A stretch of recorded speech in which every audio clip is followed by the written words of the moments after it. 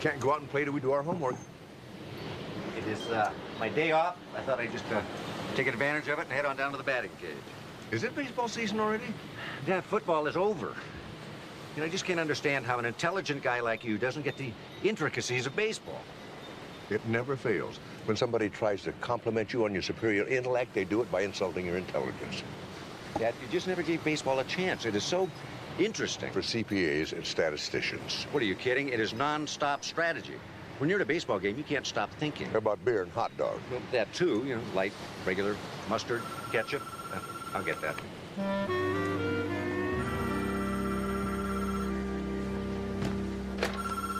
Hello? Sloan, it's Hawk. Hey, Hawk. How the heck are you? Where the heck are you? Thought we were supposed to go bowling last week. Forget bowling. I'm out at this, what do they call it, extended care place in Tarzana, Sunny Meadows. What, you're moving into a nursing home? It's not a nursing home, it's a way of life. Anyway, I'm working undercover. And Steve, I've got a murderer here. Oh, you're pulling my chain. Just get your keister in gear and come out and arrest him. I'm on my way.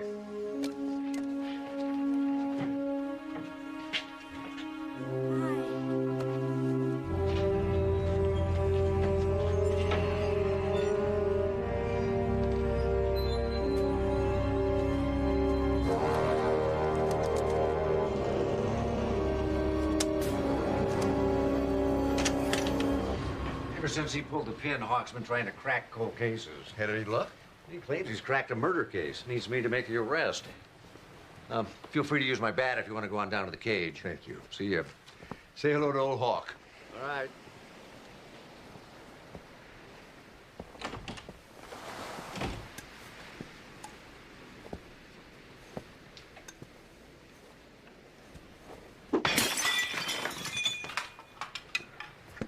Should have had your mask on, Yogi.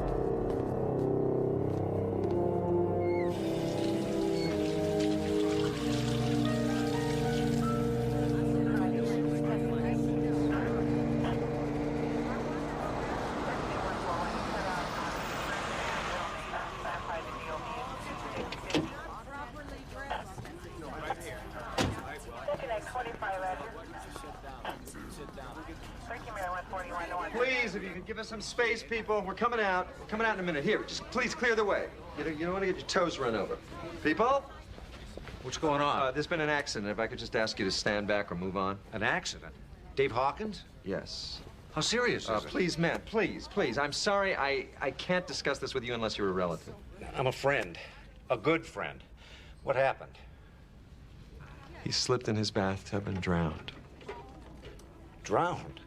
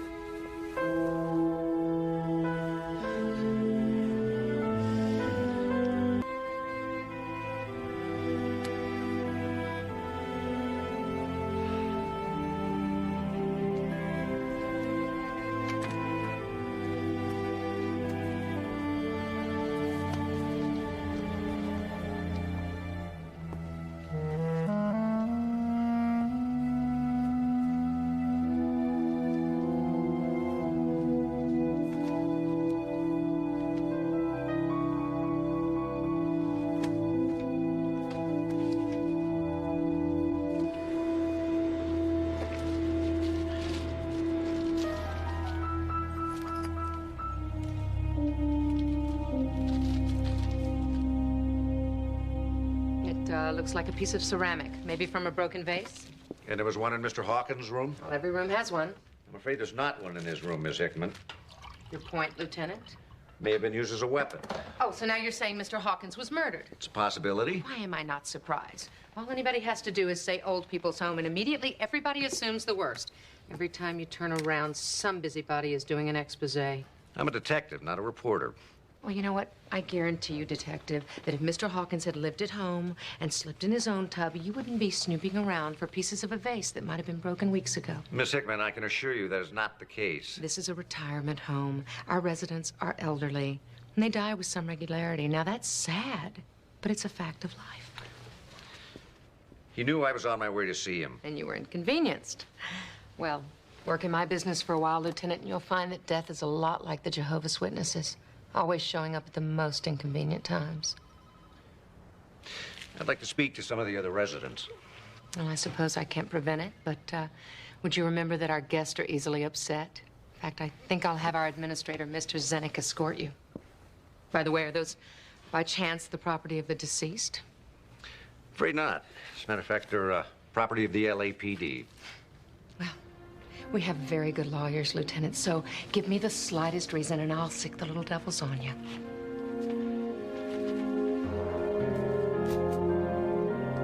How well did you know Hawkins? Not very. I mean, he just moved in a few weeks ago. I certainly wouldn't have picked him for the dead pool. I beg your pardon? Oh, well, I don't mean to seem insensitive, but when you work with old people, you can't help guessing who's going to go next. Now, I wouldn't have put my money on Hawkins, but who could have guessed he'd slip in the tub? Pardon me? I was told I had to check with you. I'm Julie Crane, one of the nurses here. Miss Crane? I want to gather up Mr. Hawk's personal belongings and send them to his sister. I'm afraid for the time being, it's a crime scene. Julie here knows every nook and cranny of this place, right? She can introduce you to anybody you could possibly want to talk to. I do have other responsibilities. How well did you know Mr. Hawkins? I knew he was an ex-policeman. I knew he was widowed. And I knew he was what, being from Arizona, I call a cactus pear. Tough exterior, pure mush on the inside. Dave Hawkins cheated at gin rummy. What more do you need to know? He did not. Just because you couldn't beat him, Jimmy, didn't make the man a card cheat. Didn't even make him particularly a good player. Do you suspect foul play? Why, do you have reason to believe he was a victim of foul play? Of course not. For crying out loud, why would anybody go to the bother of knocking off one of us? Wait a week or so and the Grim Reaper will handle it. No muss, no fuss. Have you come up with a motive? Motive, schmotive.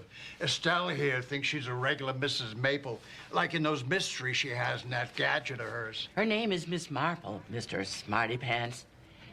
I have almost all the Agatha Christies right here in my little e-book. If you ever want any, you're very welcome to read them. A big waste of time, if you ask me. You know, maybe if you had read more mysteries along the way, you might have honed more skills in logic. I was a football coach, woman. There's nothing more logical than There's football. more to life than football, Jimmy. But there's nothing more important. Oh, Jimmy. Jimmy was a coach, a football coach, for 38 years. Who knew Hawkins the best? Oh, that'd be Bud Ellison. You're right. Did Hawk ever discuss his police work with you? No, we didn't talk shop. We pretty much stuck to sports and women. Did he have any enemies you're aware of?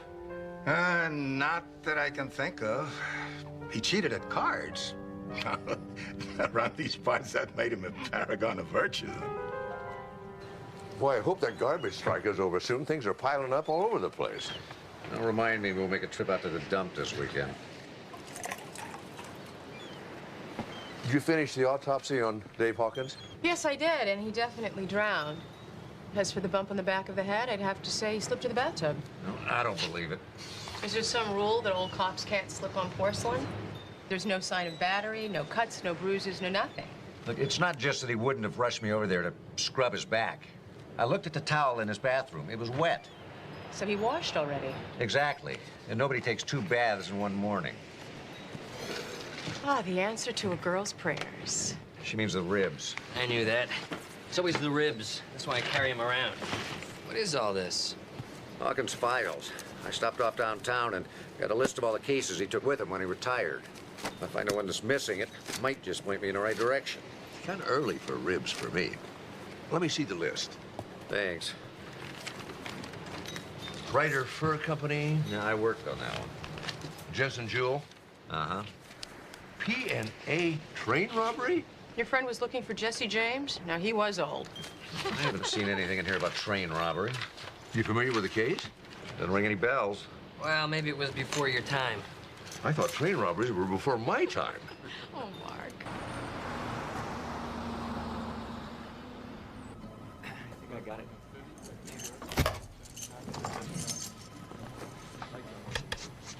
Borrow your flashlight? Yeah, sure. Here you go. Thanks. I'll be right out here.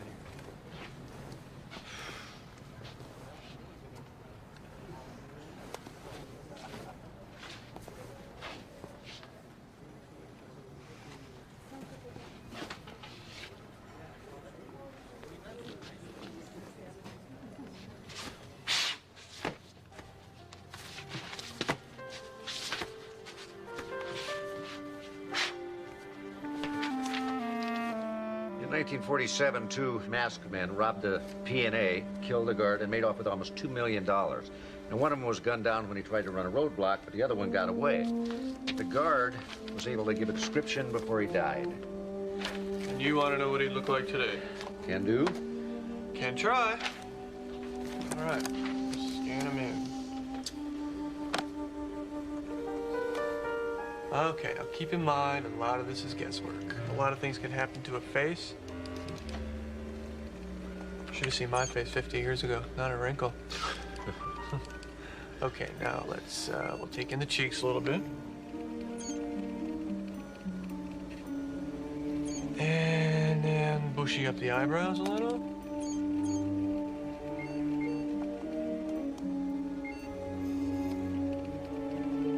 And then we'll bring down his jowls.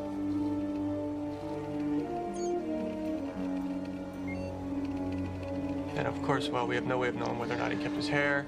I don't think he did. Okay, bald he is. You know this guy? Yep. Good boy.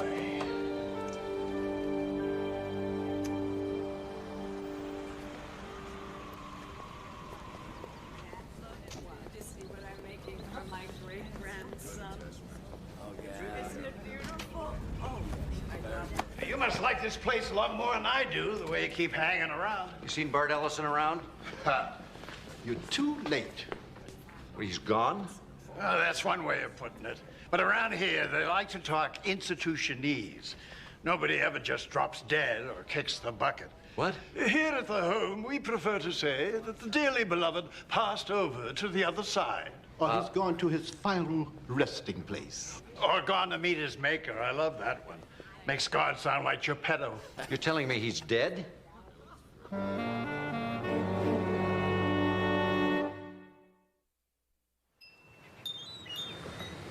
He died from an overdose of sleeping pills, so we can't rule out suicide. I guess we can. According to the nurse out there, Ellison rarely asked for sleeping pills.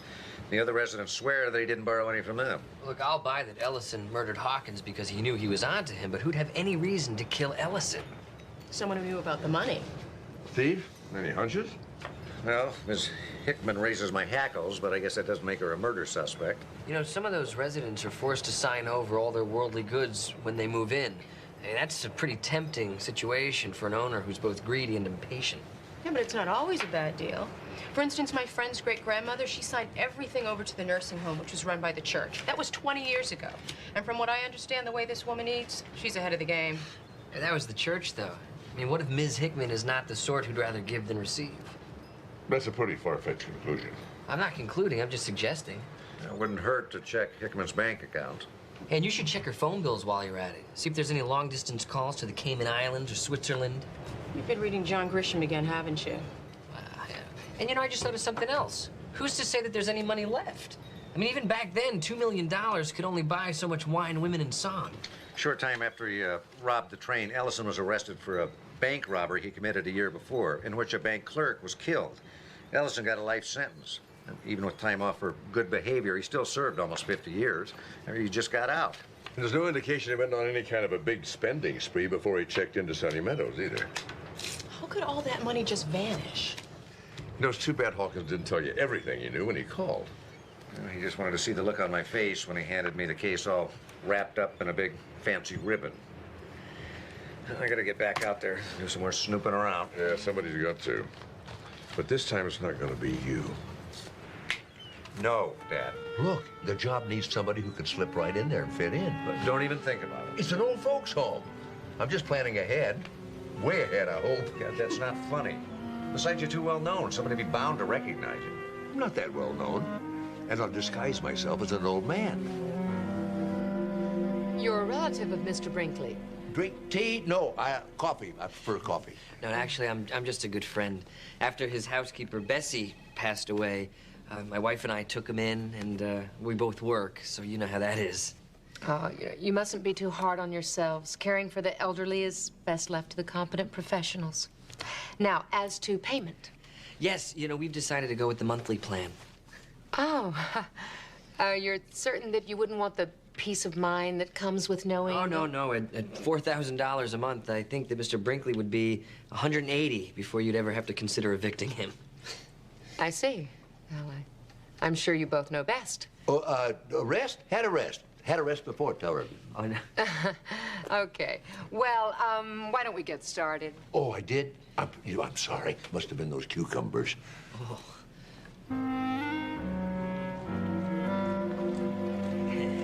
Real nice. Planning to clean behind it, Miss Crane? Oh, Miss Hickman wants all of Bart's personal items cleared out of the room. We have a new resident. Here he is, our new boy, Mr. Brinkley. Welcome. Mr. Brinkley, I hope you'll be very happy here. We can never have too many handsome men around. Oh, I bet he heard that one okay. Well, what have we here? It's to you. Dear Julie, you have been the one ray of sunshine in my miserable life. So this is for you. Sorry it can't be a Picasso. Oh, please give it a good cleaning, a new frame, and a place in your heart. So you'll never forget your friend, Bart Ellison. Isn't that sweet? What, you eat? Yeah, I'm sure ready. Yeah, macaroni and cheese, if I'm not mistaken. Yep. Swinburne's. How'd you come up with this place? Once my dad found out that Ellison went somewhere in a cab the day he died, it was no trick to find out where he'd gone. You really think he bought $2 million worth of antiques? We'll soon find out.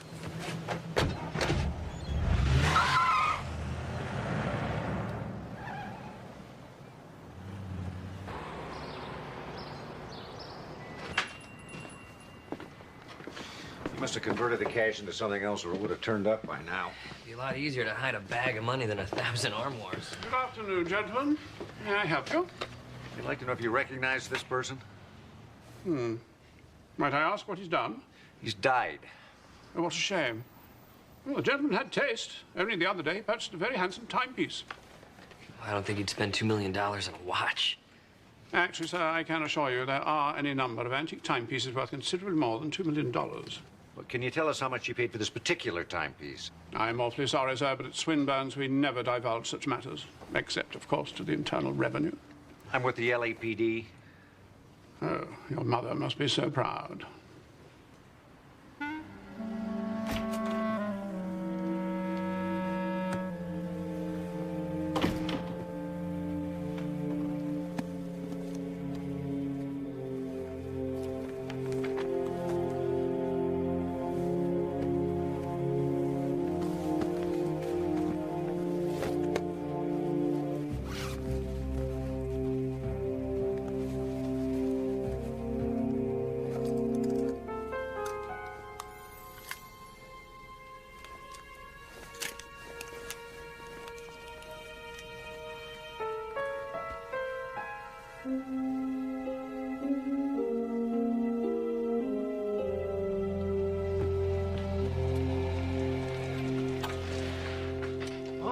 Redecorating?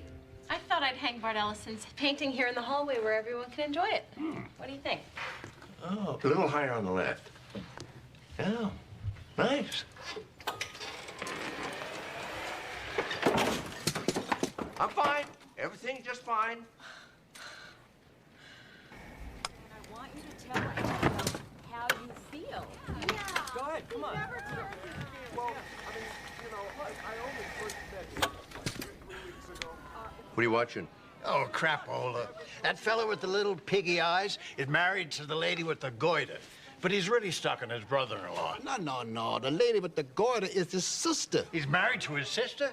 Doesn't that make him his own brother-in-law? Wouldn't surprise me. Even football isn't what it used to be, with all that padding and all those sissy rules protecting the quarterbacks. They're turning the greatest game ever invented into a damn sewing bee. The way you two carry on, I'll bet you all those people are actors. You think they just went out and found an actress with a goiter the size of Wyoming? Oh, yeah, I bet she gets a lot of roles. You can't take these shows seriously. It's like the wrestling, right, Isaiah? Actually, it's a nice change. Seeing all these folks worse off than ourselves. What are you talking about? They're young. How could they be worse off? Old is bad. Stupid is just stupid.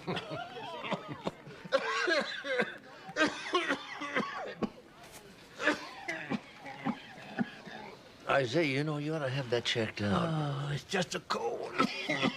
I can't seem to shake it. Yeah. I don't know, it sounds like the beginning of bronchitis. Maybe even pleurisy. I take Reader's Digest. There's something about that man I don't trust. Yeah, like he hears only what he wants to hear. No, it's not just that. I tried calling his reference numbers, but the only place I reached anyone was that bank that he's supposed to have been president of. And the young woman I spoke to had never heard of him. Huh. Could be he was there before her time. Could be, but I don't want to take chances, you know. Remember, people that are out to sell papers and get ratings don't worry about the truth. Those muckrakers deal strictly in rumor and innuendo. Brinkley is a little long in the tooth to be working in the media, don't you think? And just how old do you think Mike Wallace is? Huh. I'll keep an eye on him. Thank you so much. You've been very helpful. Thank you, madam. May I be of assistance? Hi. I called you about doing an appraisal. Ah, you are Mr. Zenik. That's right. Nice to meet you. My uncle died recently, and he left me something very special. He left me this.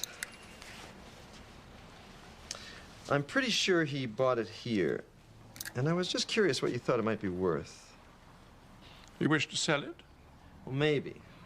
I don't know. This thing is it's loaded with sentimental value for me, but you know, I think Uncle Bart would understand.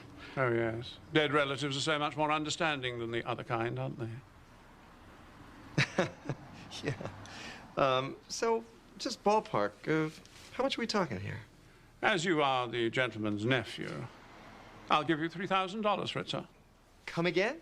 3,000. What are you, nuts? It says here that this was made special for a millionaire by the firm Maison Montmartre in the 30s. Ah, yes, the Montmartre Orologue. It's a superb blend of beauty and precision. Huh. Yes, along with producing milk chocolate and avoiding armed conflict, it is what the Swiss do best. You're telling me that this is worth $3,000? Oh, no. The Montmartre Orologue is worth $4 million.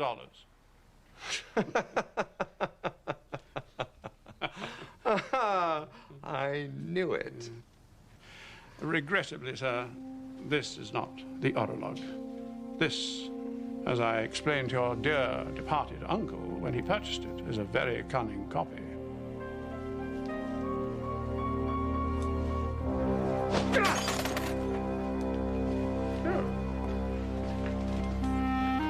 You are difficult to shop for, aren't you?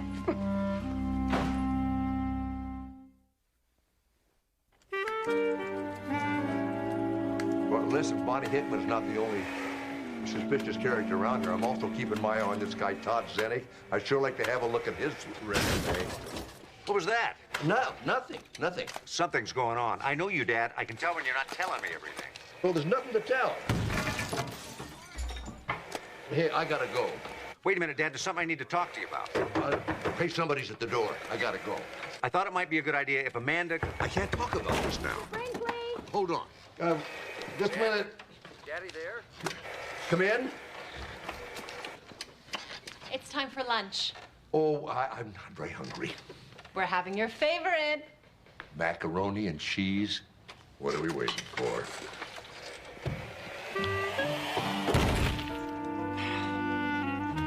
Macaroni and cheese. Well, your employment record is very impressive. Frankly, I wonder why you want to work here. Excuse me, has knocking on a door become a lost art? Knock? Well, yeah, used to knock, couldn't hear anybody say, come in. Perhaps that's because no one ever said it. You know, I'm sorry to bother you, but that nice Miss Crane's been good to me. I'd like to get her a little something for her birthday, perhaps. You don't happen to know when her birthday is, do you? Now, how would I know that? A hat? No, I was thinking more like a nice scarf. Now, if you just give me a peek in the personnel files, I have a hunch she's a Pisces.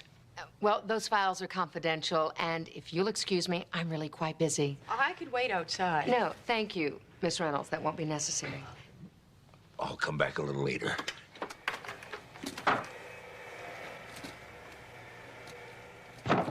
Okay, I'm sorry.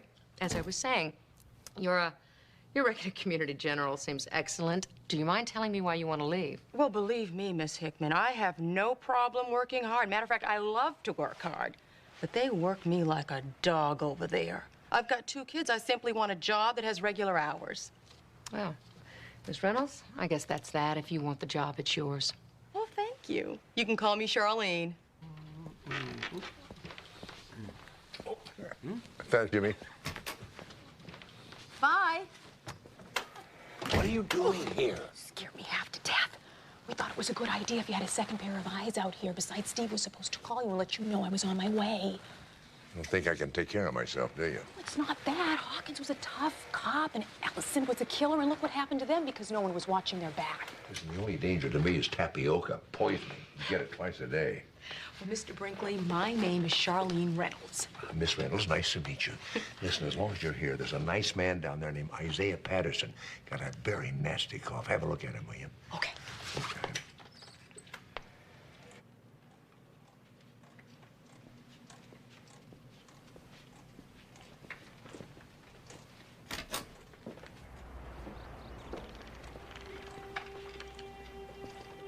Mrs. Zenek, what are you doing here? I followed this into your room. So unless he was a pet, we have a problem. I can just see the headlines now. Bubonic plague breaks out at Sunny Meadows. It's a garbage strike. What do you want me to do? Well, assuming you're not the Pied Piper, I suggest you call an exterminator. And another thing, if any of the residents ask, we have ants.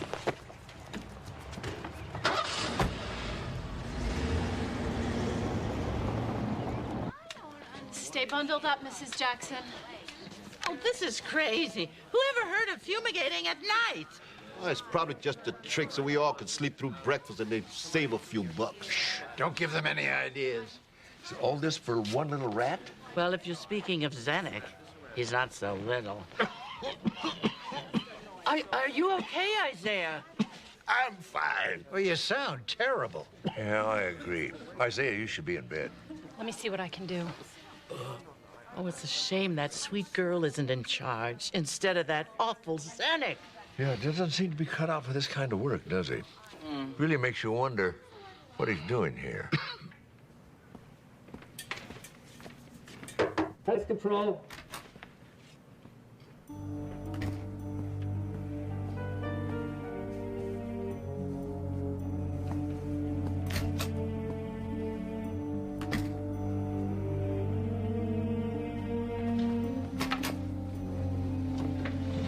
What do you think you're doing?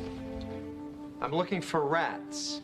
In Mr. Brinkley's drawers? Why aren't you in the social hall where you belong? You've got a bunch of elderly people huddled down there, cold and miserable. And I think Mr. Patterson needs medical attention. Oh, now you're a doctor. You don't have to be a doctor to know when somebody's sick.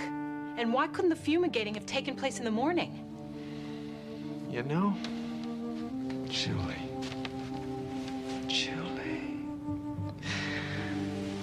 I get the distinct impression that you'd be a lot happier working somewhere else.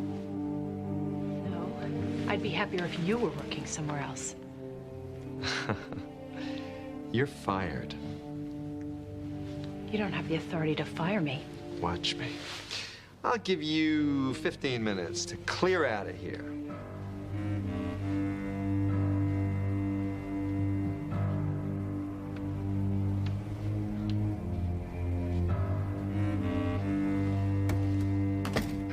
I want to get into Miss Hickman's office. Could you create some kind of a little disturbance in here?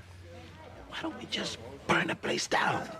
How about something a little less drastic? How about we set fire to the kitchen? It'd be a public service. How about you and I raising a little ruckus? Can you do that? Oh, why should tonight be different from any other night? 1, 2, 3. Oh! Who are you calling a card? The shoot gets old woman. Card Well, I just thought you'd want to know what's going on. Something's wrong, Miss Hickman. I don't know. I'll go see.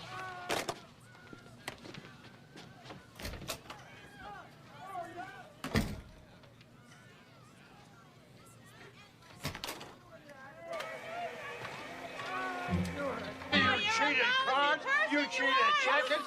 I've seen you cheat at chess. What's going on? Well, He said some terrible things to me that a gentleman would never say to a lady. That's right, and I would never say them to a lady. Oh, well, you're lucky I'm a lady or I'd knock your teeth out.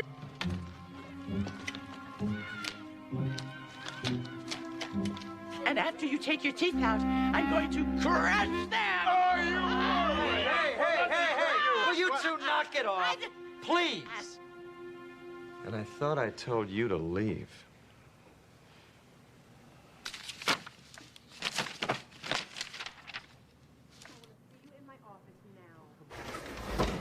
What were you even thinking? I was taking care of a situation in the most efficient way I could. You didn't even have to be here. I would have handled it. Just like you handle all of our situations. Let me get this straight.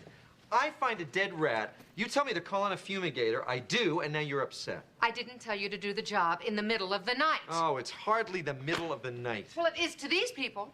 Oh, I see. You'd prefer it if they showed up at high noon when we have visitors, make it real convenient for Channel 2 to have us on the 5 o'clock news. Hey, makes no difference to me. You're the one who's spooked by the media. Oh, you're enjoying this, aren't you? Not at all, Miss Hickman. I don't like being made whipping boy just because you're paranoid.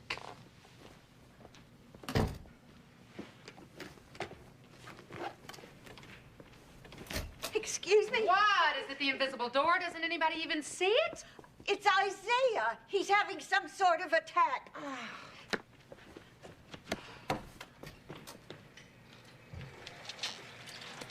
Thank you.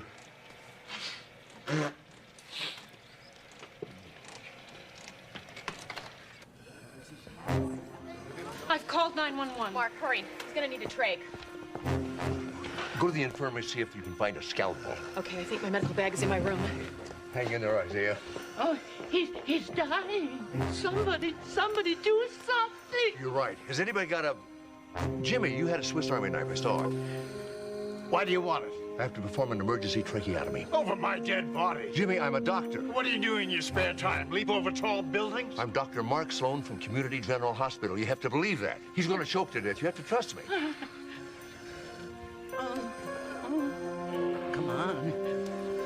I'm also going to need your flask. Thank you.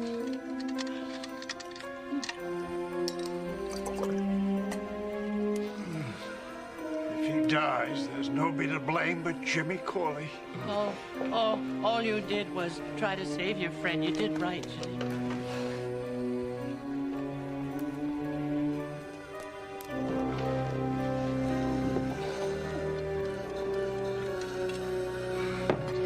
Spread the incision for me, man. All right. Got it. Okay. All right. Oh no. Oh no. He's... Oh, he's going to be all right. He's going to be all right. Oh. Look at Jimmy. Good work, Mark.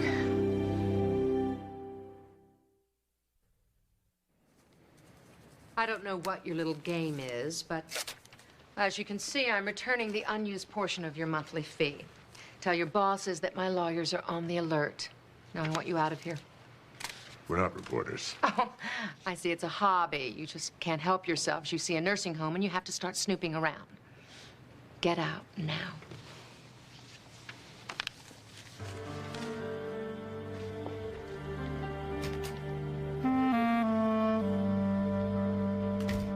All the good ones are leaving. First Julie, now you, and Isaiah's in the hospital. Now, don't you worry about Isaiah. He's going to be fine. I don't see why you can't stick around. Who cares if Brinkley's not your real name? It's not like you're too young to move in with us old geezers.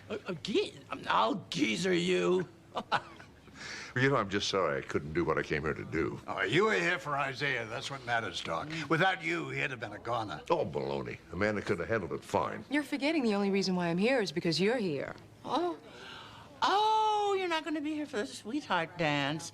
Oh, and now that you can walk, I was looking forward to a cha-cha. Estelle, believe me, you're not missing a thing. Oh. Never thought I'd say it, but I'm going to miss you, Doc. Well, there's nothing says I can't come and visit, is there? Oh, sure. People always say they're going to visit, but they hardly ever do. Who can blame them? Who'd want to be here if they didn't have to be? Well, are you kidding, Jimmy? This is a great place. Oh, Jimmy likes to complain. I keep telling him there are worse places to be in. And far worse people he could be spending his days with, too. Oh. Bye. Bye. Jimmy, see you, Doc. Bye, Amanda. Bye-bye. Well, lighten up, Estelle. You've still got me. Oh, no. You know, if you believe Zenek's personnel file, and I guess Hickman did, you'd take him for a cross between Jonas Salk and Mother Teresa. The fact is, before Sonny Meadows, the closest he ever came to working in an institution was the laundry at Leavenworth. How does he figure in this? Well, it turns out he's the grandson of Sid Hurst, who was Bart Ellison's partner in a train robbery job. He's been tracking down the money all this time? Well, probably figured that Ellison double-crossed his grandfather and he feels entitled. But how do we tie him to a murder when we can't even prove it's been a murder? And where's the money? If Zenek hasn't found it by now, I'm betting it doesn't exist. Wait a minute, garbage. Excuse me? I'm just thinking about that garbage strike.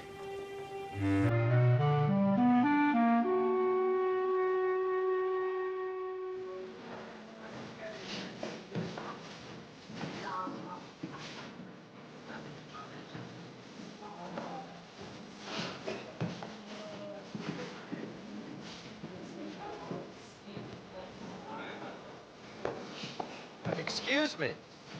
What are you doing here? We invited her. She's our guest. Show up at a shindig like this, I'd hate to think what the rest of your social life is like.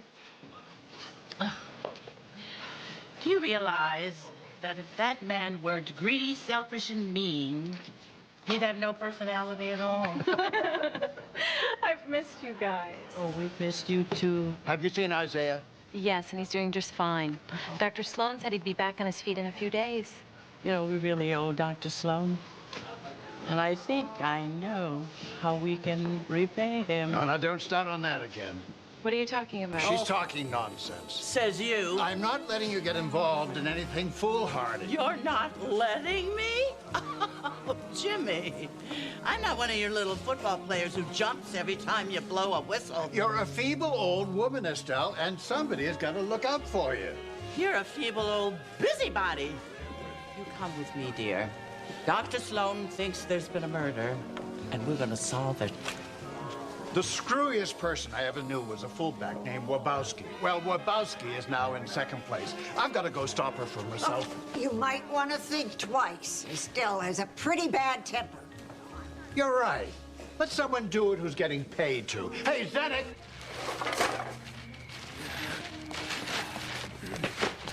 This is the last one. It's gotta be in here. What the hell are you doing? None of your business. I get paid to make everything at Sunny Acres my business. Estelle, get inside before you catch your death. And you, get out of here! Get out! Before I have you arrested for trespassing. I'll leave when the party's over.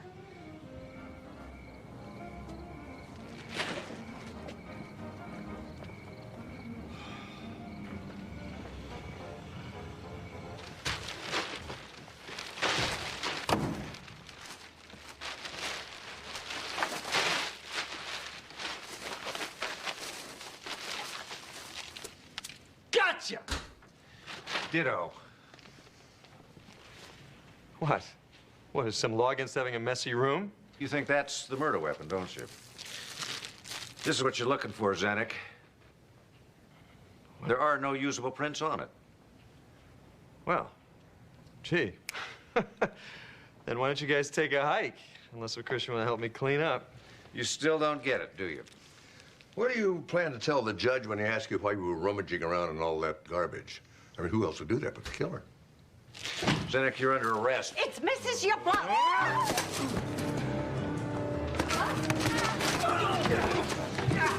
You all right?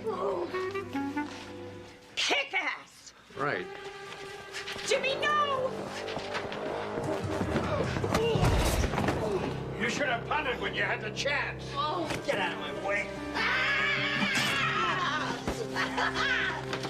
You all right, Jimmy? Oh, I'm fine. It's like Mr. Howard used to say. Hit him low, hit him hard. And if they get up, hit him again. Right, Estelle? Right, Jimmy! My imagination, you waiting for him down here. Oh, and no disrespect, but you and your son are a couple of kids. You don't send boys to do a man's job. You look at that. It looks like a Picasso.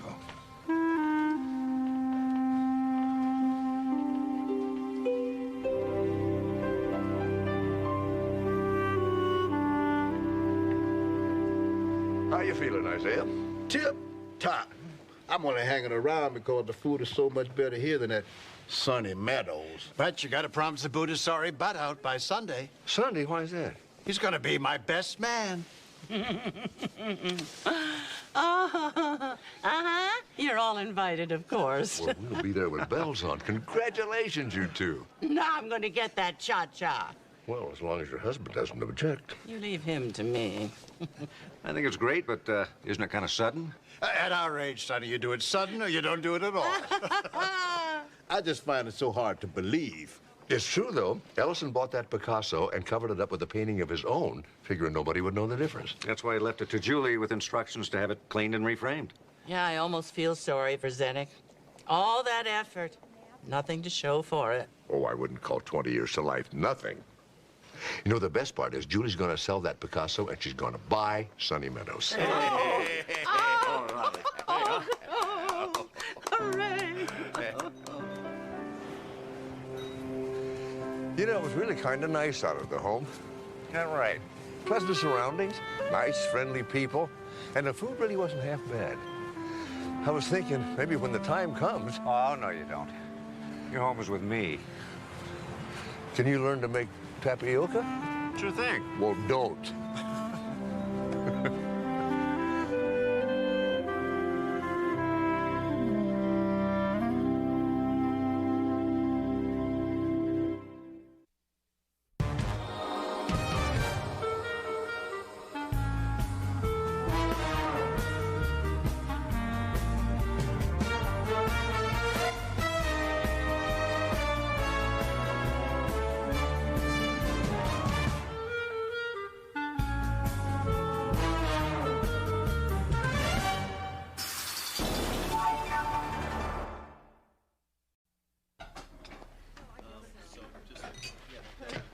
Alex? Alex! Hey! Hi. You know, they have a sleep disorder unit at the hospital. I'm fine. Everybody out! Now! Whoa, hey, let's take it easy, okay? Hank, don't do this. Sit down! Please, Hank. Shut up! Then just give me the gun, okay? Why don't you go get the blinds? Okay, look, I'm gonna do something for you, okay? And then I want you to do something for me. I want you to put the gun down, okay? I got something to settle. Okay, look, we could work this out, okay? You put the gun down. Both of you leave now. Look, I can't leave as long as you're threatening people. Get out or I kill them all. Look, you're making it worse. Go outside. We'll talk to him, please.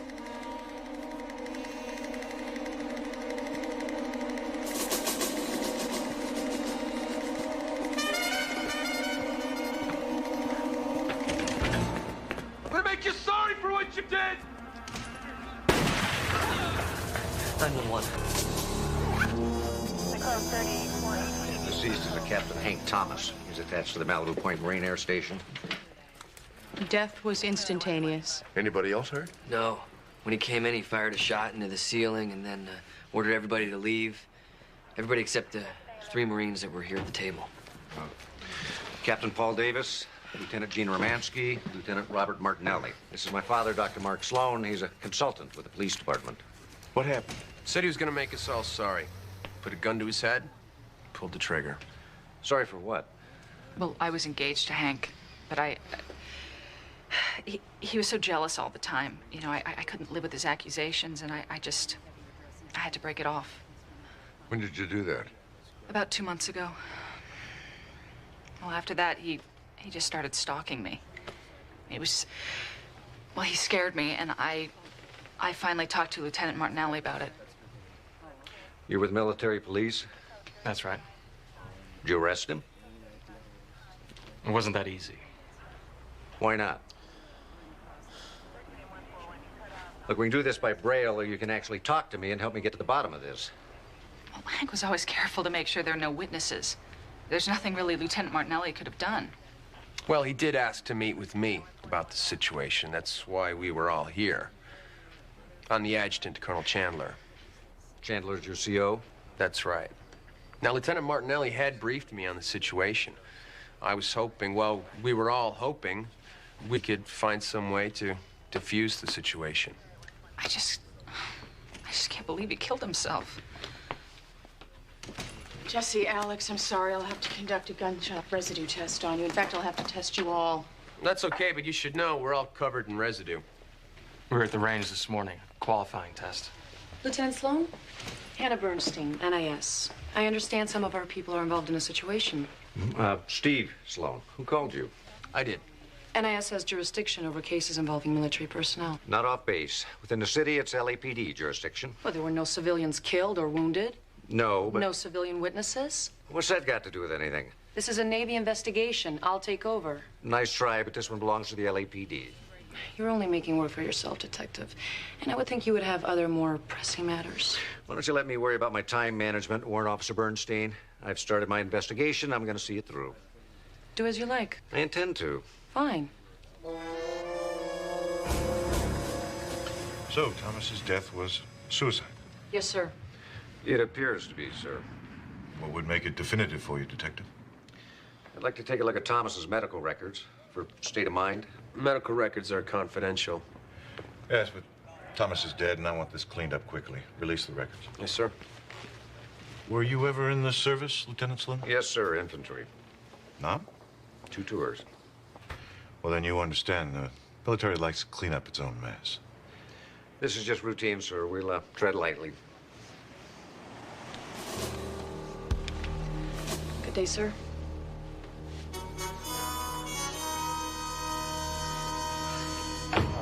Warrant Officer Bernstein. Look, maybe we got off on the wrong foot. I'm not trying to tell you how to run your investigation or show you up or anything like that. I didn't say you were. Yeah, I'm just trying to do my job. Okay. So, why don't we cooperate? You know, share information, work together. We could do that. Great. Good. Well, I'm glad we had this talk. Just don't do anything without telling me.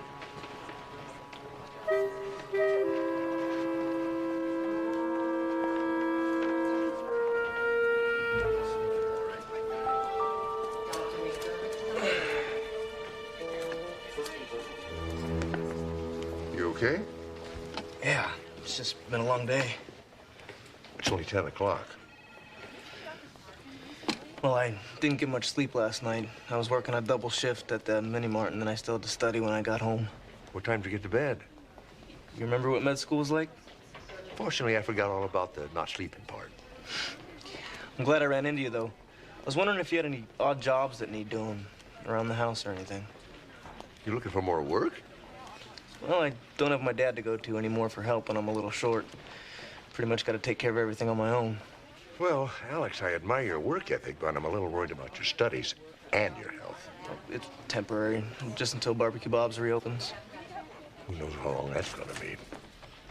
Has anyone seen Jesse? Not this morning, no. I think there's a problem with the Thomas autopsy report. I think we should call Steve.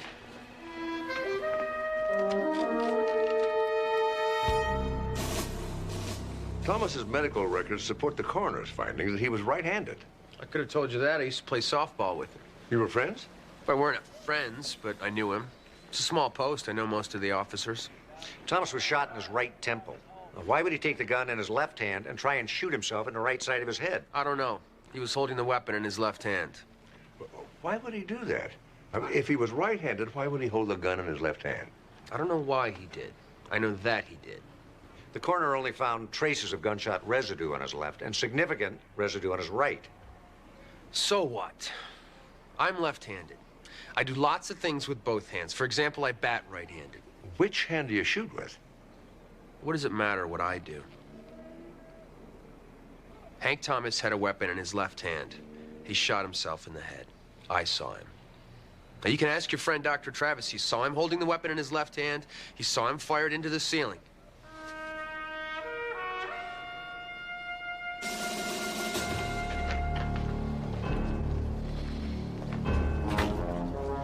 He's hiding something. How do you know? Gut feeling.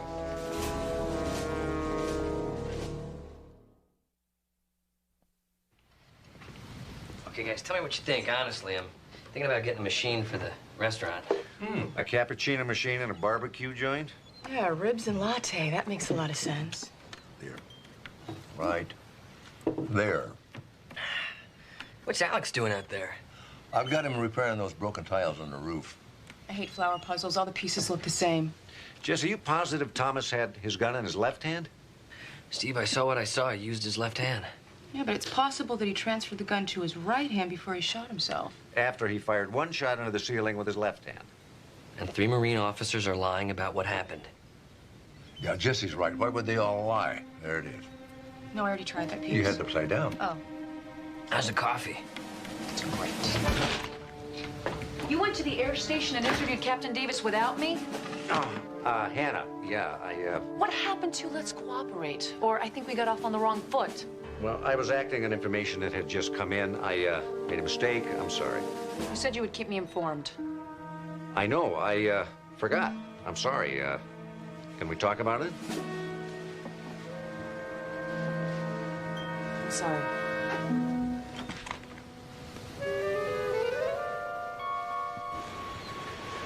I know it looks like I tried to trick you, but I didn't. Honest. I'm just not used to working with other people. Look, if I promise that I'll never do it again, can you quit being mad at me? I've been given orders to wrap this investigation up. Wrap it up. We haven't even gotten the answers yet. Well, as far as Colonel Chandler's concerned, we do. Thomas committed suicide. What do you think? Doesn't matter what I think. Of course it does. Why don't you just tell him? This is your first case, isn't it? No. Well, I mean, the first case I've handled, by myself, yes. Well, what if I could find something incriminating before you got to me? You think Chandler lets you stay on the case? What?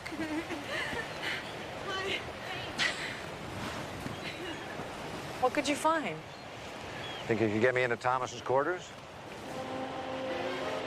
Are you crazy? Yeah, a little bit. How about you? Little.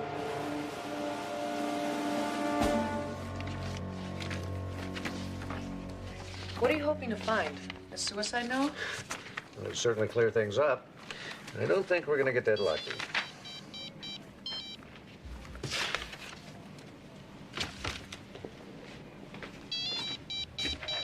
Over there?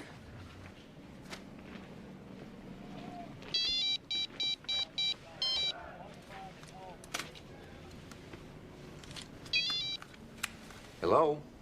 Hank Thomas?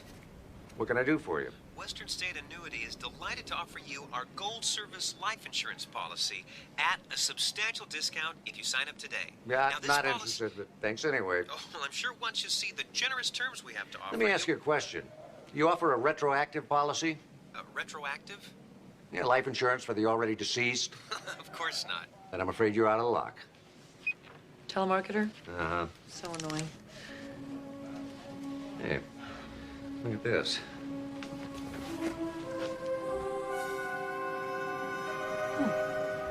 Can you retrieve them?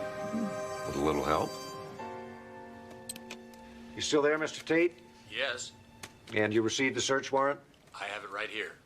Do you want me to play the messages for you now? Go ahead. Hank Thomas, this is Mega Hits Movies. The 2 videos you reserved are ready for pickup. We're open until 11 tonight.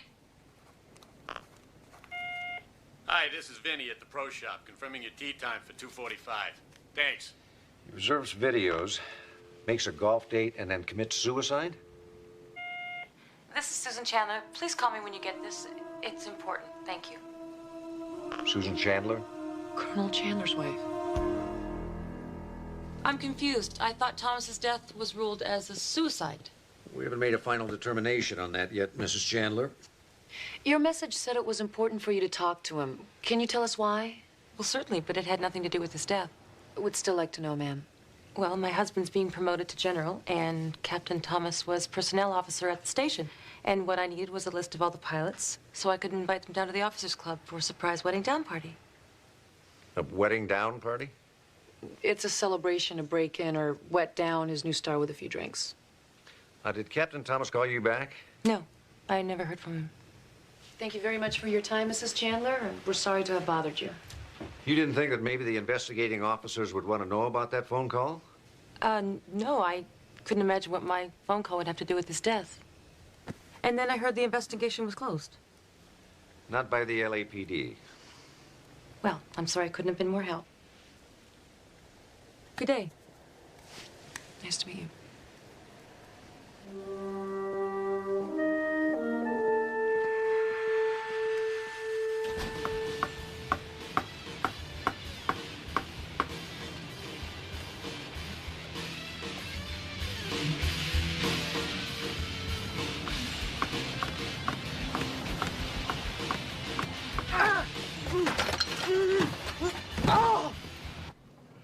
Please promise me you won't tell Dr. Sloan or Dr. Travis about this. Alex. I can't afford to lose either one of my jobs. You could have fractured your arm or your leg or worse, and then where would you be? It was an accident. It won't happen again. Sit down. I'm fine. Alex, you don't have to kill yourself working 3 jobs to pay for your medical education. There are other ways. Well, I can't take out any more loans. I'll be paying them off until I retire. What about the Army? The Army? No, I don't think so. You know, they'll pay for your medical education if you just give them a few years' service. Amanda, I don't know if you've noticed, but I'm not exactly the military type. And how do you know? Have you talked to anybody about it? Do you have any idea what the military is like these days? Well, then don't cut off your options until you know what you're talking about.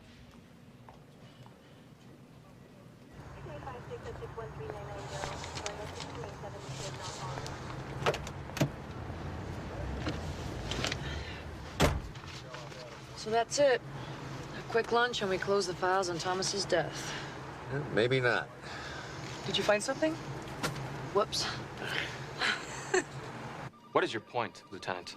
No witnesses, no corroboration, no evidence of prior incidents. That's your big investigative breakthrough. I already told you there were no witnesses. Well, I got to thinking. Maybe there were no witnesses because it never happened. What, you think Romansky just made the whole thing up? She just came to me out of the blue and said, help me, my ex-boyfriend is stalking me. Thomas doesn't fit the profile of a stalker, not even close. You saw the letters he wrote to her? They were in his file. I saw some very incriminating typed letters, unsigned. How do I know they were from him?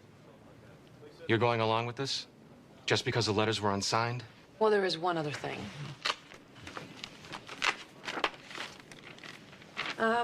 We found some notes that Captain Thomas made for himself on a marijuana bust at on-base housing last November.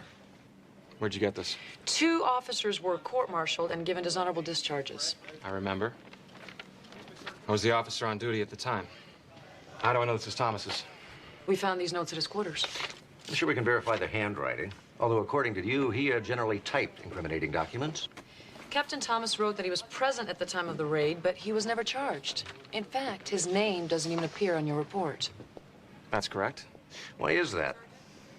Captain Thomas was present in the quarters at the time of the arrests, but he was in another room.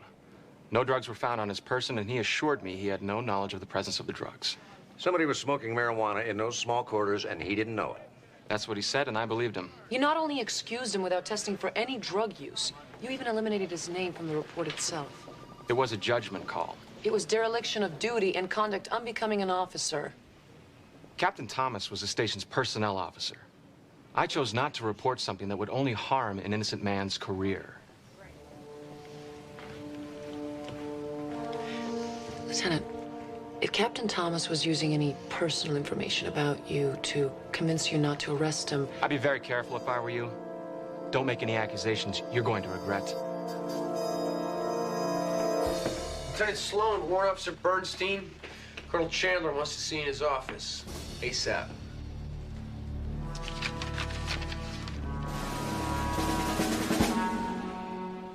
You said you would tread lightly. Sir, there is a limit to how lightly you can tread and still manage to conduct a criminal investigation. You've gone to my personal quarters, upset my wife, ruined what would have been a wonderful surprise for me. Now, if that's treading lightly, remind me never to go on a recon mission with you. Sir, we are following a legitimate investigation. The investigation of a suicide. Now, look, Captain Davis told me about this right hand, left hand crap. It's nonsense. I may not have any jurisdiction over the LAPD, but, Warrant Officer Bernstein, I want your report on my desk tomorrow morning. Your final report. Is that understood?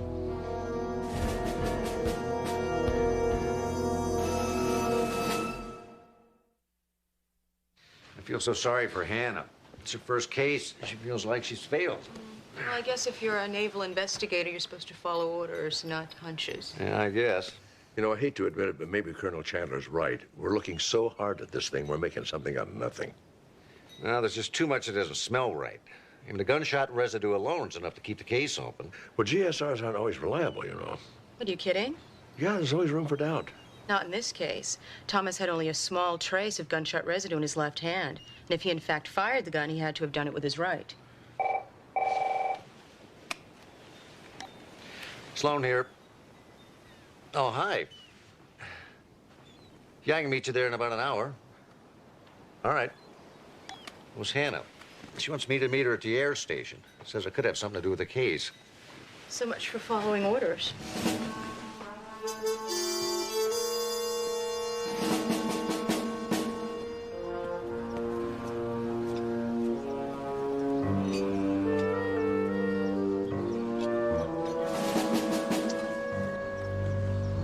This is kind of cloak and dagger, isn't it? I'm officially off the case. Champagne? Non-alcoholic, I presume. We're both on duty. So, what did you find out not investigating? Well, I started thinking about what Susan Chandler said. How she was having a surprise party for her husband here at the Officers Club. And? There are over 150 pilots assigned to the station. Susan Chandler said she left a message on Thomas's cell phone to see if he could arrange for as many pilots as possible to come at the party. Take a look inside. It is kind of small, isn't it? It wouldn't hold 75 people, much less 150. Well, maybe she was planning on a lot of no-shows. I considered that. So I asked if she had booked the room for the night in question, or for any night for that matter. No party plan. Which means... She lied to us. Shocking, isn't it? Maybe I should have another talk with her. Well, did I mention that tomorrow's my day off?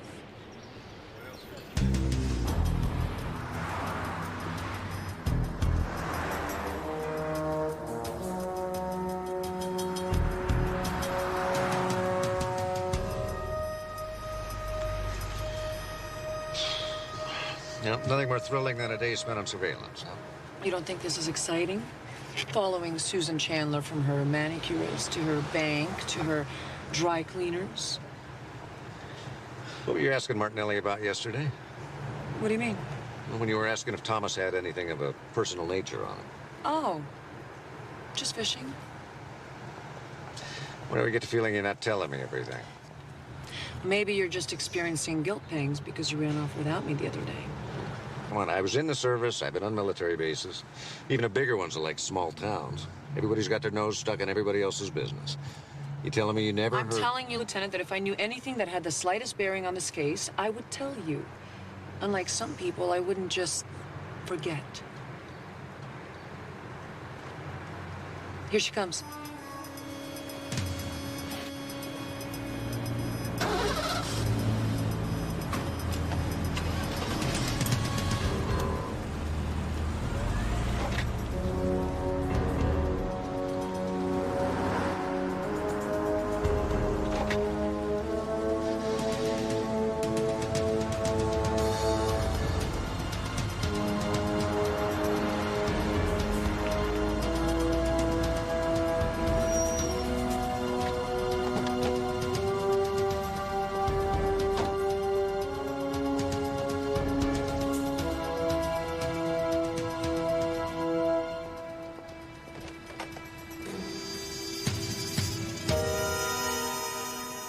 Well, what do we have here?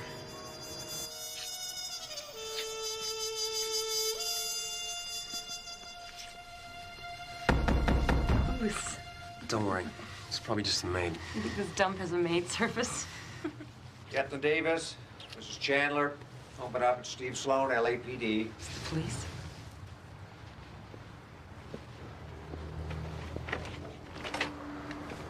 What's the meaning of this?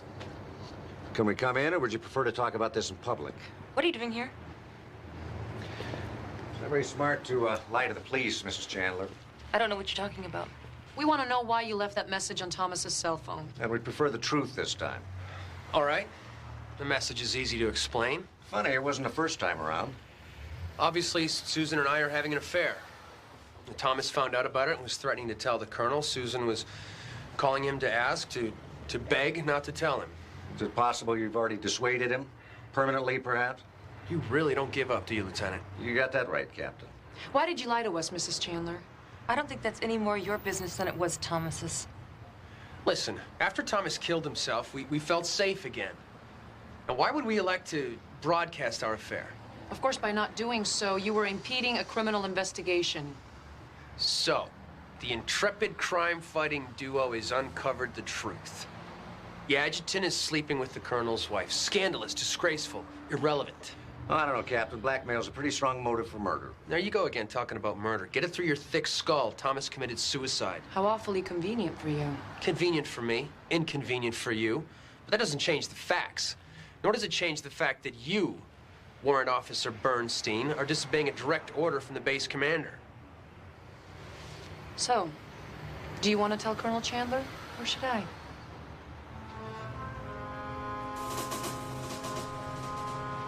Not exactly a match made in heaven.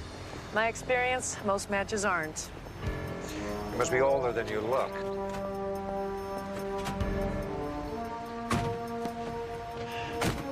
Anyway, I got a feeling that Davis is going to be a tough nut to crack. I agree. We might have better luck with the others. You have a preference? My female intuition tells me Romansky might be the weak link. Lead on McDuff?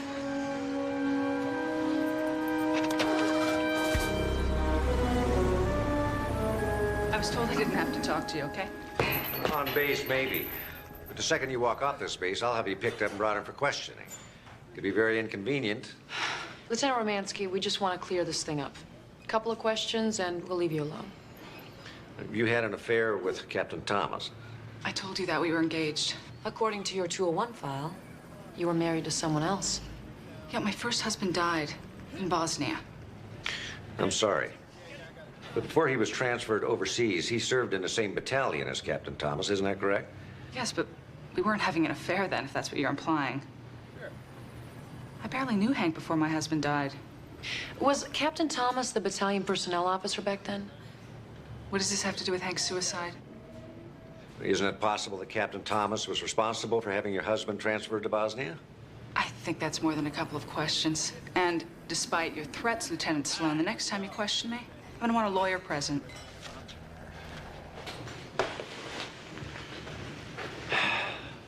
Well, that went well.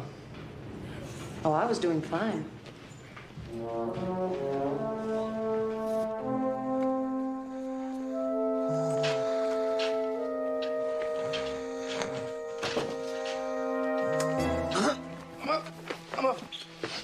Alex, you missed your rounds. Oh, I'm sorry. You know, missing rounds can have disastrous consequences. As a doctor, your responsibility is to your patient, no matter how tired you are. I know. We have to do something about you, Alex. I mean, you can't keep this up. No matter how tired you are, somebody's going to get hurt or you're going to hurt yourself. You know, I've been thinking about dropping out for a while. Just earning some money and coming back later. Oh, I hate to see you do that. I mean, once you're out, it's hard to come back, believe me. There must be something else we can do. You know, Dr. Bentley mentioned something. I didn't give it much thought, but... Were you in the Army? Yes, so was Steve. Why? Can you tell me what it was like?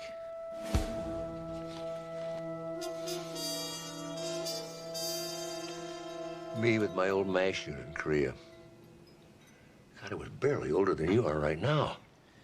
Was it rough? How do you mean? Well, being in battlefield conditions, treating those kind of injuries.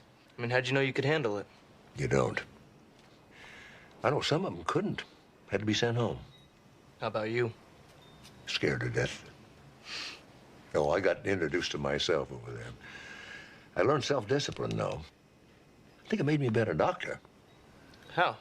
Oh, you see a wider range of illnesses and injuries with a lot less to work with than you do in a civilian hospital. Learned a lot. I felt I was contributing something. You know, I liked that, too. But, you know, that's the way it was for me. You got to find out for yourself, Alex. So that's Steve in Vietnam, huh? Yeah. With his platoon on his first tour. Is that Steve? No, that's Steve. Gosh, how can you tell? With the hair and the uniforms, they all look alike. Yeah, they do, don't they? Thank you very much, Alex. At first, I didn't see it. Something that Alex said before. Jesse, do you remember anything about the 3 Marines when they first came in? Like what? Or did they say anything odd or act strangely? Well, you know, I thought it was weird that they kept their hats on the whole time and they never took their sunglasses off, but I figured that was just military macho. Great. Anything else? I don't know, when I showed them to the table, one of them told another one, sit down, sort of like a command. Who took the order? I did. One of them asked for 3 specials. Which one said what? To be honest with you, Steve, I couldn't tell you. They all were in uniform. They had short hair. Exactly. They all looked alike. Yes, they did. They all looked alike. Hey, Steve, you and Amanda and Hannah come over here and sit where the 3 Marines were sitting. Oh, come on, Dad. I think I know exactly what happened. Sit here, and Jesse, you stay by the register where you were. Okay, we'll just do a run through here. I'll be the shooter, the left-handed shooter. Okay, let's just see what develops here. Okay, 3 identical Marines at the table and another one coming in the door. Everybody out! Whoa, hey, let's take it easy, okay? Hank, don't do this, please! Sit down! Please, Hank. Shut up! Look, why don't you just put the gun down, okay? Go pull the blinds. Okay. Okay, look, I'm shutting the blinds, okay? And now I need you to do something for me, okay? I got something to settle. Okay, look, we could work this out. Okay, just put the gun down. So you just leave now! But I can't leave while you're threatening people. Get out of here now or I kill them all! Look, you're making it worse. Go outside. We'll talk to him, please.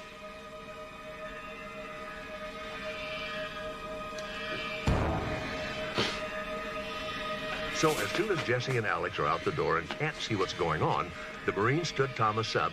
They changed name tags, Thomas for Davis. I'm gonna make you sorry for what you did! And then, raising the gun at an angle to make the wound look self-inflicted, Davis shot Thomas. So that Davis drops the gun on the floor, and Martinelli and Romansky help him get things all set. Then they call out on Davis's phone and report that Thomas has committed suicide. So you think Thomas was at the table the whole time? Well, I think with all 3 of them looking so much alike, it would be easy in the confusion for the witnesses to make a mistake. How is that possible? I mean, how could they get someone to cooperate like that? Maybe he was drugged. No, there was nothing in the blood toxicology. Well, I don't know how they did it or why they did it, but I am willing to bet that that's the way it happened. You have any idea how to prove it? Got to be a way, though.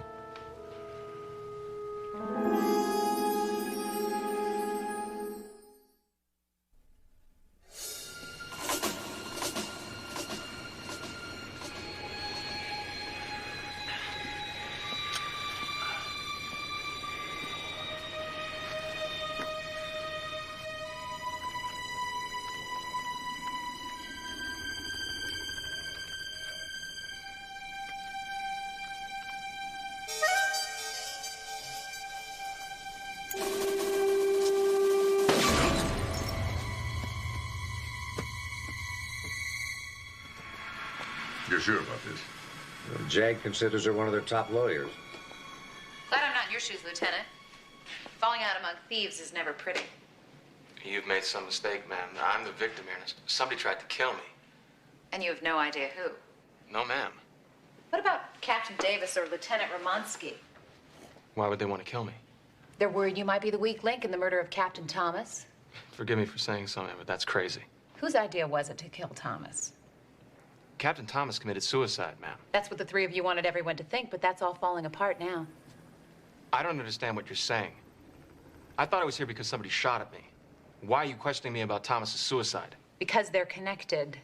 You know it, and I know it. Why was Captain Davis so concerned about a simple stalking case? Surely you could have handled it.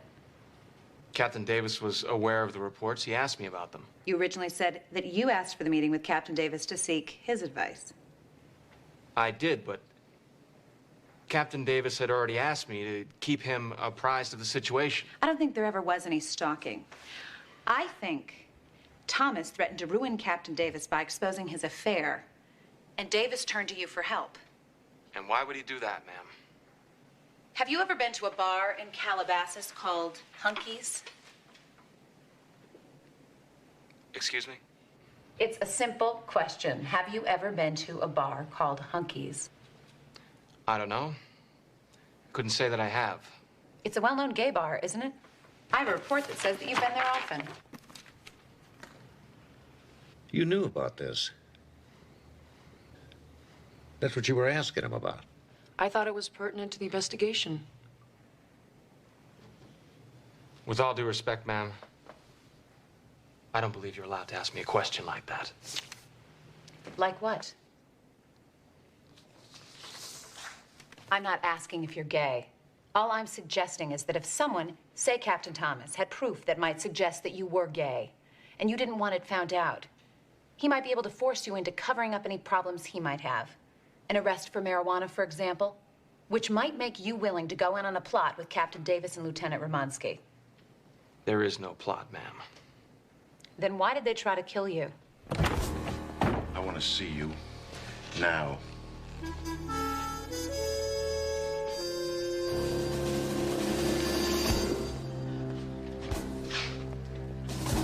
You want to explain to me what you're doing? My job. You filed your final report, Warrant Officer. Captain Thomas committed suicide. Colonel, it is custom and practice for an NIS officer to keep a base commander fully informed on any investigation.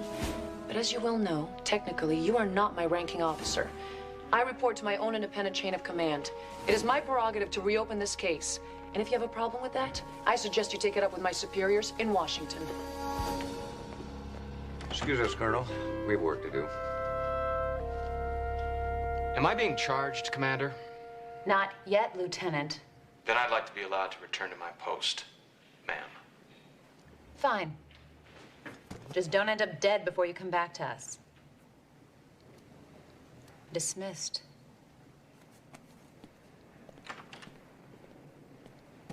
I thought we had it for a minute. Commander McPherson, would you have another moment? Yeah. What can I do for you, Dr. Sloan? I was wondering if you'd talk to a young friend of mine. Sure. You paged me? Yes, I ran the second toxicology on Thomas's blood, but it still tested negative for drugs. You're familiar with Rohypnol? The date rape drug. Exactly. It causes a semi-hypnotic state, causing suggestibility and compliance. It's odorless, colorless, and tasteless. But more to the point, its effects last for 6 to 8 hours, but it's completely out of the blood in 2. So if Thomas was given Rohypnol over 2 hours before he was shot, he would have been susceptible still when he was brought to BBQ Bob's. And made to sit down quietly with the others, but compliant enough to stand while Davis shot him. How do we prove it? I said the Rohypnol's out of the blood in 2 hours. However, it remains in the urine for up to 12. These are Thomas's uniform trousers. Now, when he was shot, his bladder voided. I went on a hunch, and I tested the stains, and they tested positive for Rohypnol. Oh, good work. Very good. I told you repeatedly what happened in that restaurant. Now, your refusal to be satisfied is verging on harassment. Captain Davis, you're in the military and are subject to as much harassment as we deem fit to dish out, especially during a murder investigation. Oh, so it's a murder now? Always has been. Oh, you made a nice try at covering it up, but it's not going to work. Traces of the drug you used to dope Thomas were found in his urine. And we think we know your motives. Oh, what would those be? Thomas was going to reveal your affair and ruin your chances of promotion. And I suppose Lieutenant Martinelli and Lieutenant Romansky just went along with me out of the goodness of their hearts. Thomas knew that Martinelli was gay, and the lieutenant got tired of having it held over his head. As for Lieutenant Romansky, we're still checking, but we have reason to believe that Thomas was instrumental in having her first husband sent overseas, where he died. So you think I impersonated Davis and then shot him in the head? Yes.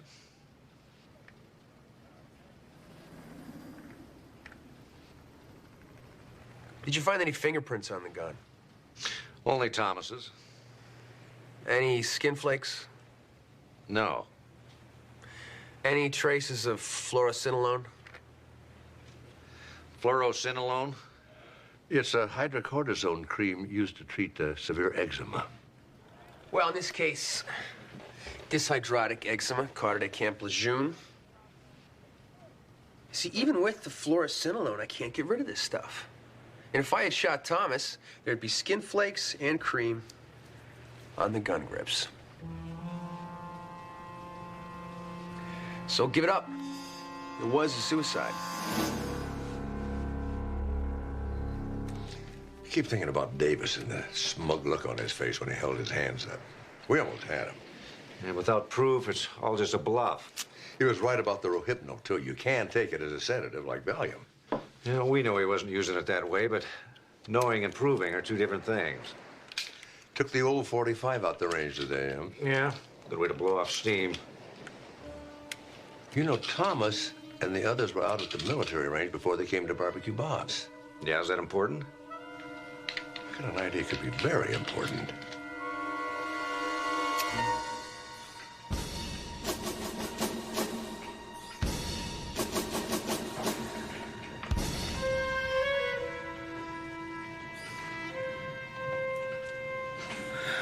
Kind of make some more accusations based on your unprovable theories? You've been talking to Captain Davis. What did you expect? Well, we really expected we'd have to get one of you to break before we could prove you were involved in this conspiracy.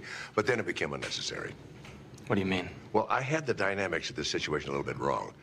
Davis didn't shoot Thomas. You did. What do you expect me to do, break down and confess? You guys are ridiculous. Thomas's prints were on the outside of his gun. So? Well, somebody had to reload Thomas's gun when you left the firing range. And your fingerprints were all over the magazine and the bullets. I didn't want to have anything to do with it. Shut up. Robert and Davis planned it. Look, Davis knew he would lose the promotion if his affair came out. Why did you go along with it? He sent my husband to Bosnia, where he was killed. I mean, he told me about it when I broke up with him, and then he bragged about it. He only did it so he could have me. I hated him. Jean, shut your mouth. He's bluffing. Just keep your mouth shut. And it's gonna be their word against ours. Smile. You're on candid camera. He's on the move. Let's go.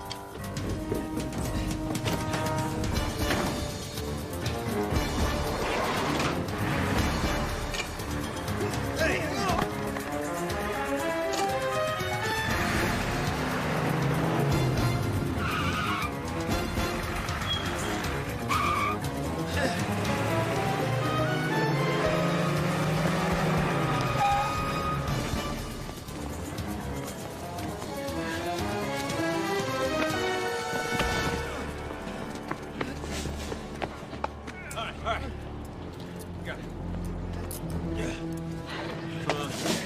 Let's go. Nice job. Yeah, it was, wasn't it? Did you get it all? I might even get you a segment on America's sloppiest police chases. Oh, funny. Not bad for an army guy. Sure you want us all here? Of course I do. You guys are my family. This is a big step. I know, and that's why I want all your support. I'm sure you're doing the right thing. Well, after I'm sworn in, the Navy will pay for me to finish medical school, and then afterwards I'll owe them 4 years of service. Until then, I'll be enrolled in the ROTC program. Here we go.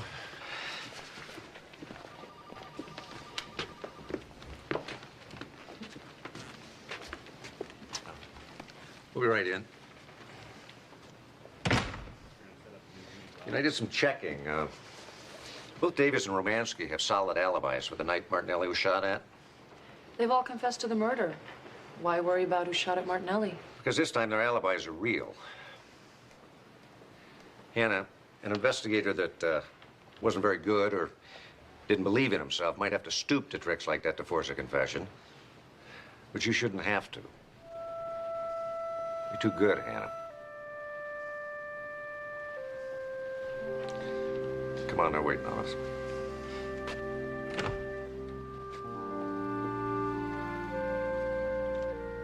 And you swear to uphold the Constitution of the United States of America and protect her against all enemies. I do. Welcome to the Navy, Cadet. Thank you. Congratulations. Thank you.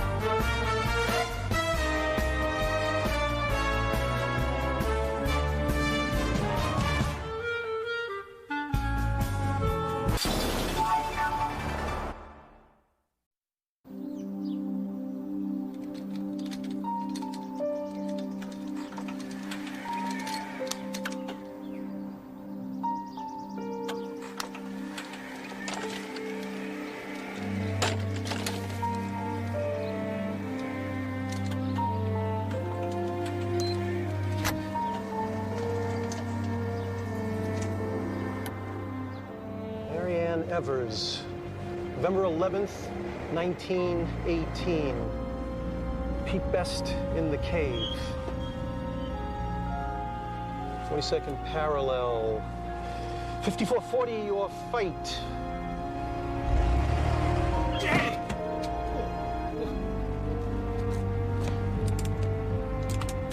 Greenwich Meridian.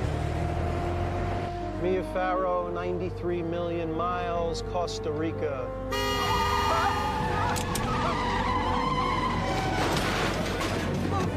It doesn't matter how fast I do my work. We still have to wait for your x-rays to come back. Nothing's broken.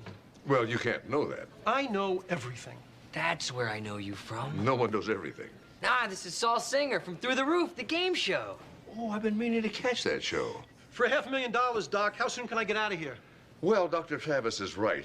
It's a lot quicker to wait for those x-rays than it is to deal with complications later. What's the rush? That show is live. If I'm not at the studio in half an hour, I'm going to lose my shot at 500 large. You mean they won't give you another chance? There are no second chances on Through the Roof. You know, Jesse, you're the attending physician, but I have an idea. And now, America's #1 game show, Through the Roof!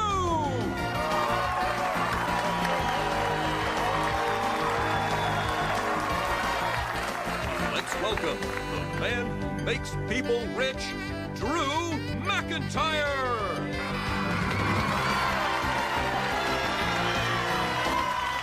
How high can you go? That's right, folks. This is the game show where you can go all the way. Through the roof!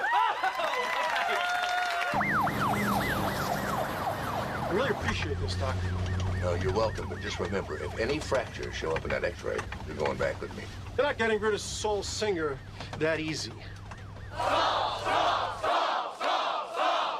I know. We all want wanted to see Saul Singer come back and risk it all for $500,000 smackaroos.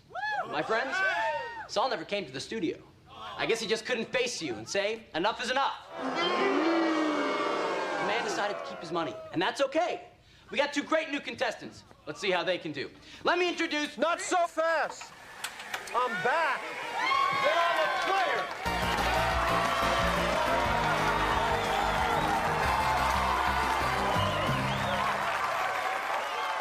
Saul, we thought you decided to take your money and run. Not a chance. The only reason I'm late is because I had a little traffic accident on the way over here. I got my doctor himself right here with me. Yes, that's right. We had to bring him in an ambulance. And they say doctors don't make house calls. All right, well, let's play Through the Roof. Where's my lucky jacket? Charmaine has it.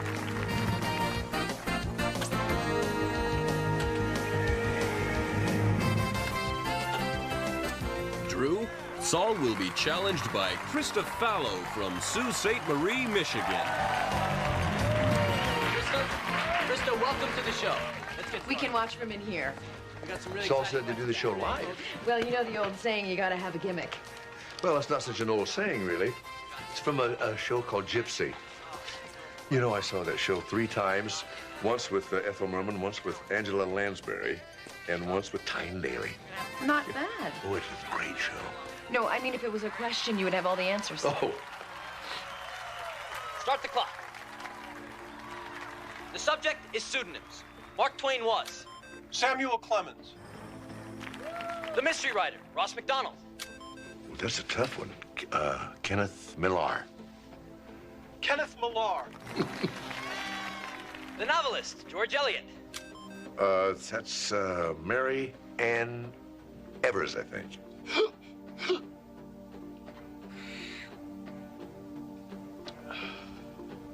Mary Ann Evers.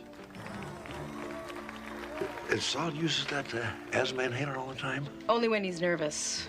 Oh, he's killing us. Winning too much money? Our statisticians assured us that no one would make it past the 4th round. And he's way past? Way, way past. Who was the original drummer for the Beatles? Well, everybody knows that. Pete Best. Pete Best. You know, you really should try out for the show. Oh, who wants to see a know-it-all doctor? I think you'd be very sympathetic. They don't know it, but there's just 35 seconds left on the clock. Contestants, we're back. The subject is the Great War. Who was assassinated in what city to provoke the First World War?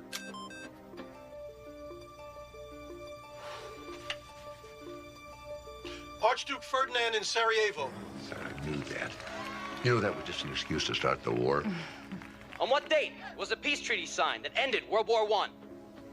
Armistice Day, November 11th, 1918.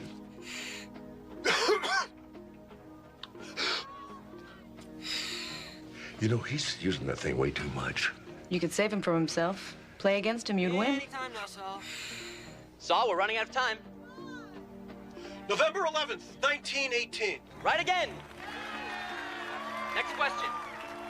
What was the international organization that brought together 2 opposing factions which... Ladies and gentlemen, that's the final buzzer. He's done it again.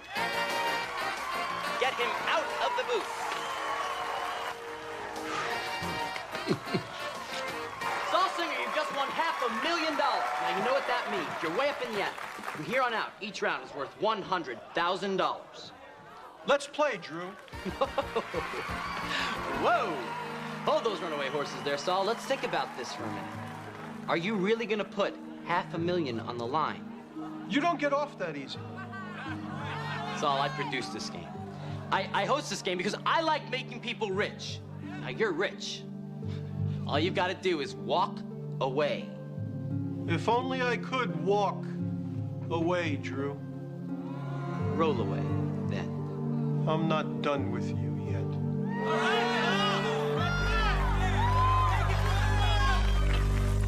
Excuse me. Stop. Hello? Excuse me.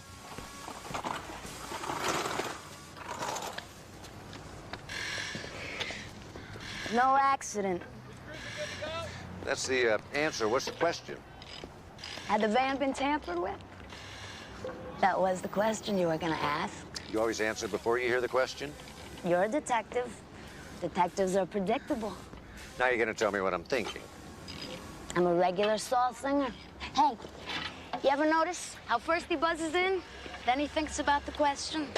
That's how he wins. You studying to be a contestant? What's the matter? You think grease monkeys aren't smart? I never said that. And don't tell me that's what I was thinking. On top of which, it does not take a genius to compete. I mean, all they do is test you for how many useless pieces of trivia you got stuck in your head. I agree with you. Now, can we talk about Saul Singer's breaks and not his performance? Okay. All right. The way the modification works is this. The hand control is wired to the accelerator and the brakes. This is done for paraplegics, amputees, MS victims. Got it. Only in this case, the center rod was loosened. Loosened, not severed. No. If it was severed, he would have never made it out of his driveway. The way this baby was rigged, Saul would have never known what was wrong till he was cruising at full speed. So someone wanted him to crash. And he is right. If I was a detective, which I'm not, I'd ask Saul Singer who it was who didn't want him to get wherever it was he wanted to go. Answer, the network. I'm gonna break the bank. That may not be a joke. Aren't these shows supposed to be cheap entertainment? They're also supposed to get ratings. I'm a celebrity, Lieutenant. A certified cerebral geek. Thanks to me, the show is #1. Forgive me for asking, but how did you end up paralyzed? I can't answer that question. Why not? Because I don't know what happened. I was up in Franklin Canyon trying to list the red-breasted canyon warbler. Is that what we're hearing now? He's a waterfowl from the Morro Bay estuary, taped back in December of '96, when I still had legs. And Franklin Canyon? I'd set up my tape recorder. I was crossing the road on the way back to my car. Next thing I knew, lying in the hospital, paralyzed from the waist down. I'm sorry. According to the police, the driver of the car wasn't. What was his story? He didn't stick around to tell one. As best they can reconstruct it, the son of a bitch hit me, took off, left me to be found by a park ranger 6 hours later. That's terrible. Terrible. You want to know what's terrible? If I'd have made it to the hospital right away, there's a good chance I'd be walking today. You know, these two accidents may well be related. I don't believe so. Why not? Because that was over a year ago. Why would anybody wait a year to try to kill me? Besides, I saw the police reports. They did a thorough investigation. LAPD came up as empty as me.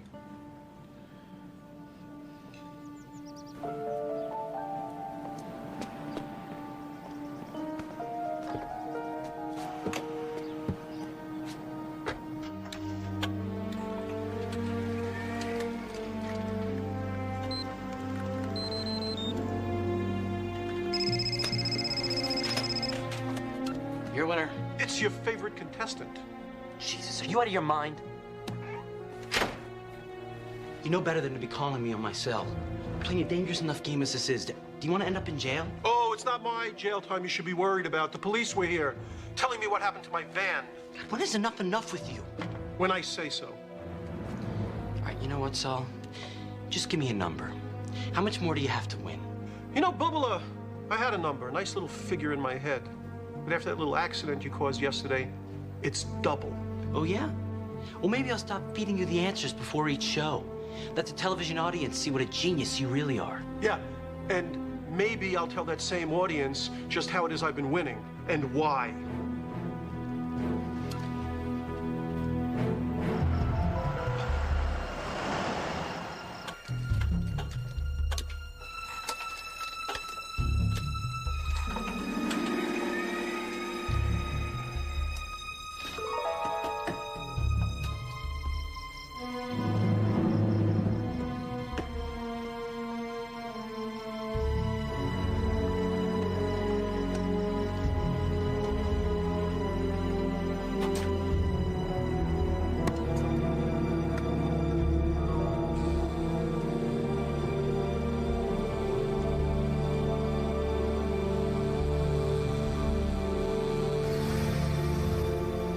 I can't believe that you turned down through the roof. I would probably blow the first question. Were you kidding? I don't know. I sure wouldn't want to play against Saul Singer. You ask me, I think that's an arrogant man.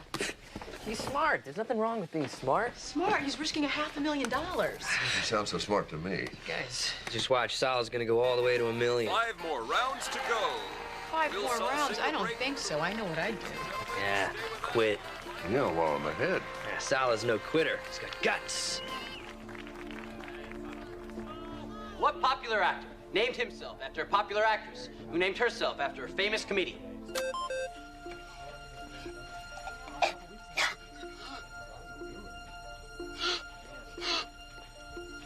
I'll repeat the question.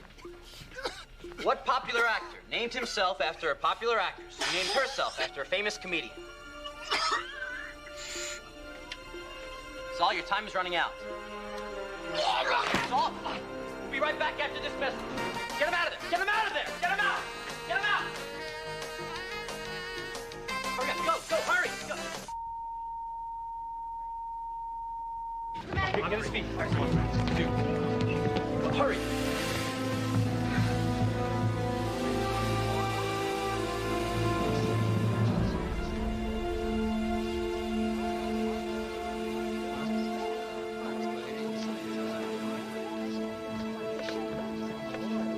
He's dead.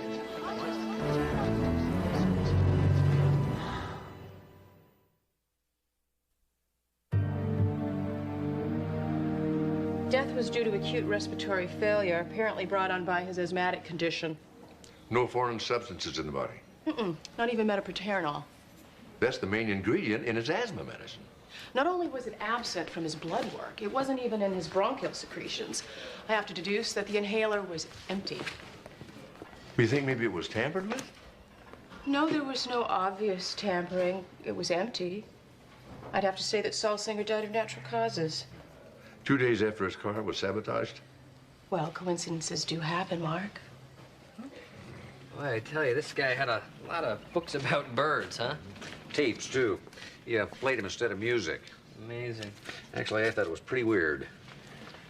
Look at these. This guy was crazy about birds. You know, it's funny, for a guy who knew something about everything, he doesn't have any history books. He doesn't have any encyclopedias. Yeah, not even a dictionary. That guy was a real genius. Yeah, maybe just boned up by using the internet. I don't know. I think he had one of those photographic memories. Then why would he need an electronic organizer? Yeah, the first 2 numbers don't have any names associated with them. Uh-huh. Probably to hide who they are from prying eyes. I don't think that he needed the names. I think he saw the numbers and he knew. Why don't we find out who these numbers belong to the old-fashioned way?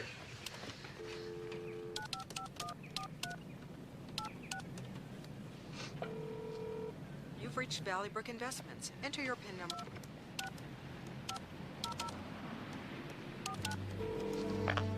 You're a winner. You've reached the personal cell phone of Drew McIntyre.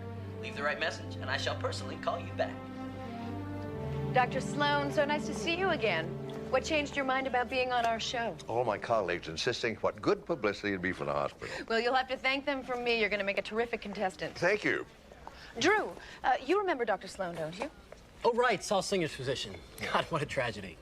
You know, the autopsy was performed at Community Dental, where I practice. Oh, so what really happened? Was it the inhaler? What makes you say that? Oh, I'd read somewhere that it's quite dangerous to use them too often. Yeah, that's true, but Saul's inhaler was empty. Well, that's because he kept taking hits off it. Yeah. That or somebody tampered with it. Well, that's not possible. Well, all you'd have to do is keep pumping until all the medication was gone. Well, sure, but to do that, someone would have needed access to the inhaler before the show, which... Didn't Saul carry his inhaler in his sports jacket? It seemed to me I saw some young lady give it to him on the air. Saul's lucky blue jacket. Which we kept under 24-hour guard by a bonded security agent. Isn't that a little extreme? No, we're very security conscious here through the roof. The network watches us like a hawk. We have to be like Caesar's wife. Above suspicion. That'd be a good question for... Oh, I can't suggest questions, can I? No, not if you're going to be a contestant. You're going to be a contestant? My idea. Dr. Sloan is just what we need. Well, in that case, it's nice to meet you, sir. Oh, it's not appropriate for the producer and the contestant to have any contact before the show. Oh, network rules, huh? Actually, federal law. I could go to jail. Oh. What, don't you do some kind of a pre-show interview? No. That's Savannah's department.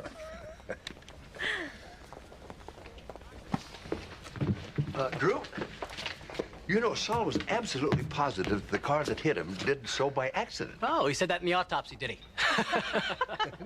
No, actually, he told my son, who was the police detective who investigated Saul's second accident. And he was a little bit surprised. He thinks there's a connection between the two incidents.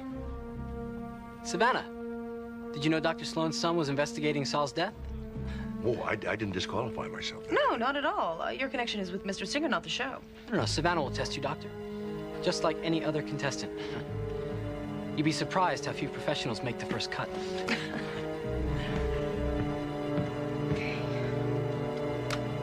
Now we're gonna play a trial version of the game. You both know the rules, so get used to being in the booth. We want you to make a good impression. You have to wait for me to ask the question, Stewie, okay? Okay. All right. The purchase of what landmass was referred to as Seward's Folly? That's Alaska. Not bad. According to his manservant, how many Italian women did Don Giovanni seduce? 1,003. It's a chorus to a song. You're doing great, Dr. Sloan. Okay, which of the following is not a British pop band? Portishead, Radiohead, Propellerheads, Webhead.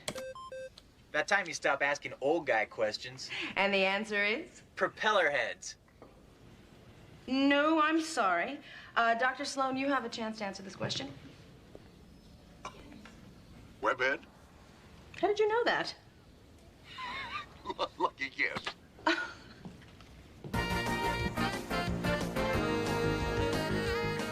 Ladies and gentlemen, and now, here's your host for Through the Roof, Drew McIntyre!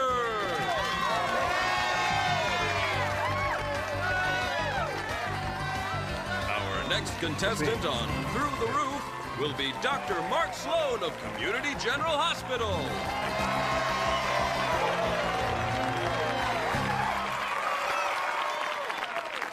Dr. Sloan, I'm afraid you haven't been entirely forthcoming with us. No, I think I've been completely truthful. Well, perhaps a trifle overly modest then. My associate just informed me. You're not only a doctor, but you're also a police consultant. Oh, no, that's just something I do from time to time. You're not going to believe this, folks. In fact, I had a hard time believing this. This man has solved over now what is it? 150 murders. Wow! Thank you. I wouldn't say solved. I would say helped out a little. Now, you wouldn't happen to be hot on the trail of a killer right now, would you, Doc? Well, you never know. And you never do know what we're going to be asking you. So, Dr. Mark Sloan, let's play Through the Roof!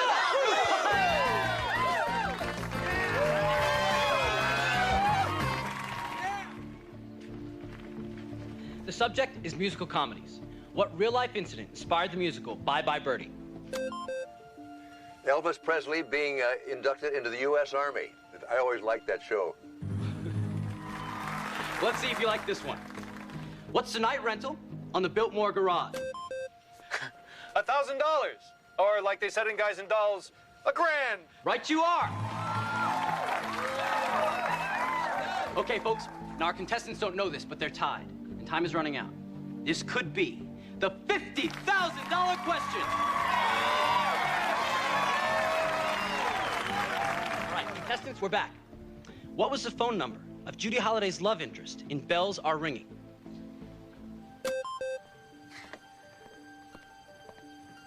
It was a song.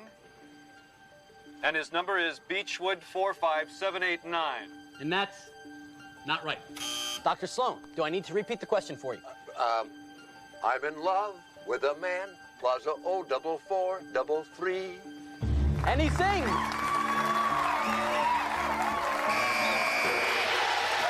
And that's the final buzzer. Get him out of there. We got a new winner. Tune in next time to see whether Dr. Sloan busts through the roof. Standing way above the credits roll. If you'd like to play Through the Roof or be a member of our studio audience, call 1-800-555-7666. Can they hear what we're saying? No, our mics are on. Oh, good. There's something I've been meaning to ask you. Can you tell me how Saul Singer got a hold of your cell phone number? Son of a gun. You know, he must have got it from one of those damn services. I've had the mobile number changed 3 times since the show became a hit. Oh, I see. Would he be disqualified if he called you? Definitely. Then how do you explain the 3-minute phone call the phone company recorded from Saul's house to your cell phone the day before he died? I can't. After Saul's first accident, $5,000 was deposited in his investment account every month. So?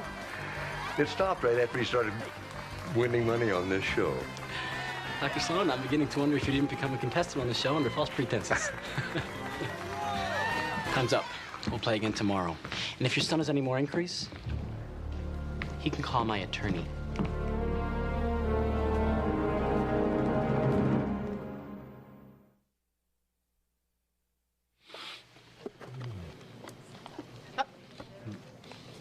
Here you go. Yeah. Did I look as nervous as I felt up there? Oh, Mark, you were fantastic. I tell you one thing, I know why Saul was mopping his brow. It's hot in that booth. Well, don't they have any type of ventilation? Well, yeah, they do, but they turn it on and off all through the show. There's still one thing that I don't understand. How did Drew know that Saul would have an attack? That's because you don't watch the show, Steve. For a guy who knew all the answers, Saul was pretty nervous. It was part of his charm. You know, stress can be a real trigger for asthma. You know, I have a question. If Saul's inhaler was in his jacket pocket, and his jacket was under such tight security, how did Drew empty the medication? If I knew the answer to that one, I would stop playing this dumb game and get on with my life. And win fewer dollars. I hate to make things more difficult than they already are, but I did talk to the detectives that did the investigation on that hit and run in Franklin Canyon. Yeah? Well, all the skid marks show indications of a drunk driver. Now, whoever paralyzed Saul may have become a criminal after the fact, but it was not an intentional act. Lieutenant Sloan, I'm Sarah Finch, the biscuit lady. Birders of Southern California. Oh, right. Yes, thanks for coming in. Please, sit down. I take it you knew Saul Singer. Oh, every birder knew Saul. His field recordings are the single greatest collection of bird songs in the western United States. I was hoping you came across them in his closet. As a matter of fact, I did. That's a relief. You have to ask, how did you know he kept those tapes in his closet? Saul wasn't just my vice chair. He was my fiancé. Before the accident, that is. Only two things in the world mattered to Saul. Those field recordings and intimate matters.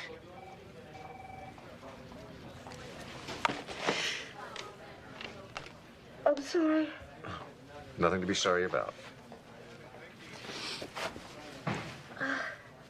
I sat by his bedside every day and every night, listening to him go on and raving and raving. Can you recall the nature of these ravings? How could I ever forget? Saul kept going on and on about the bluety bird. I'm not a birder, but I've never heard of a bluety bird. Who has? It doesn't exist. When Saul regained consciousness, I asked him what in heaven's name was he thinking of? He hadn't a clue. Don't you think that's odd? Very. Here's your jacket, Dr. Sloan. You do the wardrobe for all of the contestants, do you? Actually, I started out as Mr. McIntyre's wardrobe assistant. Then when Mr. Singer came on the show with his lucky jacket, I took care of that. Well, I couldn't show favorites. One thing led to another. I see. Drew, I mean Mr. McIntyre, he has vision for the show. He wants it to be as classy as he is. You must have noticed that our people look better than they do in those other quiz programs. Yeah. All set? We're on in 5 minutes. Okay. Okay, just this way here. Put you in the makeup chair? All right. You know, I've really never realized how much work goes into these productions. You should talk to the writers sometime. Well, I can't do that. No, that's true. You all set? Thank you. Fabulous. Thank you. Okay, I'm just gonna shuffle on this way over here. You know, I was noticing this booth before. Was it constructed just for handicap access? That's right. Well, I know you tried to watch costs on things like this. Wasn't it expensive? Very. We even had to install a hydraulic lift. Oh. And as producer, Mr. McIntyre didn't object to that? Oh, well, actually, this booth was Drew's idea. He wanted to expand the contestant base for the show. Saul seemed like a dream come true. Have you seen Mr. McIntyre? Were you in charge of Mr. McIntyre's car? I washed it for him. Hey, he's a man. You always got to do favors for the man.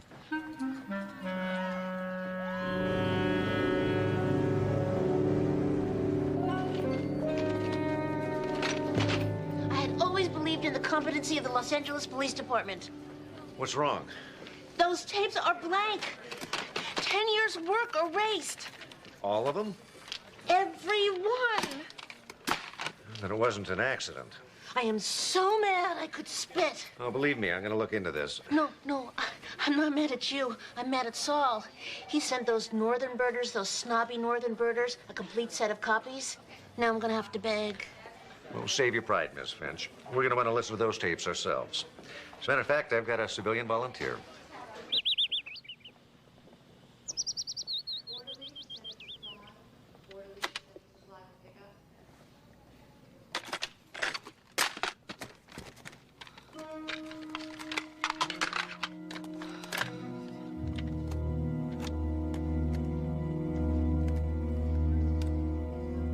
Tape 56, the Biscuits sent the knock bees. That would be the Northern California birders? Yeah, they sent everything except for tape 56, so I checked the originals from Saul's house. I thought those were all blank. Erased, but the tape was still there. Tape 56 was recorded in Franklin Canyon on July 16th, 1998. July 16th. Wasn't that the night of Saul's first accident? Exactly. Hey, Mark! Hey, boss. Dr. Sloan. Right. I can't have you fraternizing with the crew. Oh, I'm sorry. I didn't know the Teamsters had access to the questions. They don't. Oh, thank you. You know, I found out something kind of interesting. Saul Singer recorded a tape up there in Franklin Canyon the night of the hit and run. Really? Yeah, I was hoping maybe he played it for you, you know, as part of the interview process. I'm not interested in birds. No, well, most of them take it for granted, I know. But you know, if you really pay attention, did you know there was a thing called a bluety bird? Got me stumped, Doc. Well, actually, stumped me too, and I checked and found out there's no such thing as a bluety bird. But still, there it is on the tape recorded by Saul up there in the canyon. Saul Singer recorded a non-existent bird. Well, in the manner of speaking. You know, the police always survey all the repair shops whenever there's a serious hit and run accident. Not one garage reported anything that night. So we've got a non-existent repair to go with the non-existent bird. Well, maybe not. The gentleman to whom I was just speaking out there said that he repaired the bumper on your car at about that time. Blue Thunderbird, blue T-bird. Car's red. Yeah, it is now, but he said he repainted it. I have a feeling if the police strip off that red paint, they'd find a blue coat underneath. If you'll excuse me, Doc, I've got some show business to attend to.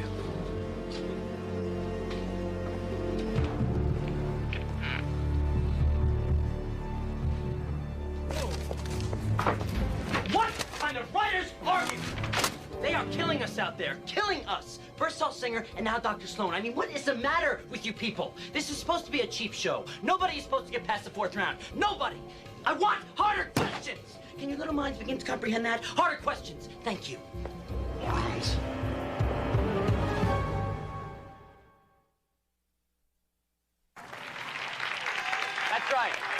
That's right. Okay. The subject is baseball. In what ballpark did the Dodgers play their most World Series games? Oh, Doctor? You may have met your match. Well, the Dodgers won more World Series in Los Angeles, but I'm betting that they played more games at Eppett's Field. And that's a bad bet. Doctor, do I need to repeat the question? No, it's a trick question. It was Yankee Stadium. The man knows everything. Well, not really everything. It's a question they ask on the scoreboard at Dodger Stadium all the time. Well, take me out to the ball game, Doctor. All right.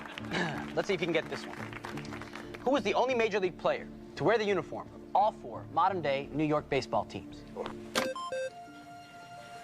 That's got to be Casey Stengel. See, he played for the Giants and the Dodgers, and he managed the Yankees and the Mets. Dr. Sloan, you're batting 1,000. Moving westward. In the famous Chicago Cub infield of Tinker to Evers to Chance, who played third base? That's another trick question. You don't want to answer, I can give it to your opponent. No, I said it was a trick question. I didn't say I couldn't answer it. All right. Okay. Joe Tinker was at shortstop. Johnny Evers was at second base. Frank Chance was on first base.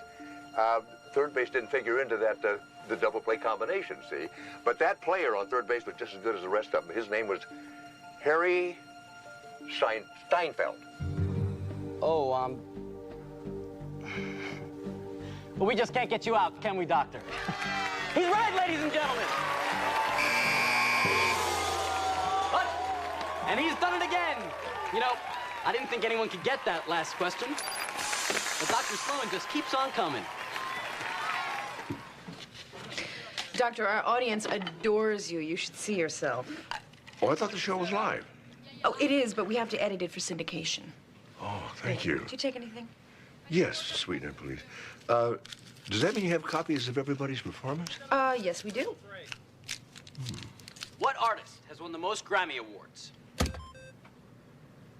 Nice question. You'd expect a pop singer, but it's not. The man with the most Grammys is Sir George Solti. Can you freeze that there? Sure. Now, can you bring up a picture of Saul from another program? Do you want the same kind of close-up? Yeah, if you can, and leave that one up there. Yeah.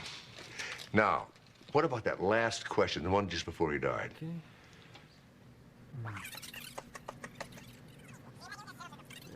What popular actor named himself after a popular actress who named herself after a famous comedian? Yeah, right there.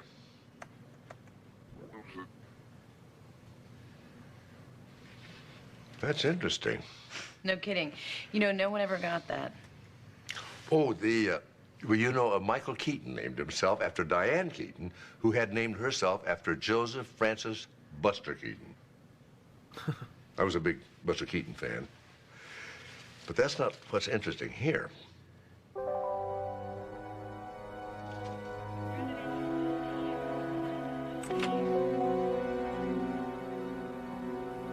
Man, do you still have the evidence bag with Saul Singer's clothes in it? Yeah, what's up?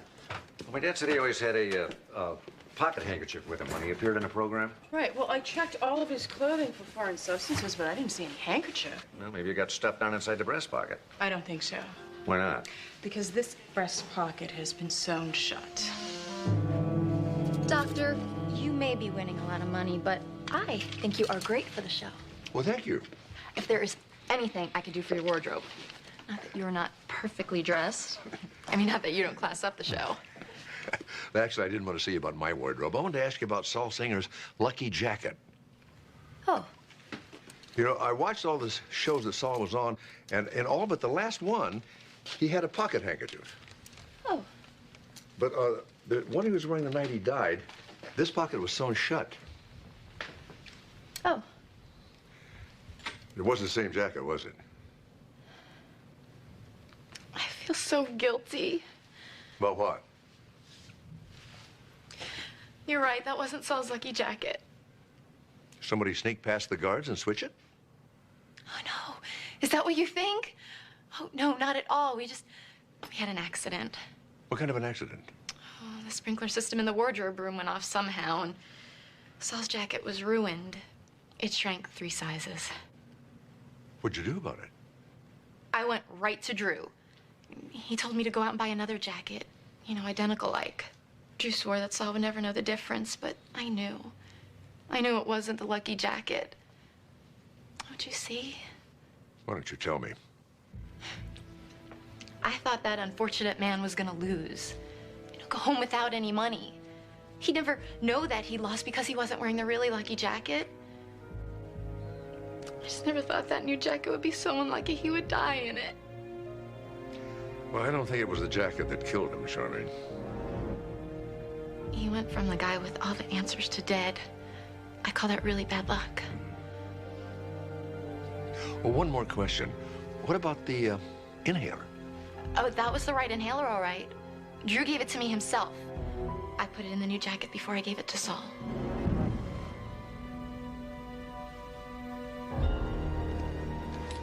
You wanted to see me? Need your wardrobe rearranged? You told him about the jacket, didn't you? Dr. Sloan? He told me. I was embarrassed at first, but, you know, I think it did me good to finally talk. Yeah? Well, you didn't do the show any good. Oh, no. Dr. Sloan said that jacket had nothing to do with Saul's death. He was only interested in the inhaler. Thank you, Charmaine. You can go now. That's a first. Yeah. I've got some very important business to attend to.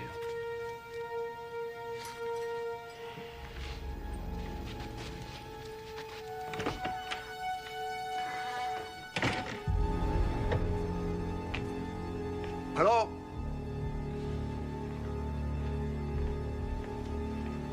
Hello? Anybody here? Over here, Dr. Sloan.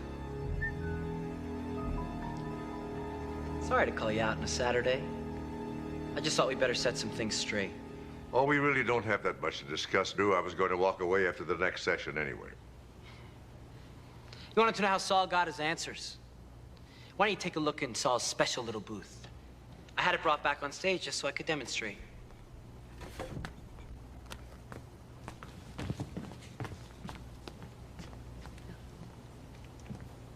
Oh, and pay particular attention to the video screen.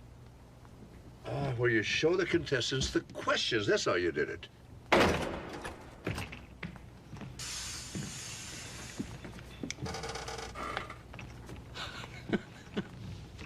You know, for a man who solved all those murders, you're way too trusting a soul. You can't get away with this, Crew. Oh, really? We're playing a new game, Doc.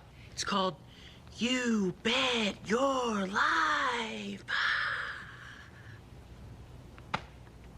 And the first question is, what is the drug that collapses the respiratory system, but that is metabolized by the body even after death? Any of the nerve gases used in chemical warfare? Sarin, for example. Yes, an excellent example. Now, imagine what would happen if just an teensy-weensy little bit of this drug were to, oh, I don't know, say, flow through your booth's ventilation system. You know, do you have a very distinctive voice? I'll bet you when Saul Singer listened to his tape of Franklin Canyon, he heard more than birds. Probably heard the accident that crippled him, and probably heard you, too. Yeah? Then why didn't he just go to the cops? Oh, he didn't want the insurance company to pay. He wanted you to pay. He wasn't above blackmail, was he? What do you know? Right again. Were you drunk when you hit him?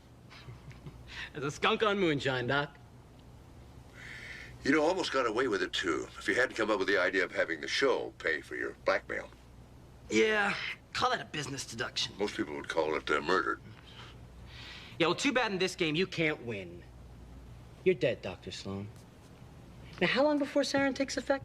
Not more than a few minutes. Right again. I guess you deserve the booby prize.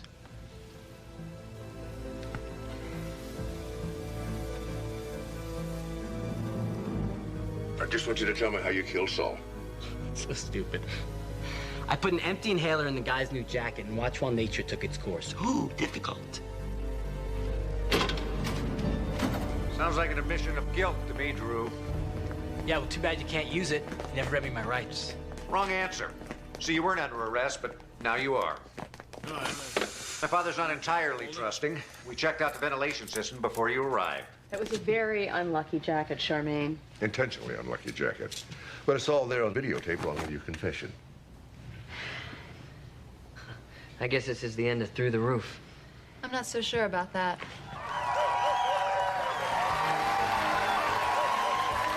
Ladies and gentlemen, would you welcome the new host of Through the Roof, Charmaine Dufour?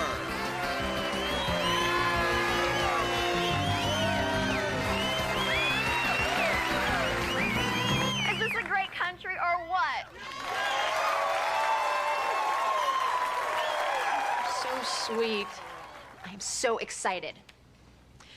You know, we've had some real tragedy on the show, but that is all behind us. And the reason it is because of this really terrific man, our defending champion, Dr. Mark Sloan. Come on out here.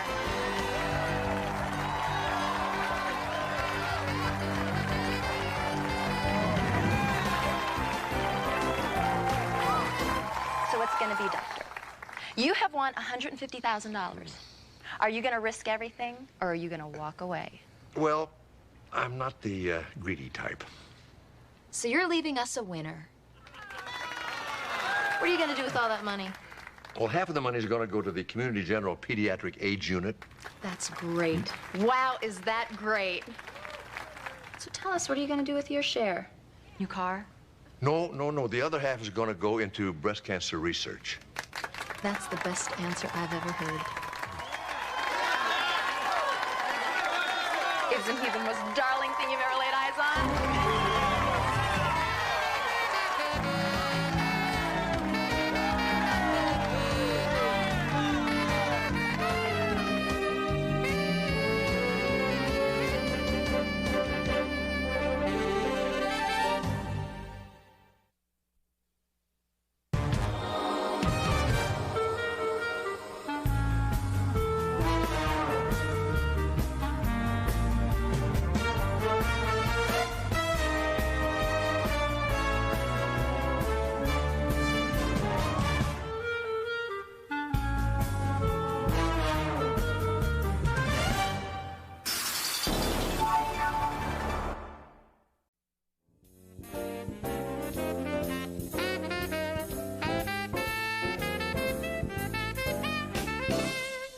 We used to stay out late, jazzing it at all the clubs.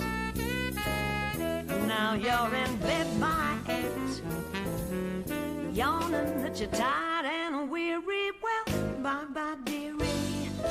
You were once exciting, now you're deja vu. That is why I'm writing this swan song to you. That was great. Half hour, guys. Cappuccino's on me. Danielle, you want anything? No, thanks. Don't be long.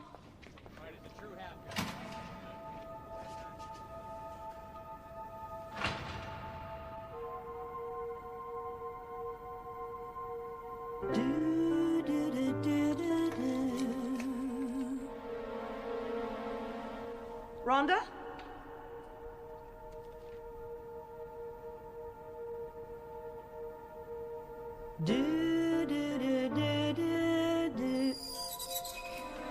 Guys?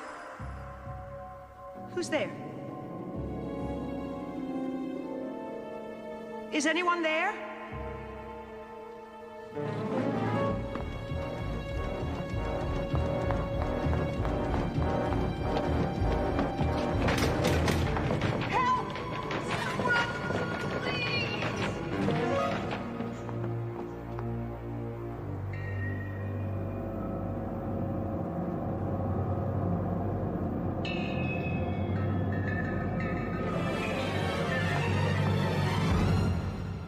Danielle bringing a piano with her?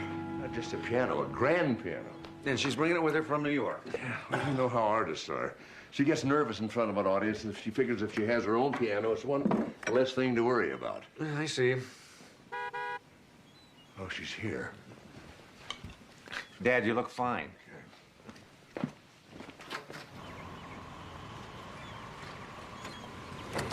Hey. Mark! Hi, beautiful. I am so glad to see you. Stephen, put one right there. Hey, I saw your reviews from New York. They were outstanding. Who'd have thunk it? About you, we always knew about you. Did my piano arrive yet? Not yet. They promised me it would get here before I did. Oh, I'm sorry. Mrs. Currier, one of my patients. Her blood work's back, and I've got to check it out right away. Oh, here it is. Steve? Yeah, Dad, I'll get Danielle settled in and see to the piano. You go. I'll see you later. Okay. I feel like I'm home. You are home.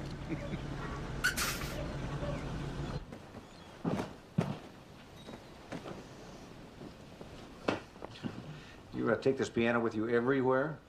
You think I'm a diva, don't you? No. No, I mean, if it helps you get over your nerves. Last week in New York was a perfect example.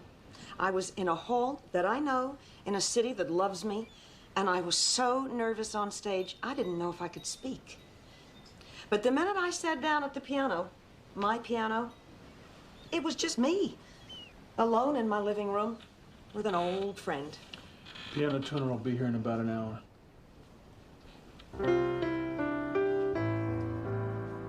Oh, sounds like she survived the trip. Dad says you're going to record a new album. All new songs? Mm-hmm. Tell me what you think of this one. This'll be the last time I say this to you. Wasn't that on your second album?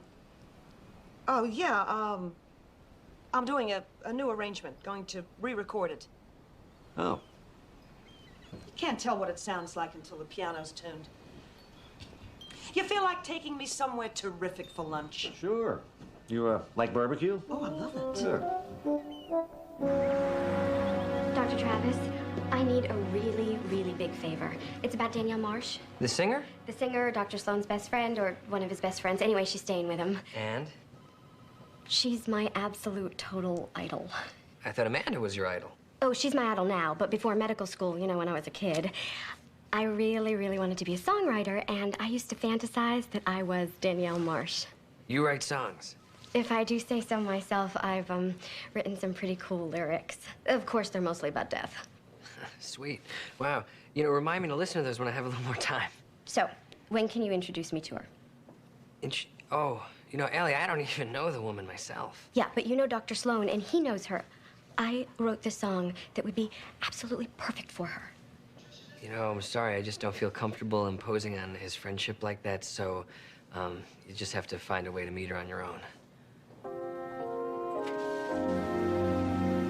Okay, all right. I'll tell her. All right, see you. Dad said he'd be home in 5 minutes.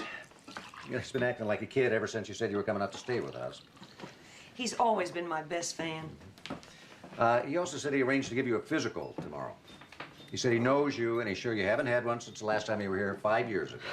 He knows how I feel about doctors. Which is probably why he had me deliver the message. To be in his office at 10 o'clock tomorrow morning. Can't do it. I have a meeting with Rhonda and the promoter at 11:30. He said he'd have you in and out in less than an hour. Your father is the most annoying man I have ever known. Promise me you'll show up or he'll have me out here giving me a police escort. All right, all right. 1 hour. That's all I can give him. Deal.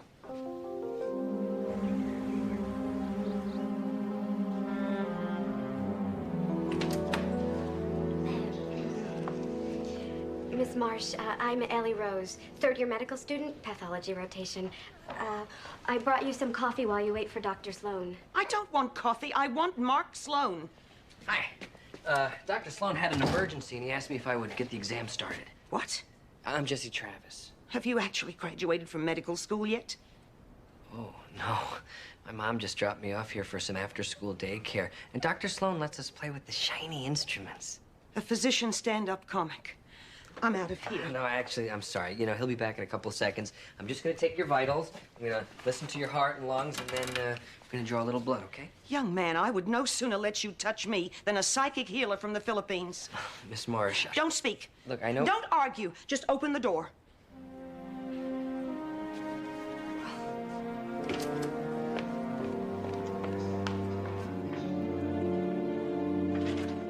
She's a little anxious before a big show, but other than that, she's really great. I'll have her eating out of my hand. I'd watch my fingers if I were you. Danielle Marsh, your promoter, Larry Larson. A pleasure. Fabulous place you've booked us into. It is a historic old house. Larry says we've already sold out. I wanted to ask you if you consider adding another show. You expect me to come back to this rat hole for a third night? So you've taken the tour. Is there a problem? The problem, Mr. Larson, is that you have no respect for me. Of course I do. I'm honored to be working with you. Really? And you express that honor how? By sending me flowers when I arrive in L.A.? No. By choosing this historic old house, which is a euphemism for a dump. You don't even clean the dressing room before I arrive. I offered to get you a 12-foot grand. I don't need another piano, Mr. Larson. I have a piano. What I need is a clean dressing room. Danielle, let me handle this. Something has to be done about the dressing room, or there won't be a show. 1 down, 4 to go.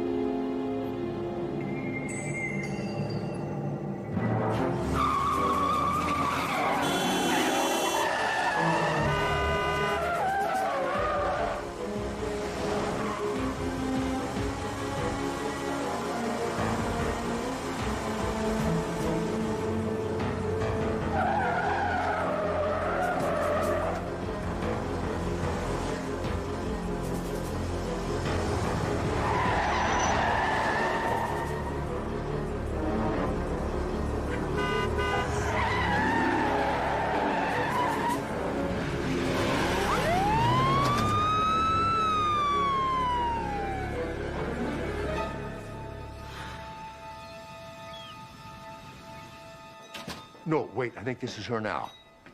Yeah, thanks. Danielle, I am so sorry I missed you at the hospital. Oh, what a day. Are you all right? Nobody knew where you went. I don't understand the people in the music business anymore. You saw your promoter. I don't know who these people are or why they're in the business. They don't care about the music. They don't care about the show. All they care about is the money. The world has changed. The music's changed. Not for everybody. Not for me.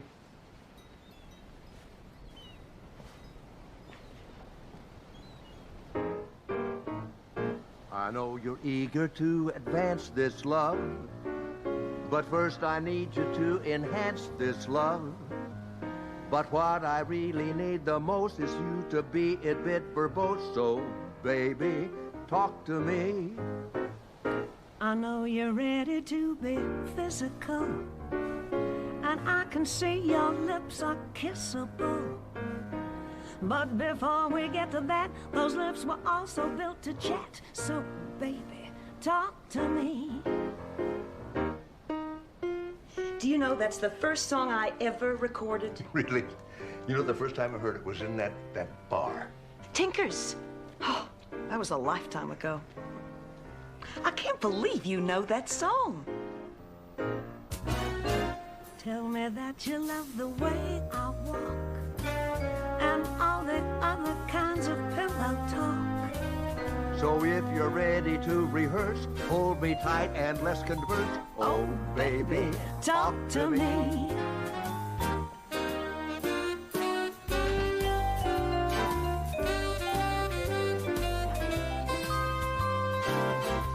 I hate to break this up, but I have to ask you a few official questions.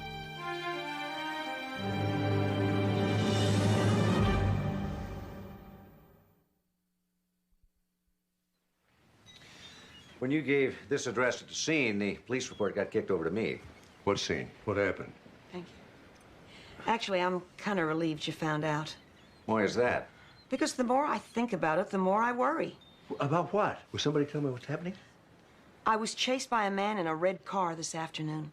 Why didn't you tell me? I didn't want to worry you. I told the police.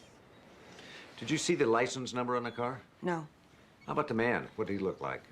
Oh, I don't know, maybe 35 or 40, salt and pepper hair.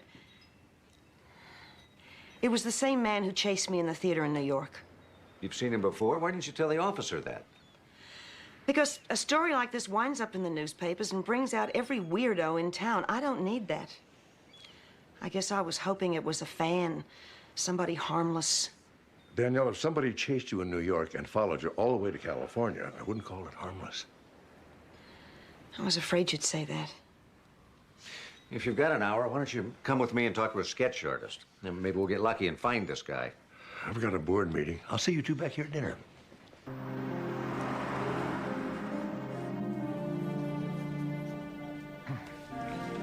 What do you think?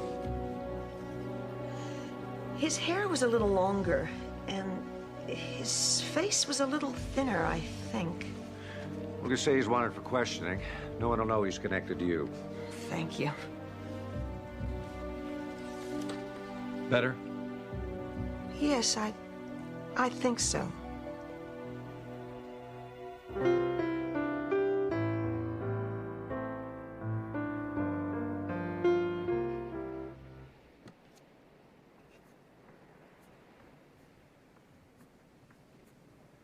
I'm sorry, I didn't hear you come in.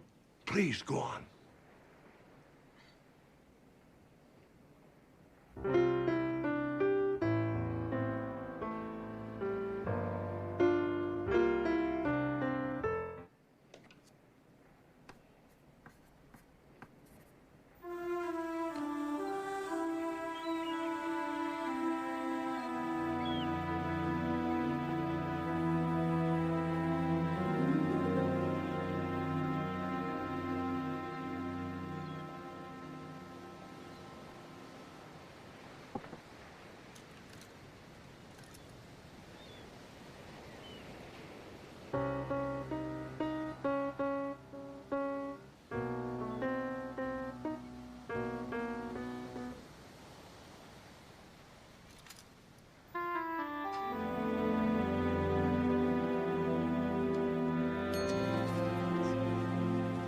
Jesse, wait up. I didn't have a chance to talk to you yesterday after Danielle's physical. Did you get the blood work back yet? She didn't tell you what happened? No. I didn't examine her. Why not? Well, she was upset that you weren't there. What didn't you explain to her? I said that you had an emergency, you would be back as soon as you could, and she walked out. She didn't tell me any of that. I'm not surprised. What do you mean? That's nothing. Don't worry about it. Jesse, talk to me. All right. She was rude, she was insulting, and then she left. That's very unlike her. Well, you can ask Ellie Rose. She was there, too.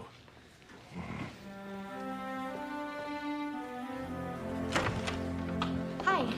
Dr. Sloan asked me to drop these files by the house. Thank you. Oh, I'm Ellie Rose. We met yesterday at the hospital. I brought you some coffee. Oh, of course. Come in. I heard you playing. It was very beautiful. That was from your second album, wasn't it? Yes. Do you mind if I stay and listen to you for a few minutes? Please. Sit down.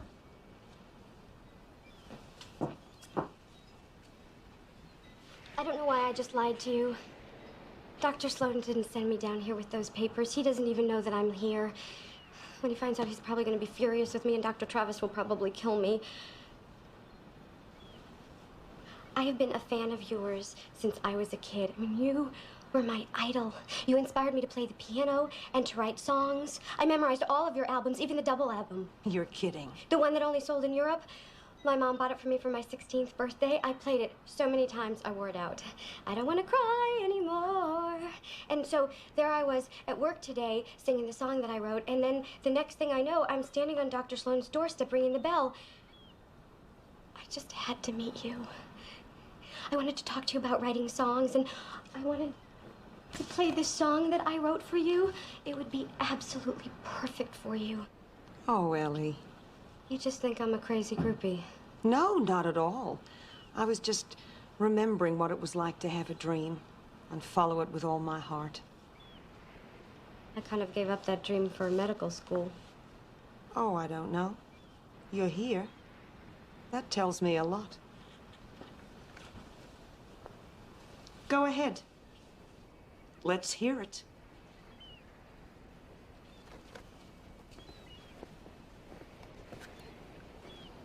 Okay.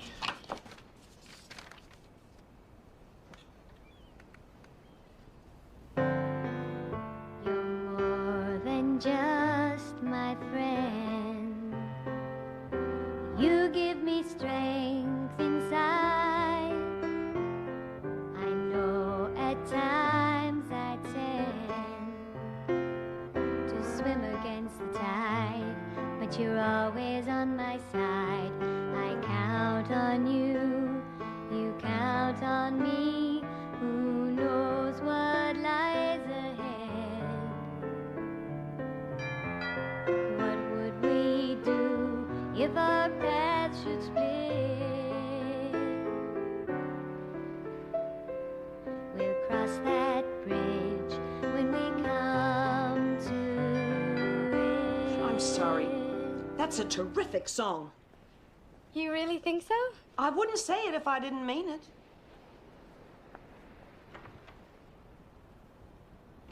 John, I want you to meet... I'm sorry. What was your name again? Ellie Rose. Hi. Hi. Ellie, would you excuse me? John and I have some business we need to discuss. But you haven't heard the whole song. Well, leave it. I'll play it through later on. Well, I was kind of hoping that maybe you would like it so much that maybe you would want to perform it in your concert. I only perform my own songs. Everybody knows that. Well, I thought No maybe... exceptions, ever. I'm sorry.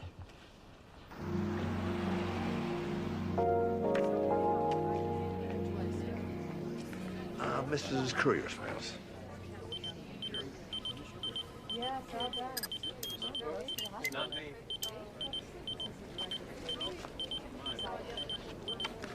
Oh, sorry. Me.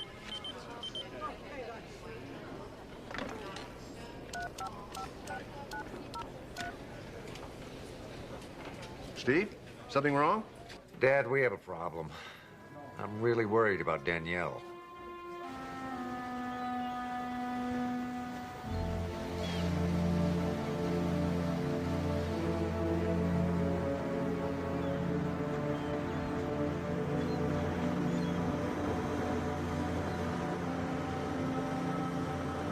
Danielle? Are you all right? I've been worried about you. You don't seem yourself. What are you talking about? I heard what happened at the hospital with Jesse. I was in pain. So much pain, and they wouldn't give me anything to make the pain go away. Yesterday you were in pain? I begged them. I thought I'd die and no one would help. Danielle, yesterday you went to the hospital for a physical. Let go of me.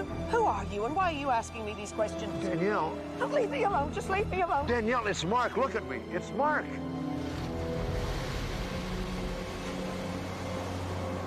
Mark? Yes.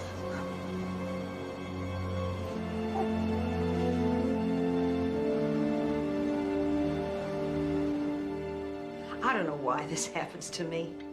I get so nervous, it's like I don't know where I am. The concert in New York, it was the first time I was on stage in 6 years. And before the show, I was a mess. I was seeing things and hearing things. It's just happening again. It's just nerves, that's all it is. I'm just stressed out. You know, Danielle, Dr. Travis said you left the hospital before he could do the physical.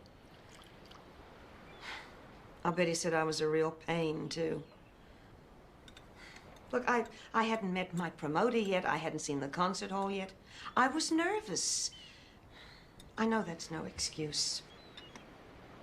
You know the song you were writing last night? This morning I tried to play some of the notes you'd written down. And you couldn't read it? Mm-mm. I have my own kind of shorthand. Nobody can read my music. I don't see what the two things have to do with each other. Well, I don't either, but there could be some kind of a pattern there. Of what? You know, Steve said the police reported that they couldn't find one witness or even a single piece of evidence that even suggested that anybody was following you yesterday. And according to the New York police, you never reported the incident at the theater. You think I made these things up? What would be the point of making them up and then trying to keep them out of the papers? I can't imagine. You think I'm crazy? Of course not. But I've just been trying to figure out. Would you mind if I ask you a couple of questions? What did you have for breakfast this morning? Oh, I don't know. Coffee, I guess. Maybe toast. Do you know what day it is? Mark, I'm preparing for a concert. Who keeps track of days? The month? The year? You know who the current president of the United States is? I've been invited to play at the White House.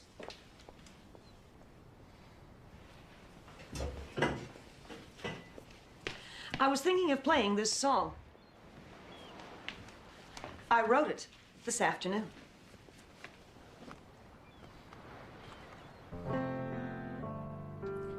You're more than just my friend. You give me strength inside. I know at times I tend to swim against the tide, but you're always on my side. I count on you, you count on me. Who knows what lies ahead?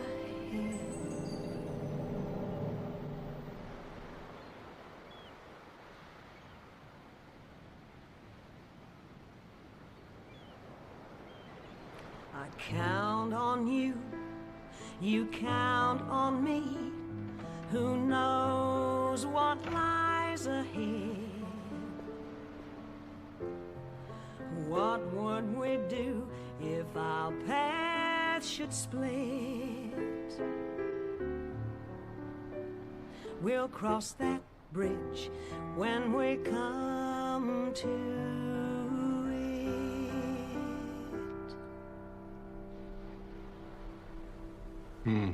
Beautiful. I bet that'll be a big hit. Now, can you tell me who the president is? Why are you treating me like an idiot? I thought you were my friend.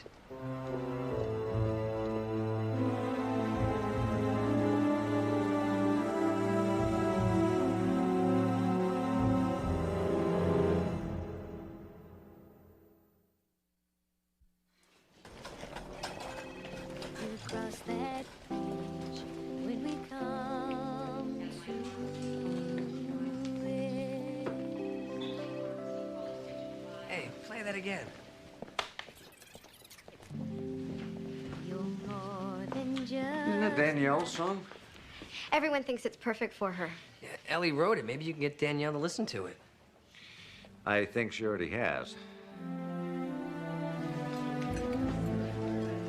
I think Danielle is aware that something is wrong. She pretended she wrote Ellie's song. She has to know something's wrong. You done? No. You talking about Alzheimer's disease? Yeah, it could be. It seems like the early stages of it. Big mood swings. And the other day at the beach, she appeared to go back to another time and place. Just gonna have a little bit. Will you stop? You know, if you didn't eat so fast, you wouldn't be so hungry. Well, if she imagined being followed downtown and chased in New York, would that be consistent with Alzheimer's? Could be. Could also be transient ischemic attacks. Yeah, it's a series of small temporary strokes. She should be evaluated for that. Have you spoken to her? Yeah, I tried to.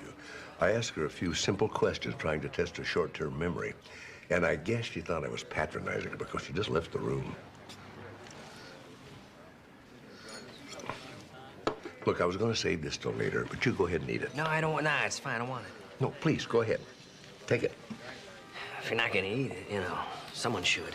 Hold that one.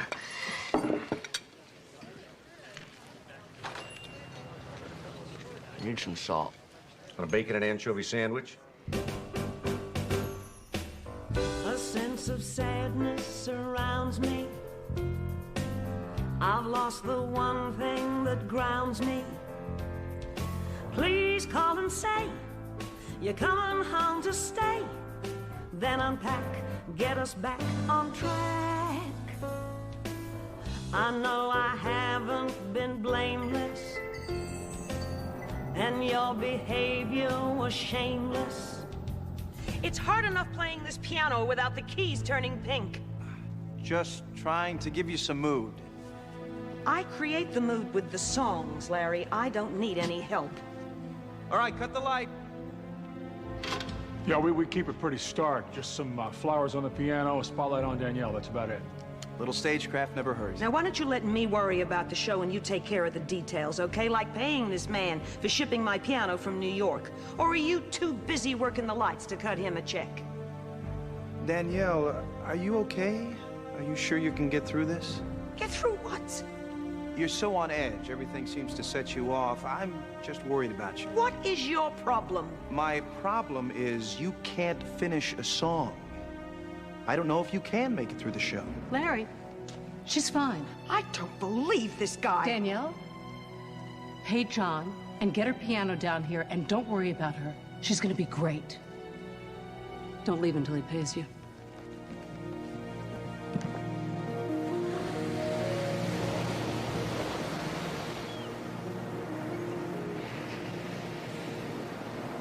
This promoter, he's driving me crazy. And I'm taking it out on everybody around me. I'm sorry I blew up yesterday. Oh, I think everybody understands the kind of pressure you're under. When Eric died, that couple of weeks I spent with you, I used to come up here a lot. Well, it was a tough time for you, I know. It's still tough. Not a day goes by I don't think about him. You know, next month, we'd have been married 23 years. When Eric got sick, he made me promise that I'd find another man and go on with my life. I haven't been able to. Maybe I never will. Do you still think of Catherine? Every day. Mark, yesterday, when you were asking me those questions, you think I'm going crazy, don't you? Of course not. Senile? Is that what you think? Well, what else could it be? Would it be any number of things? Such as? It could be transient ischemic attacks. The tiny blood clots that get into the artery going to the brain. It causes neurological damage, but the best thing is it's completely reversible. So I may not know who you are today, but tomorrow I might recognize you again. That's right. What else? Well, it could be depression. A long-term depression sometimes mimics Alzheimer's. But the thing is, once the depression lifts, the memory loss is gone. And there are all kinds of new medications for depression. And there are some tests that you can run that will tell us what it is? Oh, yes. I've been so worried. Maybe you're right. Maybe I'm just making a great big deal out of nothing. You like the rock.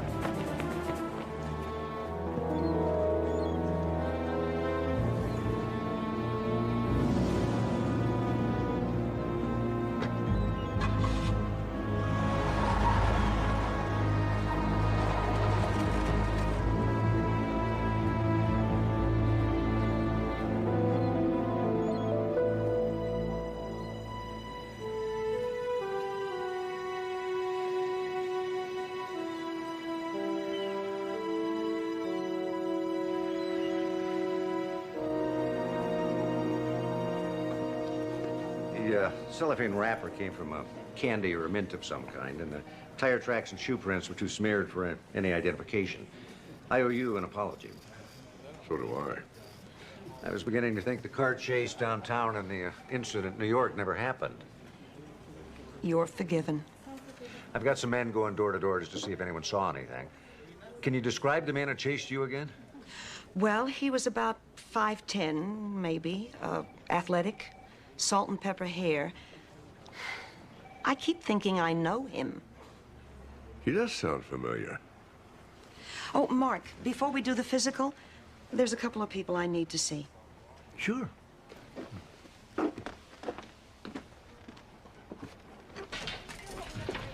Ellie? Danielle, Miss Marsh, oh my gosh.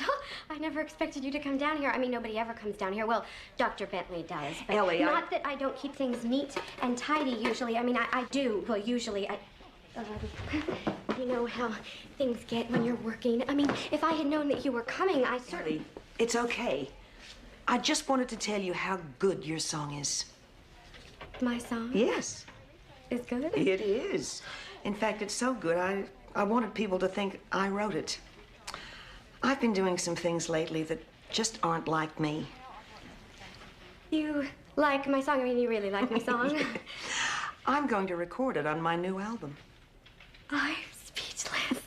Why do I find that hard to believe? Nothing like this has ever happened to me before. I mean, I don't know how to thank you. Oh, Ellie. Oh, I have other songs. A lot of them. I'd be happy to come and play them for you sometime. Goodbye, Ellie. At your convenience, of course. Easy. Yeah. John, please. You know how I feel about you. And I don't feel that way about you. I'm sorry.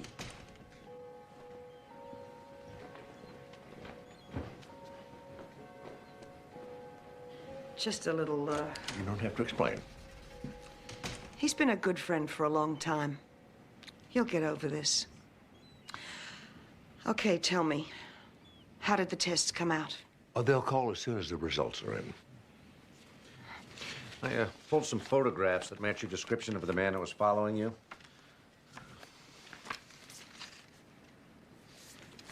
You recognize any of them? That's him. Are you sure? Positive.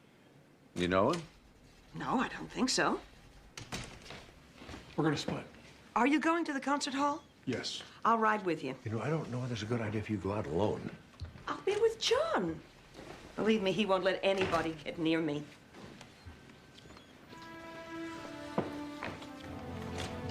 She picked the photo you gave me. Who is he?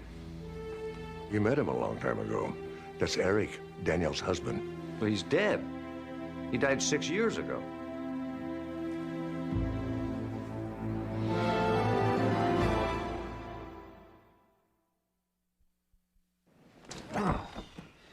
Why would Danielle lie about who was following her? And why would she say it was Eric? She knows you were friends. She didn't recognize him. You know, I'm beginning to wonder if anybody was following her at all. You said yourself there's no evidence to support it here or in New York. So she imagined it? Imagined or remembered. You know, the psychology of it makes sense. Eric was a very possessive man. Right after they were married, he kept tabs on her all the time, followed her to recording sessions. She could be thinking back to that time in her life. Yeah, but someone did take a shot at her in your presence. Yeah. Give me a hand with this, will you? One thing's for sure. If I find out who the shooter is, I can't let her perform. There's no way I could guarantee her safety. This is exactly like the cellophane wrapper I found on the beach when Danielle was shot at. Dad, it's a cellophane wrapper. Don't they all look alike? No, look at this one. It's got very distinctive markings on it. You know, John was just here. He must have dropped it in this bowl. Unless Danielle left it there. But Danielle wasn't the one that dropped it on the beach.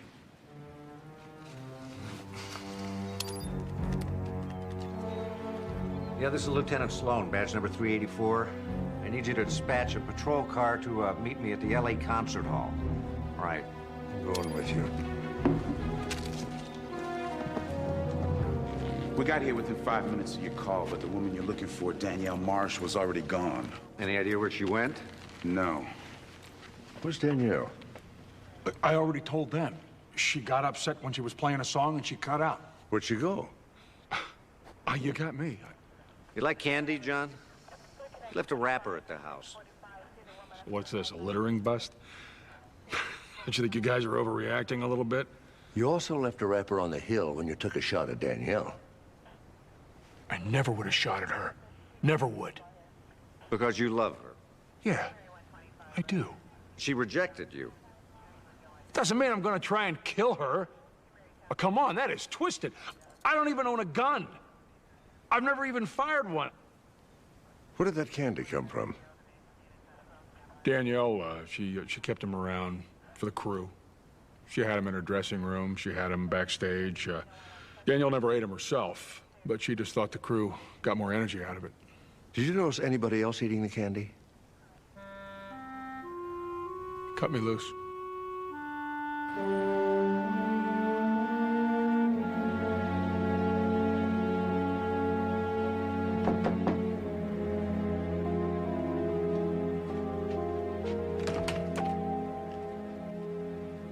Leaving before the concert? Well, my services to Danielle are just about done. You, dropped this candy wrapper at the beach when you tried to kill her.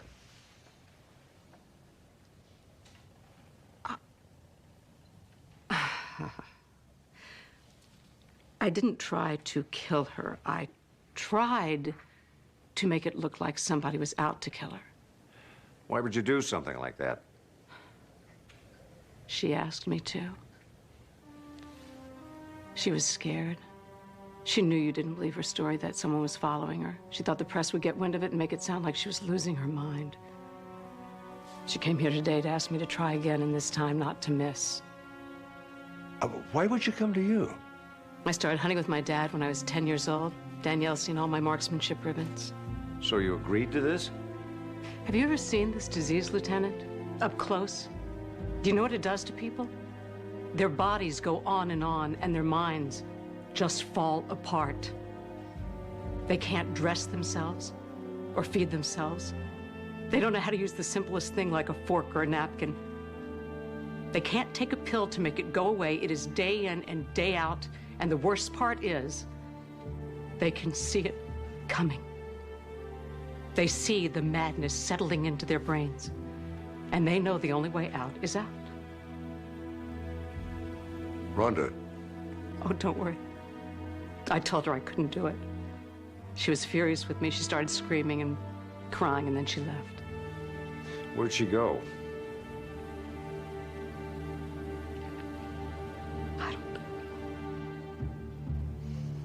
I can make a pretty good guess.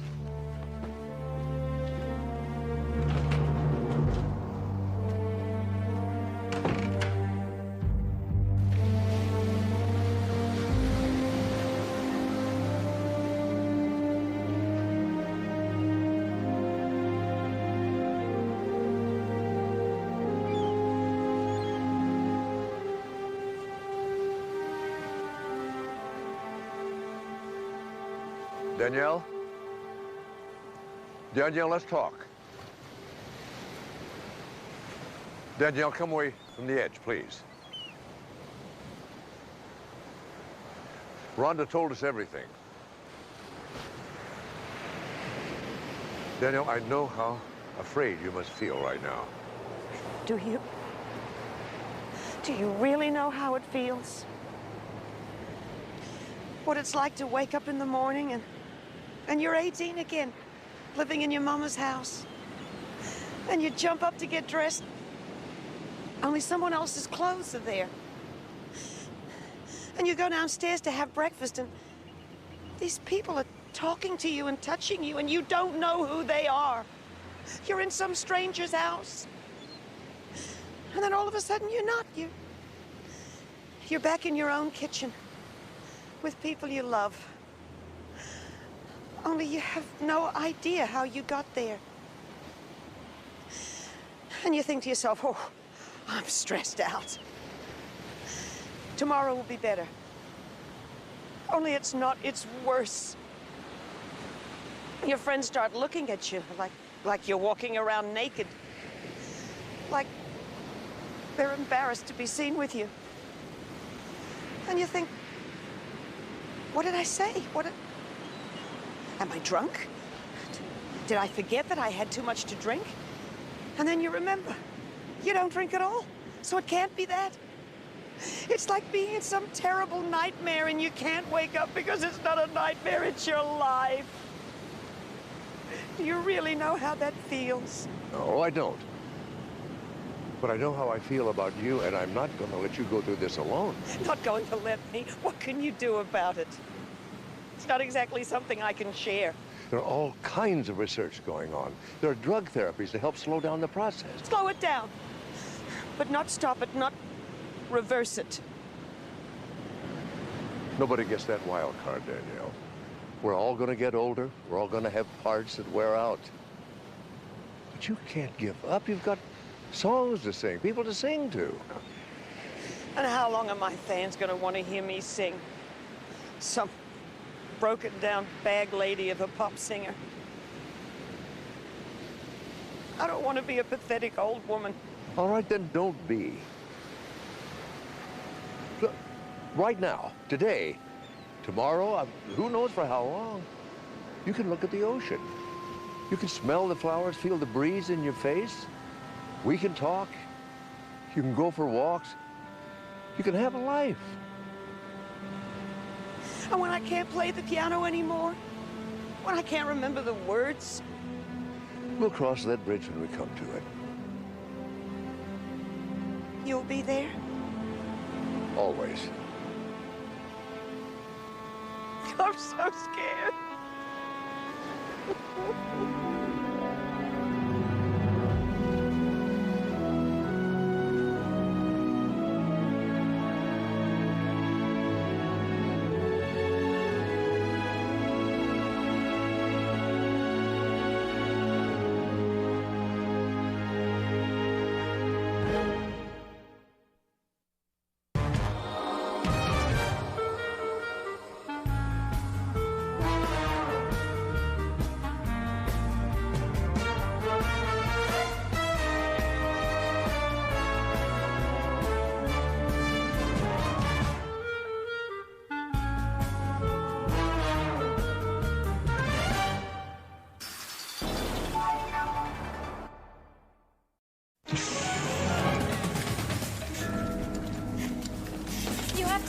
Ma'am, you're gonna have to stay with the nurse.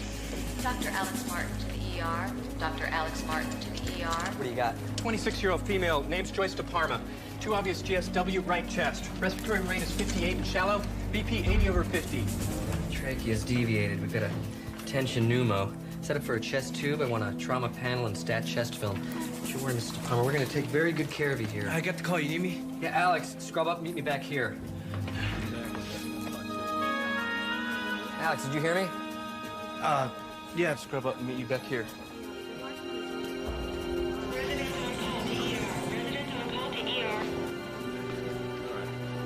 The girl that... She never regained consciousness? As much blood as she lost, it's a miracle she stayed alive as long as she did. The woman who brought her in. Oh, she said a car pulled up next to him. Tinted windows. She didn't pay any attention until after her friend was shot and the shooter had already pulled away. Oh, thank you. You make your call, Alex? Yeah, her mother said that Amy left home the year after high school. Amy? Yeah, the girl that came in with the patient. Her name's Amy Soroyan. Now, I haven't seen this girl in like 6 or 7 years, but I'd swear it was her. Did her mother say she moved to Los Angeles? Her mother said that after she left home, she stopped calling, stopped writing, just dropped off the face of the earth. And I guess Mrs. Ryan's never gotten over it. So you're not sure the girl you saw here was your friend or not? Look, I'm telling you, if that wasn't Amy, it was somebody that looked exactly like her.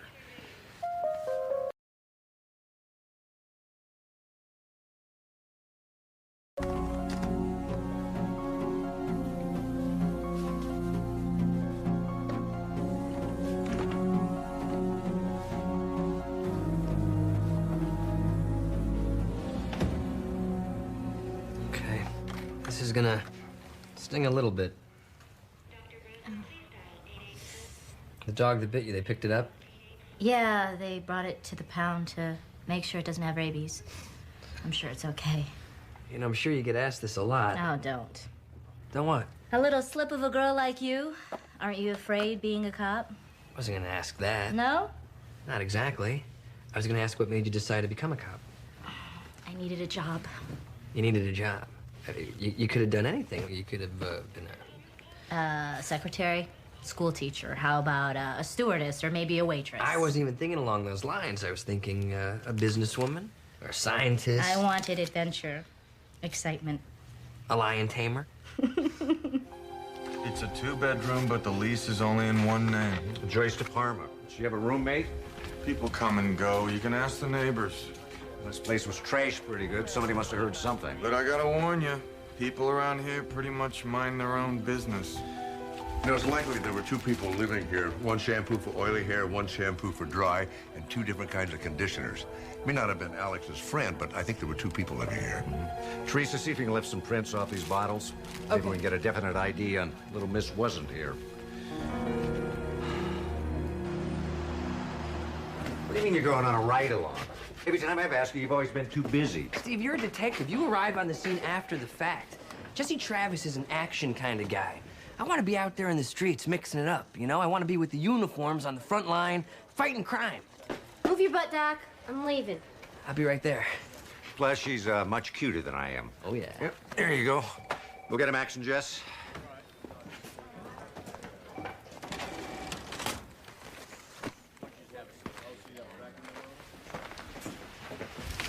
Captain Cardinal, you just straightening my papers for me, or is there something I can do for you? Well, thanks for the promotion, but it's not official till next week. Well, our loss is television's gain. I'm sure you'll make a fine public information officer. Unless you're planning a news broadcast from my desk, I would appreciate you keeping your hands off of it. Well, I was just looking for the Joyce De Palma file. See, I had found out that she was a high-class call girl, and I want to know if you discovered that yet. What else did your people tell you? Want me to do the entire job for you? All right, Cardinal, you're right. Thanks. Cheer up. With any luck, in another week or two, neither one of us will have to put up with the other one anymore.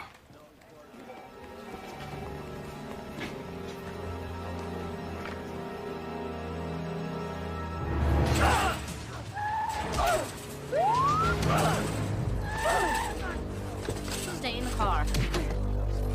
Stay in the car. All right, guys, break it up. I said break it up. Go! Come on! This is a private problem. Looks pretty public to me. Anybody want to talk about what happened here? I think you should butt out. No need for that. Just want to talk about what happened. Hey, officer, we can settle this ourselves. Hey, it's my job, guys. Hattie, do you need any help over Just there? get in the car. Just want to ask you some questions, okay? You gonna arrest us? Do you think that's necessary? Just tell me what happened. You gonna make us? Sure you don't need some help? Just get in the car. And you take one more step, and they're gonna have to rebuild that knee out of spare parts.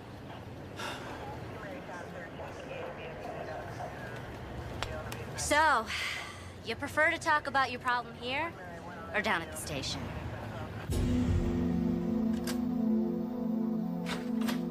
Clarissa, you'll never believe what happened. You know those purses that we have? I took yours by mistake and...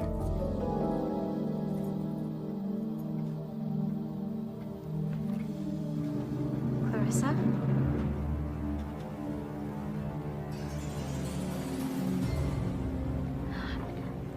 Oh, God. Give me the book. I don't know what you're talking about. She said the book is in the purse, and I want it. What book? Stay away from me. I don't know what you're talking about. Just give me the damn purse. I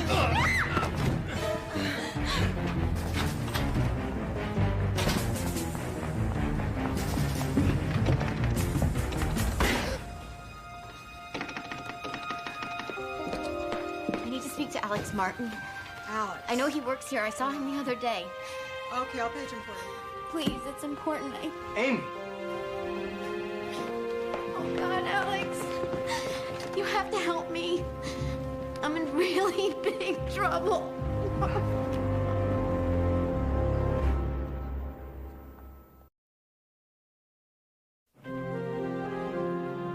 Why did you run when I saw you the other night? The truth? I knew that Joyce was into something bad. And I didn't want to answer questions about her. Besides, I was afraid that if the killer thought I saw him, he'd come back and kill me too. I just panicked. I was somewhere in the middle of the Mojave Desert when I finally came to my senses. Could you give us a moment, please? Sure. Alex, even back in high school, you were always the one that was grounded, sane. You always knew what to do. Look, I told you before, you should go to the police. No, I can't go to the police. Then it'll be in the newspapers. The killer will know who I am for sure. Amy, the police can protect you. No. No police. Well, maybe we can split the difference. What if it's unofficial? Why didn't you stay and let us question you? She was scared, Steve. Of the police? Of whatever Joyce was involved in. She told me she was a trust fund baby. But I knew better. You suspected her real profession? I'm not completely naive. I have to ask you this. Was I in the same business as Joyce? No. Never. I'm an actress. Would we have seen you in anything?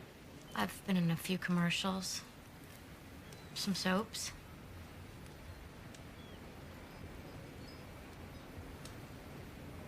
What, do you need to see my credits? No, that's all right for now. Get some rest. Alex, you know where the guest room is. Why don't you get Amy settled? Yeah, okay. Thank you, Dr. Sloan. Thank you very much.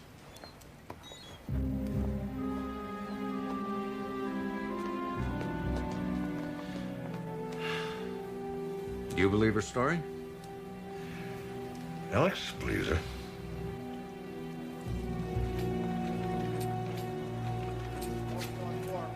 Hey, Harry, could you get someone in forensics to lift the prints off this glass and run them for me? All right. Thanks. Hey, got a minute? For you, always. What's the city councilman doing here? Oh, Councilman Boyle? Somebody's trying to blackmail him. Apparently, he spent a lot of time and money on high-class call girls, and he decided to come clean rather than pay the blackmail. What do you know? An honest politician. Or a cheap one. Ooh, such cynicism for one so young. So how are the ride-alongs with Jesse coming? That's what I wanted to talk to you about. He's a friend of yours, right? True. Is there a problem? No, but some of the guys wanted to play a trick on him, and I just wanted to make sure it was okay with you. What kind of trick? Sloan, we need to talk. Uh-oh. Hotshot wants you. You can wait. Oh, so can this. I'll tell you about it later, okay?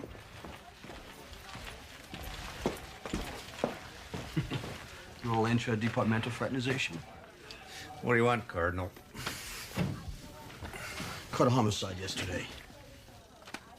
Woman's name, Clarissa Oakes. The Malibu Madam? One and only. Now, one neighbor said that he heard a shot and then saw some guy in a ski mask running away. And? Well, Joyce De Palma's one of her girls. It's kind of a leap, isn't it? Not according to my sources, no. I thought we put Clarissa out of business. She's back, according to my sources. Just where the hell do you find these sources? You're too nice a guy, Sloan. I know how to squeeze. I just think we should pool our information and investigation. You want to take my case? I didn't say that. No, I just think if we find a link, then we should work it together. You're the ranking detective. I'd be working for you. Name only. On the other hand, if there is a connection, I caught the first case. Departmental policy says I get everything that follows. Unless I go to the captain and ask for it all myself. You do that, you're in for the fight of your life.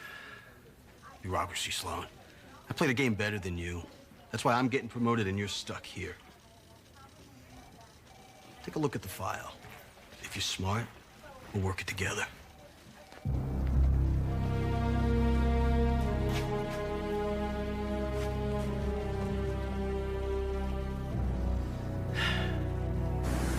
You know what I remember best about you? The crazy things you talked me into? That's not true. I never did anything crazy. Oh, no? And what about the time we snuck into the carnival at 4 in the morning? The watchman almost caught us? You have to admit, that was fun.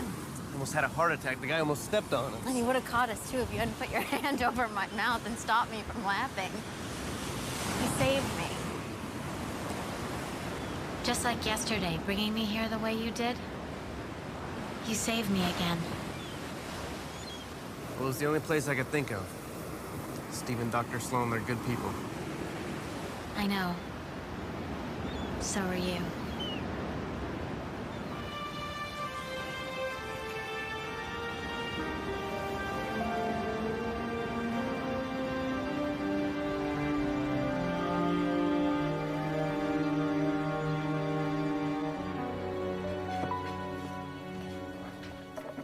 Steve, have you seen my...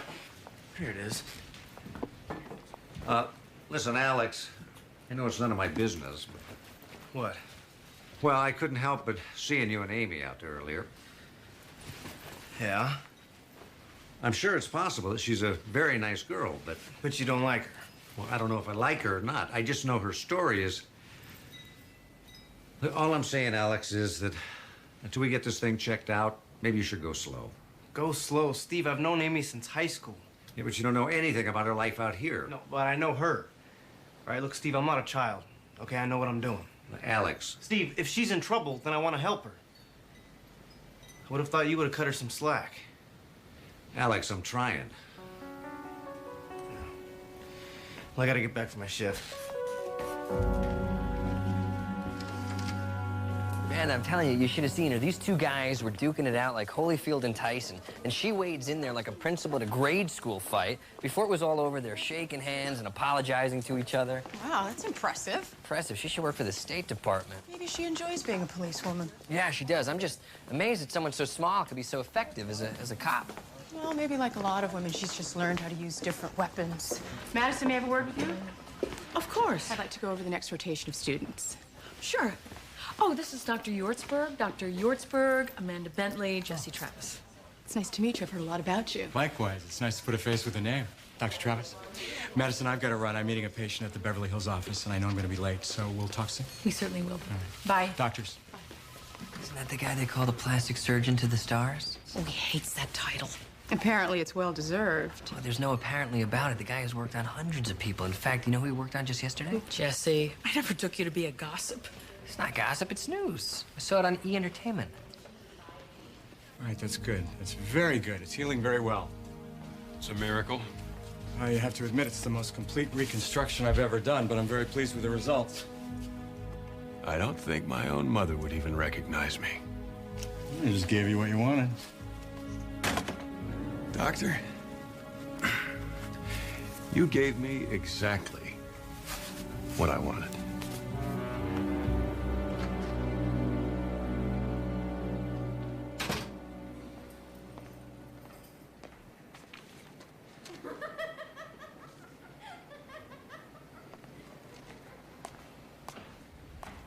No, don't move. I'll get the water and be right back.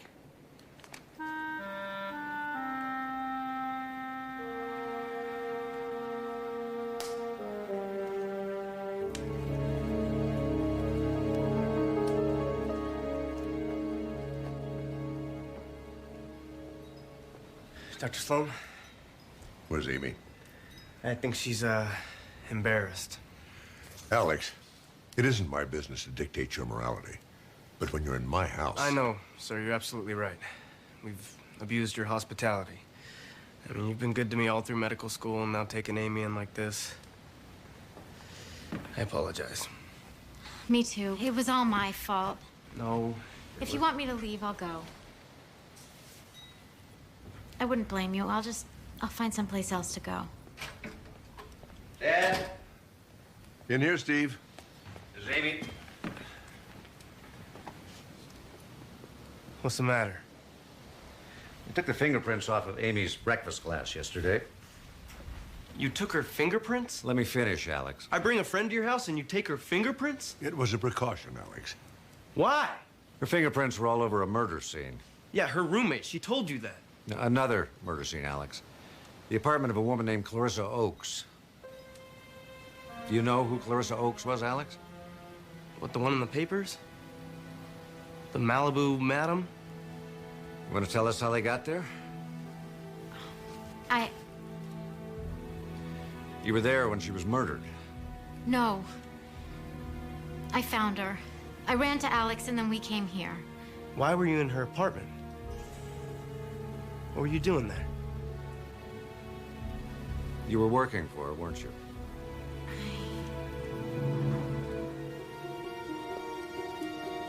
Alex.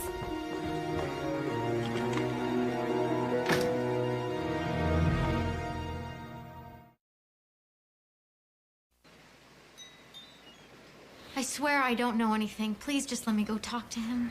You're living with one person that gets murdered, then you go stay with another one, and she gets murdered. I didn't kill them. You know I didn't. Look, you fled from us, then you lied to us. You even had the nerve to ask Alex to have us take you in and hide you. I was scared. Please, you have to believe me. Look, I'll do whatever you want. Just let me go talk to him for 2 minutes. 2 minutes. Steve, I don't think she's going anywhere. Are you? No. I promise. All right, 2 minutes. But if you even look like you're going to try something funny, I'll arrest you and hold you as a material witness. Thank you.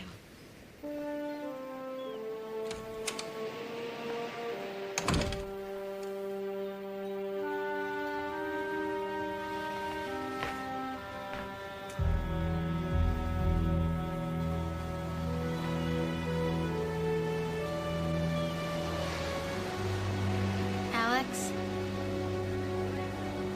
You lied to me. What I told you is true. I did come to Los Angeles to become an actress. I had a few parts, and I modeled, I waitressed, and I sold shoes. I did all of those things you're supposed to do while you're waiting for your break, but I lost my job, and my unemployment ran out. I was broke and desperate. And there were no other solutions? How could you do this? Please, Alex. These last few days with you, I haven't felt like that lost, desperate person I've become, you know? I felt like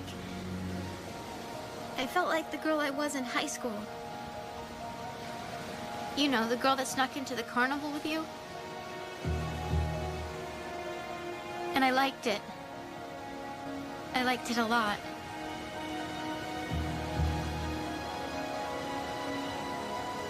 I don't blame you if you never want to speak to me again. But even if that's what happens, I just want to thank you. You helped me remember who I really am.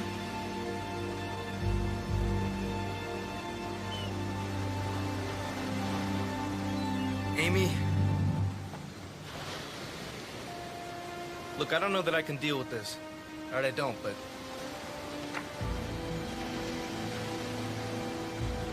Oh, God, Amy? I'm sorry. I'm so sorry.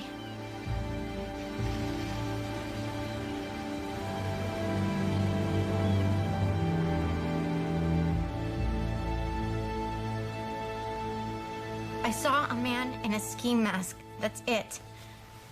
I turned and ran, and I heard... And then he shot Clarissa. I just keep thinking if I had screamed or attacked him, then maybe she'd still be alive. Tell me something. What was Ski Mask looking for? I don't know. You know, Clarissa was beaten before she was shot. Badly beaten. My guess is that he wanted something she didn't want to give him. Now, what would that be, do you think? How am I supposed to know that? Lieutenant Cardinal tried to find Clarissa's client list. I think maybe the man you saw found it, and he's the one that's trying to blackmail Councilman Boyle? I don't know. I swear, I don't. Well, let's try something easier. Who was Clarissa's partner? Partner? He was a partner or a protector or enforcer of some kind. I don't know anything about a partner, I swear. You think maybe this silent partner and Clarissa had a falling out, and he's the one that killed her? I don't know. I don't know. I don't know. Why aren't you believing me? I don't know anything about a silent partner. I don't know anything about what anybody wanted or why anybody would have wanted to kill Clarissa or Joyce. I gave you the names of all the other girls I know that worked for Clarissa. Isn't that enough?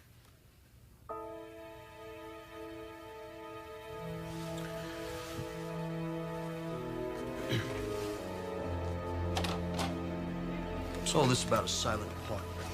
You think you're the only one with informants? Thanks, you guys, for coming out to the house with me, Amy. We'll really enjoy the company. Well, an invitation to have all the barbecue you can eat, it's pretty hard to turn down. I'll get plenty. Listen, I need to talk to Jesse for a minute. Oh, that's fine. I'll just sit right here. Okay. Jesse, you got a minute? Yeah, what's up? You know that woman that you've been going on those ride-alongs with? Yeah, Patty. Yeah, Steve told me that she spoke to him about you.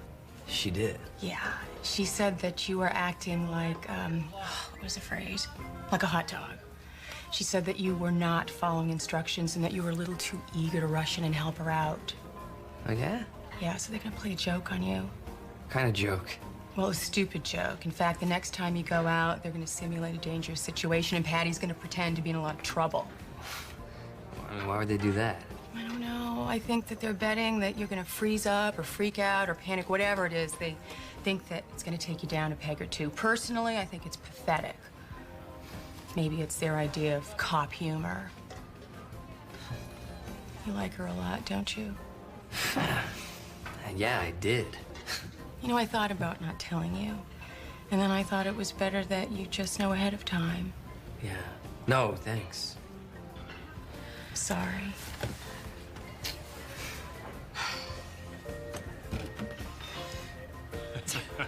Thank you. Really, I'm very flattered, but I'm here with my friends. All right. Then some other time. Just give me your phone number. I'll use it. I'll make a call. I think not. Okay. All right. You know, it's only dinner. You know, I said to you before, I'm very flattered, but no. Okay, I'm sorry if I offended you in any way. No, it's I all right. apologize. It's okay. But you can hardly blame me with a woman as beautiful as yourself. Go. Yeah. I'm going. Okay. Goodbye. I'm gone.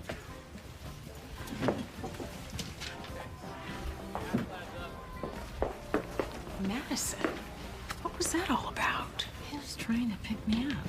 He was cute. Yeah, he's cute, but I don't let strange men pick me up from barbecue restaurants. Okay, let's go, guys. I am starving. Me too. All right. Same idea? Yep.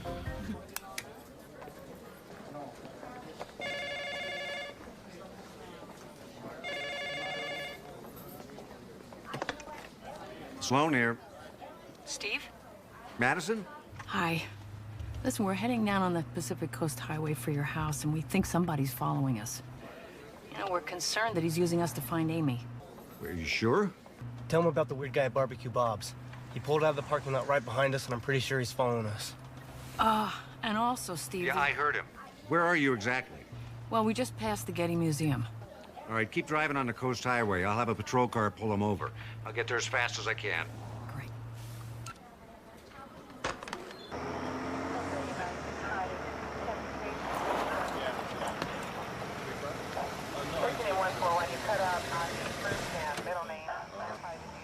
And then they called us all the way back here for this. Everybody heard? Yeah. Lieutenant, here's his identification. Brett Hayward? Yeah, you guys mind telling me what's going on here? Mr. Hayward, do you mind telling me why you were following these people? I wasn't following.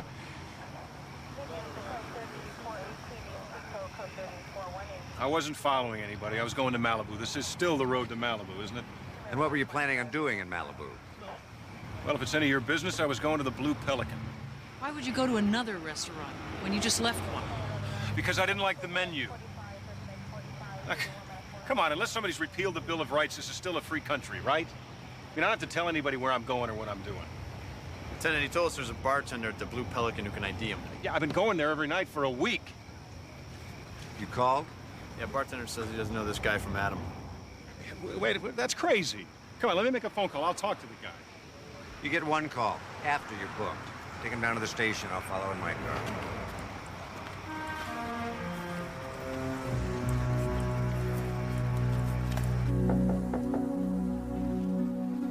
What are you doing?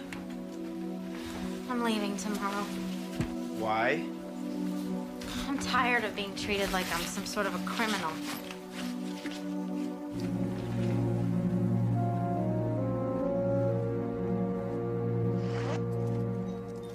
If he was looking to find Amy, how did he know to follow us? I don't know, but sure was creepy. Sure was. Excuse me, guys. Could I talk to Dr. Sloan alone for a minute, please? Sure. Madison, would you grab the ribs? Thanks.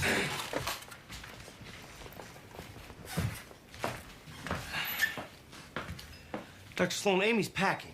I know. Well, you have to talk to her.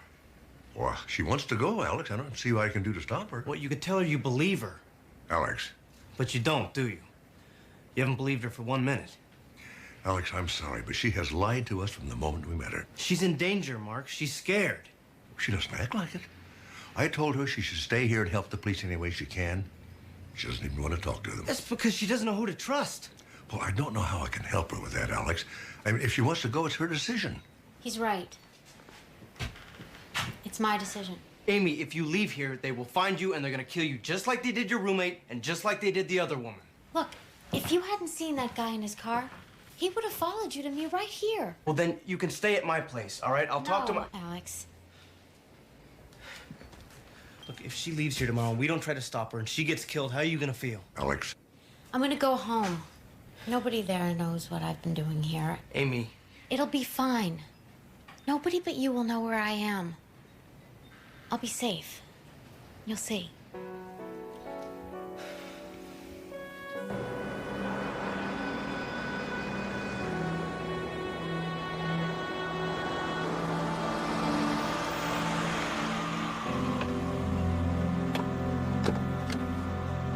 Thanks again. Last chance. I really don't mind driving to the airport. This is fine. You've already done more than I deserve. Bye.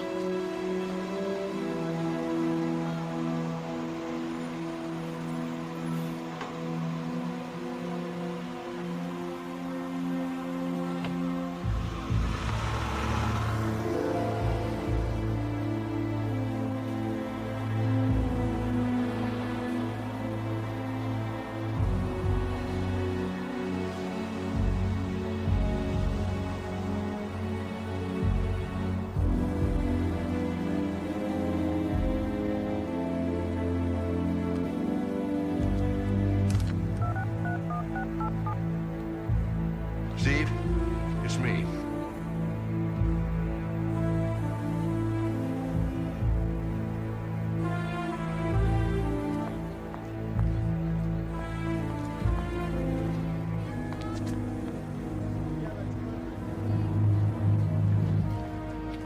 I take it this is what the killer's been looking for. I don't know. That's Clarissa Oak's money. You know that much, don't you? You just stayed in my house over the weekend until the bank opened today, didn't you? Please, this isn't what it looks like. Okay, if it's not what it looks like, what is it then? Clarissa said that if anything ever happened to her, she wanted me to have this money. Now, why would you say something like that?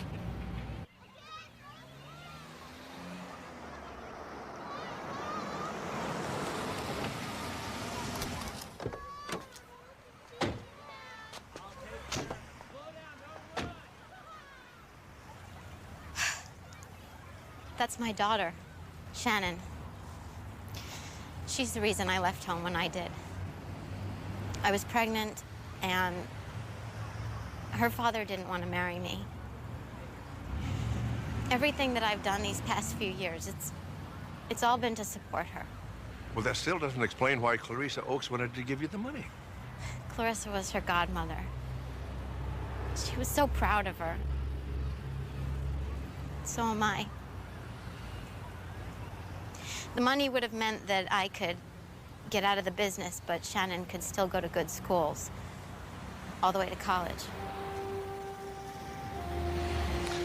Well, now you got a choice. You can either go to jail with me or come back to the house with my father.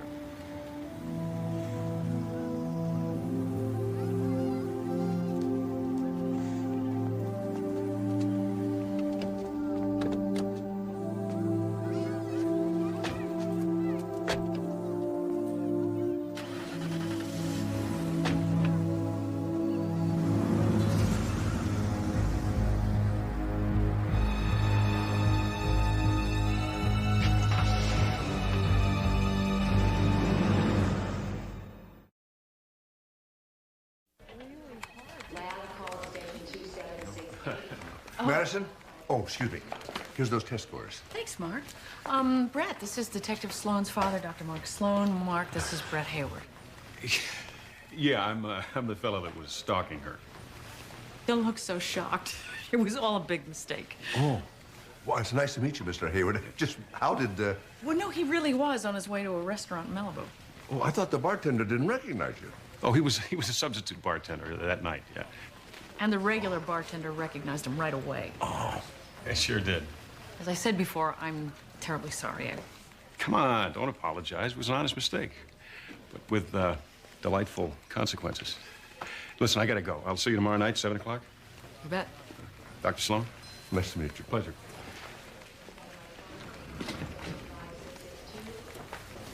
Pretty charming, huh? You seeing him tomorrow night, huh? Yeah, dinner, my treat. Least I could do. I'll catch up with you. Okay. Mark, have you seen Jesse? No, it's his day off. He's on one of those ride-along things. What's the matter? That cop Patty's gonna play a joke on him.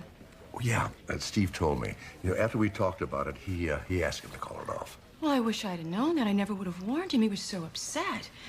I think he likes that policewoman. Yeah? Well, no harm done.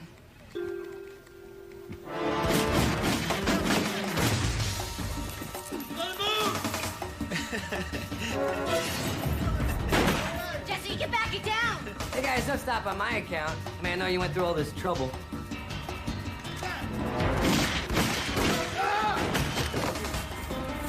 Hey, that was pretty good. Looked real.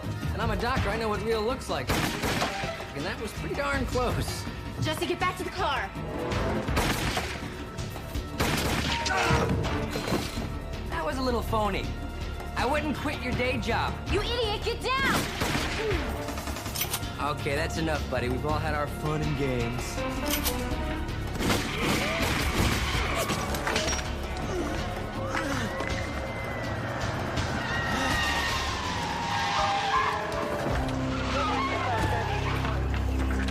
You went that way. Hey, you big brave guy. You're gonna be okay. You hear me? You're gonna be okay. Yeah. You're gonna be okay.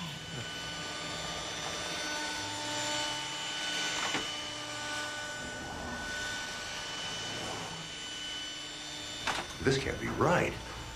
This is the address we got. Can I help you? We're looking for a Bobby Baker. Reverend Bobby Baker, that's me. Oh, this is probably a mistake. We got your name from... It's possible that some former clients of a call girl ring are being blackmailed. We got a name from one of the girls. It's probably a mix-up. One of Clarissa Oakes' girls. Well, yes. Lord does work in mysterious ways. That was the best thing that ever happened to me. I beg your pardon? Well, I wasn't always a minister. In fact, until a few years ago, I was a terrible sinner. It wasn't until I went to prison that I found God. Or maybe more truthfully, it was in prison that God found me. And it was Clarissa Oakes who put me there. I'm not sure I understand. I always suspected Clarissa ratted me out. I told one of her girls about a robbery I'd pulled. She told Clarissa, and Clarissa told her tame cop. Clarissa Oakes has a cop on the take? You saying you never heard of that? How do you think she stays in business? I'm feeding 30 homeless tonight, and I'm still $10 short if you'd care to make a donation. Oh, of course. Could you tell me who was the police officer? Okay, I got it. I'll be there. What is it? That was the cop from Steve's precinct. He said Steve wants to meet me at the north end of Zuma Beach. Some guy's killed 2 people already. How do you know that was a cop on the phone?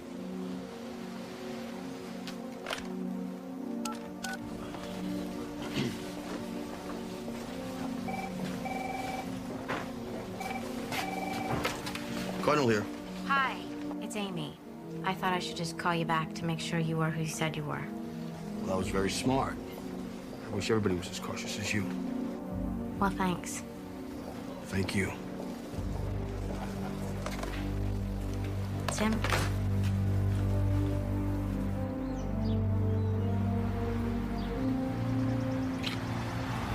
Sure you don't want me to come with you? The cop said Steve wants me to come alone. I'll be okay.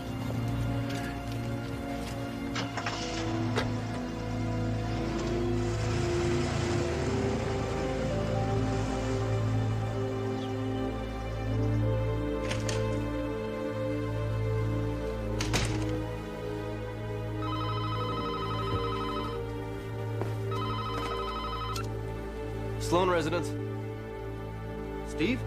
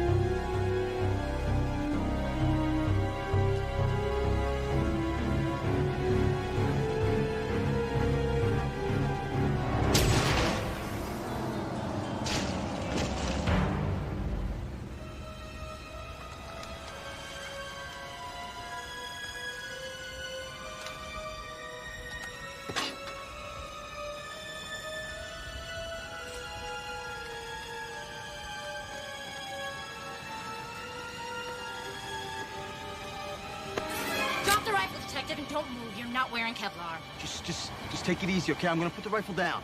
All right, just stay calm. That's all.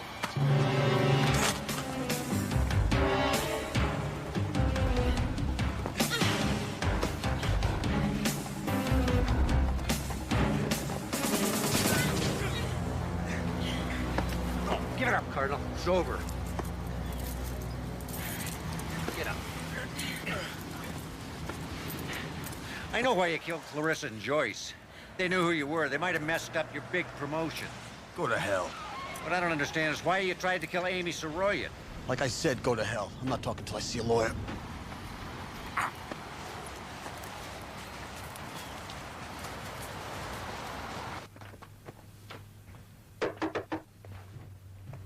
Alex. Well, he hasn't confessed yet, but, what are you doing? You don't have to leave anymore. Oh, come on, Alex. Don't be such an idiot. I have to get out of here before your friend the cop and his dad get back. What are you talking about? Is this... Clarissa's little black book. All of her clients are in there, including her silent partner, someone with the initials RC, Robert Cardinal. Dummy me. I didn't even make the connection.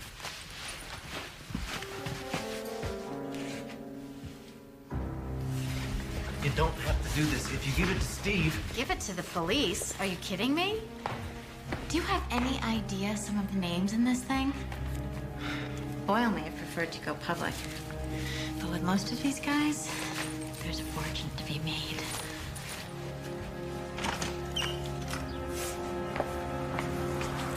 Don't take it personally, Alex. I really like you. A lot. In fact, if you'd be willing to chuck this whole medical school thing and come with me. You know what, Amy? That sounds like a great idea. We can go off and we can go to the Caribbean and we can go to Europe and we can live like royalty. Until the money runs out. Then what? Amy. Your friends were right. You are a real straight arrow. And you always will be.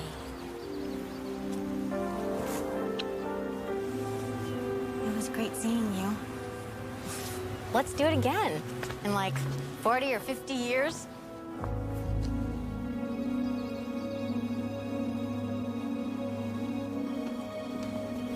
You weren't planning on leaving without Shannon, were you? My name's not Shannon, it's Angela. I know it's not, honey. Why don't you go see your mother?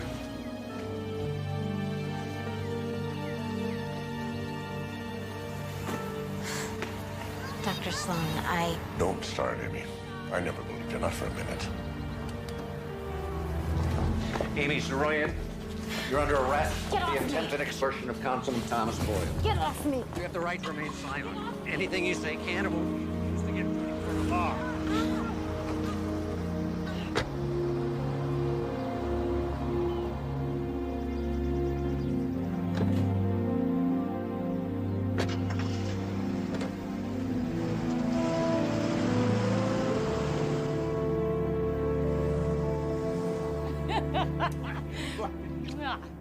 You're indeed silly. You know, it's people like you keep people like me from getting their paperwork done. Yeah, you're right. I apologize. No, don't. It's just what the doctor ordered. Yeah? Yeah, a reminder that there's more to life than paperwork. Oh, yeah. A whole lot more. Yeah. You know, I can't believe it was just a month ago. I didn't even know you existed. Well, I can't believe it was just less than 3 weeks ago that I had you arrested. Well, it's Yeah. true what they say. Huh. Life is what happens while you're making other plans. Mm-hmm. It has been a whirlwind, hasn't it? Mm-hmm. Yeah, but wait a minute, wait. Are you sure that you want me to move in with you? Come on. I'm positive. Okay.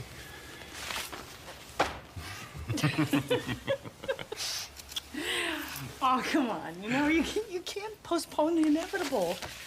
Otherwise, the little scamps start multiplying on their own. I thought you had a business meeting, too. Oh, yeah. One for the road. I'll No, see. you're forgetting. It's one for your baby. And one more for the road.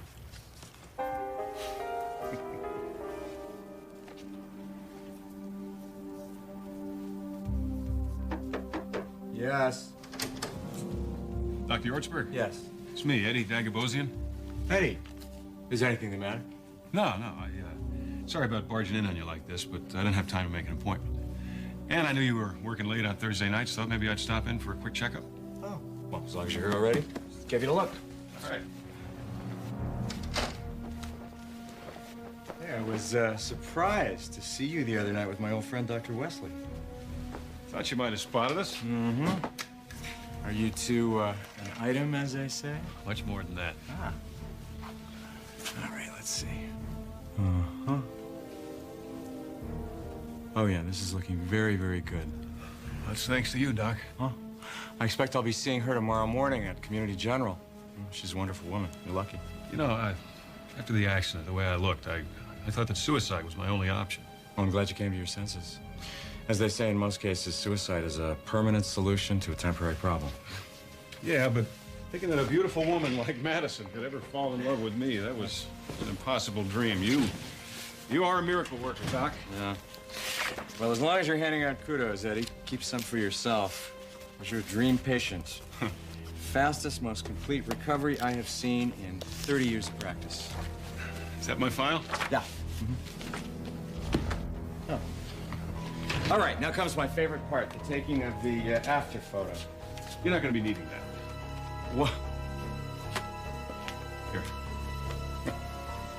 Who's this? That's Eddie Dagobosian. I don't understand. Well, you really don't need to.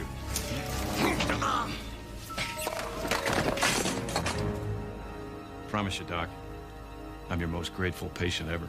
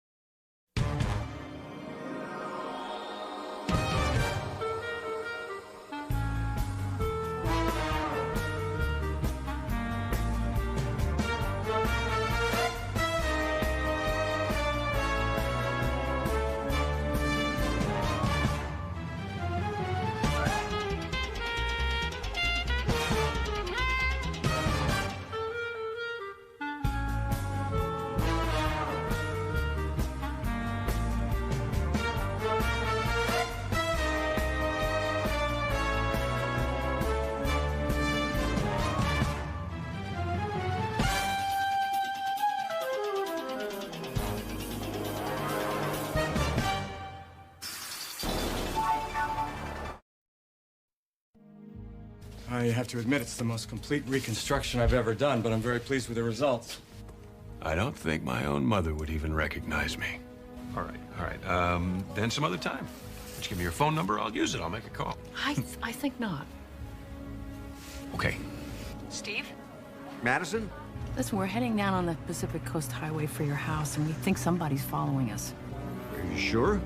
Tell him about the weird guy at Barbecue Bob's. He pulled out of the parking lot right behind us, and I'm pretty sure he's following us. Brett Hayward? Yeah, you guys mind telling me what's going on here? Mr. Hayward, do you mind telling me why you were following these people? I wasn't following anybody. I was going to Malibu. This is still the road to Malibu, isn't it? Lieutenant, he told us there's a bartender at the Blue Pelican who can ID him. You called? Yeah, bartender says he doesn't know this guy from Adam. Take him down to the station. I'll follow in my car. Yeah, I'm the fellow that was stalking her. Don't look so shocked. It was all a big mistake. Oh. It has been a whirlwind, hasn't it? Mm-hmm.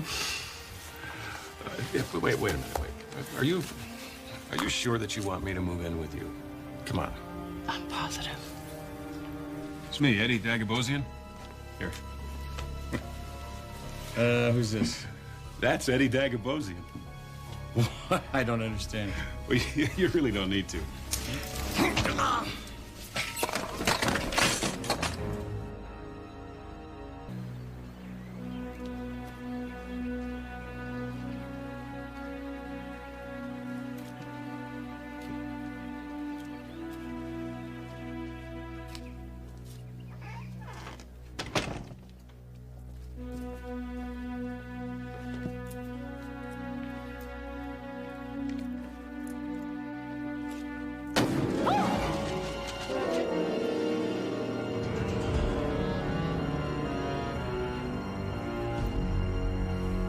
Just read the blurb. Behind the scenes with the sex-craved men and women who spend their days and nights playing doctor. Doesn't sound like my cup of tea. You have got to read it.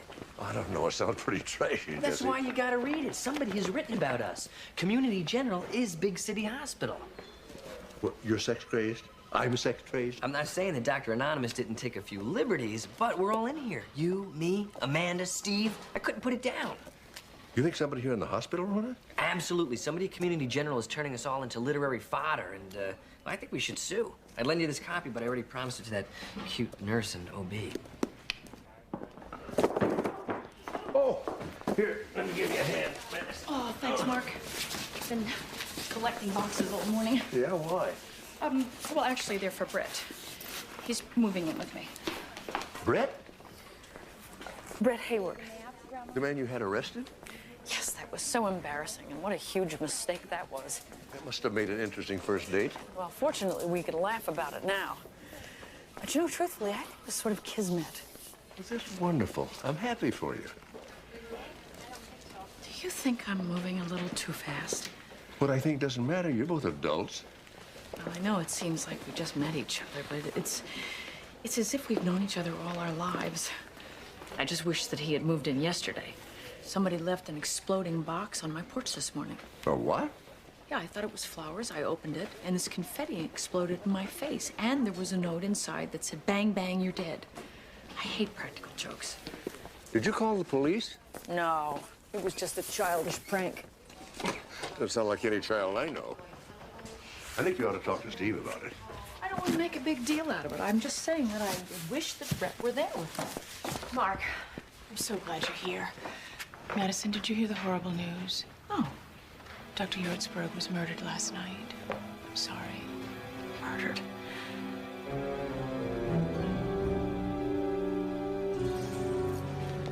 Well, we didn't find a murder weapon. Aside from the lamp being turned over, there was no sign of a struggle. Did the doctor expect anyone last night?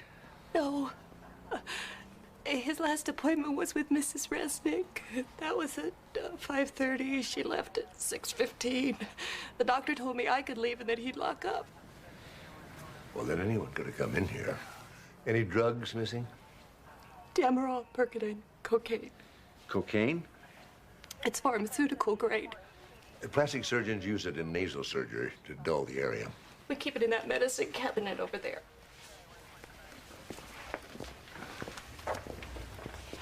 I'll have to do an inventory, but it appears that several bottles are missing.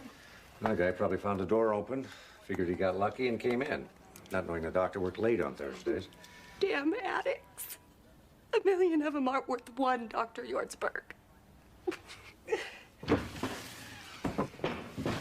let me give you a hand. I got it. It's all right. Oh, Degas is good.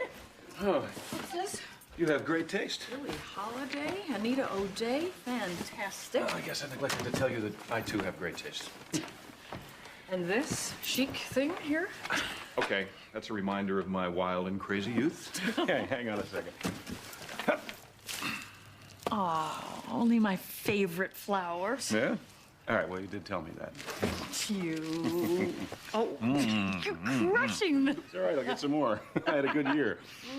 I'll only make that a wonderful year. Hey, I have a gift for you, too.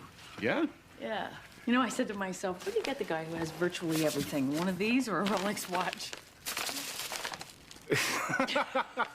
Well, I'm certainly glad that you opted for the romantic over the practical. Get over here. Come on now. If we keep this up, I'll never get dinner made. Well, there's always breakfast. Why don't you go on upstairs and unpack so I can impress you with my culinary skills? You better.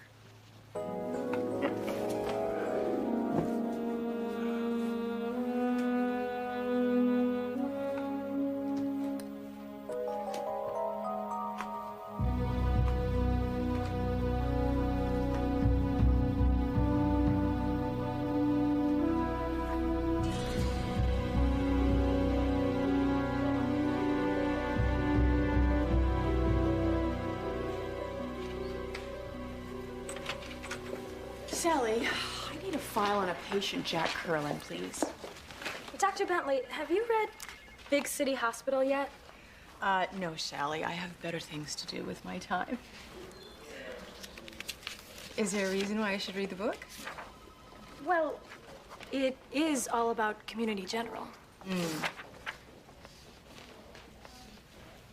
Are you saying I'm in the book? I'm not in the book. I'm in the book?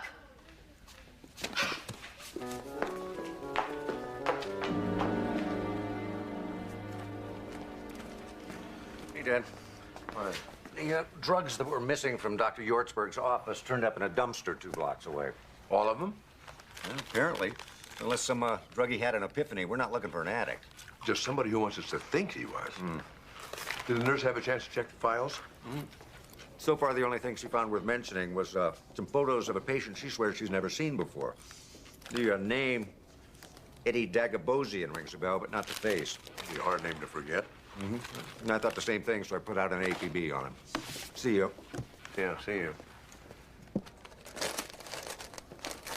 Put out an APB on those potato chips while you're at it. So this book, Big City Hospital. You in it? No, not yet. I'm really too new. But everybody else is, though. Got the lead character, who's a forensics doctor, who consults with his son, who's a prominent criminal attorney. And then you have the pathologist, who's a Latina, a single mother. And then there's the trauma doctor, who's a very flattering version of Jesse. Oh, it's a shame old Dr. Anonymous didn't wait till you showed up. See, that way you'd have a very beautiful lady doctor who everybody else could lust after. Oh, believe me, this book is not lacking in lust. Oh. In fact, I actually wonder how they have time to perform a tonsillectomy. Hey, that's my car. It's just a short. Oh my God, Brett! Madison, it's all right, it's all right. It's all right.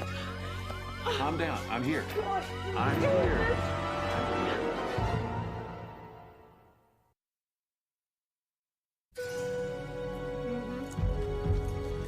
Well, there's no sign of a break-in. I just don't usually bother locking my garage. Well, it might be a good idea to start. Think it was kids? No, I don't. First was that exploding box, and now this. What exploding box? Someone left a box filled with confetti on my front porch, and it blew up in my face. And there was a threatening note in it. You have the note? No, I threw it away. Well, I gotta go, but I'll have a couple of my guys keep an eye on your house for the next few days. Thanks. I'll show you out. I am very, very sorry about the dinner, but by the time we phoned the police, the ossobuco was osso briquettes. Don't worry about it. I'm just so grateful that Brett was here with me.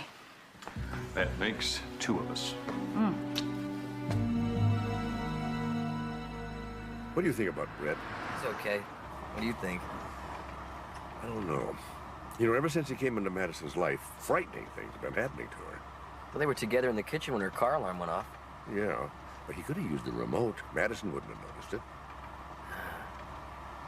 You know what I think? I think you're jealous. Well, everybody at the hospital knows you got a thing for her. I just hope everybody at the hospital diagnoses their patients better than they do me. Madison and I are just friends. Exactly what somebody who is secretly in love with someone would say. You know something? You've got to stop reading that book you've been talking about. You know, if you're so concerned about Brett, why don't you have Steve do a background check? If Madison found out... Well, I don't know. I mean, if Brett checks out, no harm, no foul. If not, Madison should know. I can't do it.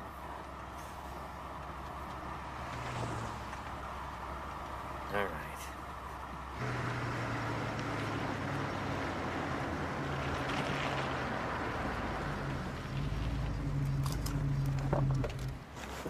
Hey, Amanda. You like my new car? Oh, yeah. It's a beaut. What'd your movie still pay for it?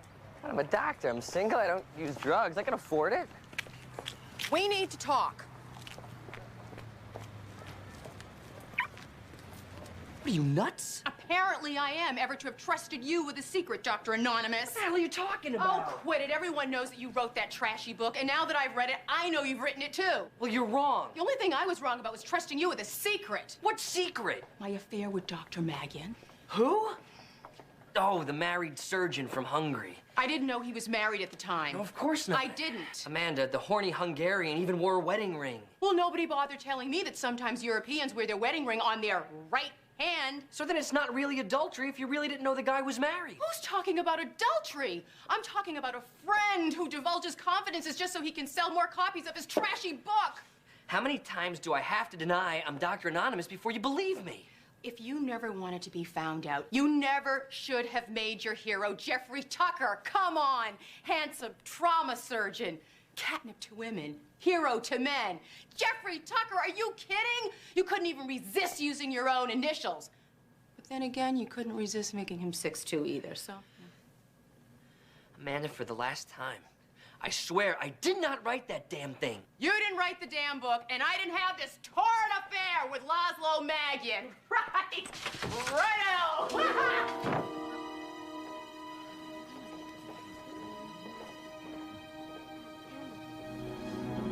Pardon me.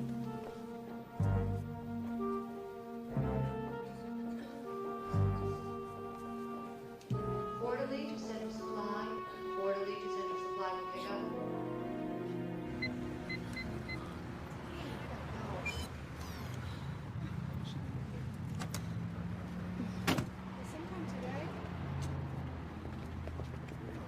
So you'll take care of it? I'm terribly sorry, but Mr. Sylvester says there's nothing we can do. You have no funds. That is impossible.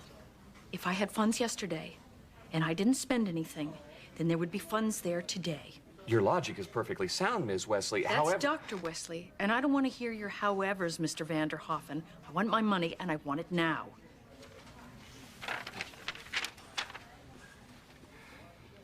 aha. I see you found it. In a manner of speaking, it's in Zurich. Look very closely, and you will see that I am not amused, Mr. Vanderhoffen. I want my money. Then why did you transfer it to Switzerland? I did no such thing. There would be no reason to do that. Dr. Wesley, only you and you alone know your password. Therefore, only you could have effected a transfer of your funds. Logical? Perfectly.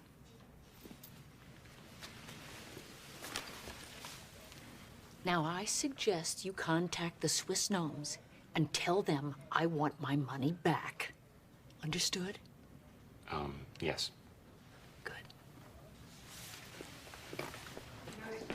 Oh, no, it's late. Dr. Anonymous, can I have your autograph? Yeah. Don't tell that guy. Hey, Doc. Will you sign mine as your alter ego? Yeah. You know, I'm not Jeffrey Tucker. I'm not Dr. Anonymous. I'm none of those guys, okay? Everyone's making a big mistake. Would you sign mine? Sure. To Boom Boom. Boom Boom. It's like a nickname. Of course it is. So, Boom Boom, what chapter did you like best? Oh, hey, Mark. Talk to you. Driving me crazy. Who is? Everybody. They all think that I'm this Dr. Anonymous guy. Men are envious of me. Gorgeous women are throwing themselves at me. Oh, gee, Jesse, I didn't know things got that bad. Yeah, well, the thing of it is, they're not really throwing themselves at me. They're throwing themselves at Dr. Anonymous. I just happen to be standing in the way. And the worst thing is, Amanda hates me. She's convinced that I betrayed her confidence, and I don't know what to do. You know, my advice is just be patient. Amanda knows you too well to think you'd really do something like that. Look, you know it and I know it, but there's an entire hospital out there convincing her otherwise. Mark, I barely have time to write a prescription. What makes them think I have time to write a 400-page bestseller? Dr. Sloan to the boardroom. Dr. Sloan, please report to the boardroom. Don't worry about it. Who is this person who's accusing Dr. Wesley? I received an email from a student who chose to remain anonymous. Well, I share your opinion of anonymous accusations, Mark, but in this case, one can understand the reason. In accusing Dr. Wesley of trading sex for a passing grade, the student clearly implicates himself. Obviously, if his identity were made known, he could face expulsion from medical school. Did this anonymous person explain why he suddenly is blowing the whistle on Dr. Wesley? Yes, he said that he wants to save other students from falling into her web. I don't believe that, and I don't think you should either. Well, that's well and good, Mark, but this board has a responsibility to make certain... Right now, I say the responsibility of this board is not to give credence to scurrilous rumors. I mean, this is Salem, and Dr. Wesley is not a witch. Well, this is hardly a witch hunt, Mark. Oh, isn't it? Do you recall an early occasion when you were all so eager to believe a malicious rumor about Dr. Wesley? You recall what it was like eating crow a la carte?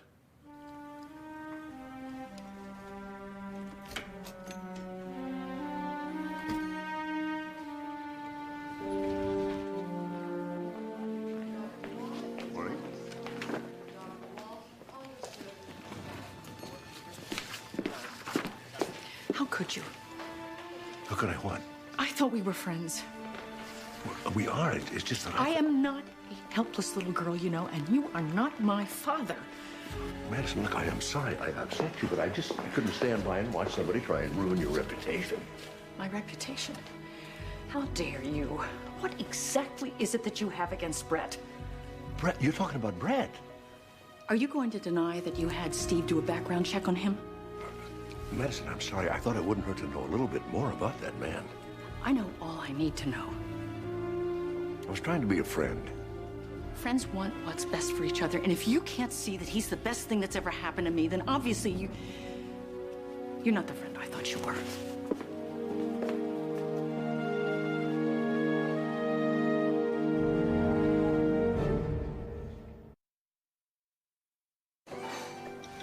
Yeah, it's always the risk with running background checks, Dad. You can't swear people to secrecy. And once you start asking questions... Yeah, I suppose. Did you at least find out anything? No, the only thing I know is that Mr. Brett Hayward doesn't leave a lot of tracks. You want me to keep hunting? No, I guess not. Because if Madison ever finds out, she'd never forgive me. As it is. Well, how's the, you want some lunch? No, I'm not hungry. So how's the Yorsberg murder investigation going? Oh, the man not only didn't have any enemies, you can't find anybody that'll say a bad word about him. You ask people what he's like, you get a 10-minute testimonial. And he wasn't killed for drugs or money. It's like the guy was an innocent bystander. But somebody had a grievance, otherwise why'd they kill him? What about the guy the nurse didn't recognize? You know, Eddie Dagabosian? Right. Turns out he was a small-time crook. The past couple of years, he's been busted a couple times for fence and stolen property.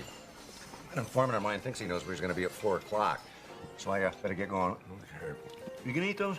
No, I'm probably not. See you. There's a new meaning to the word fast food. Can I have some more fries?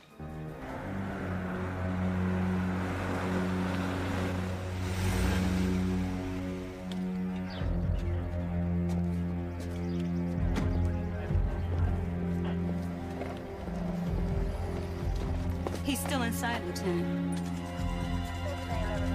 Hey, you take the back. You come with me.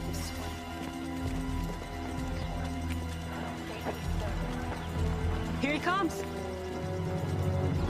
Now, there he goes.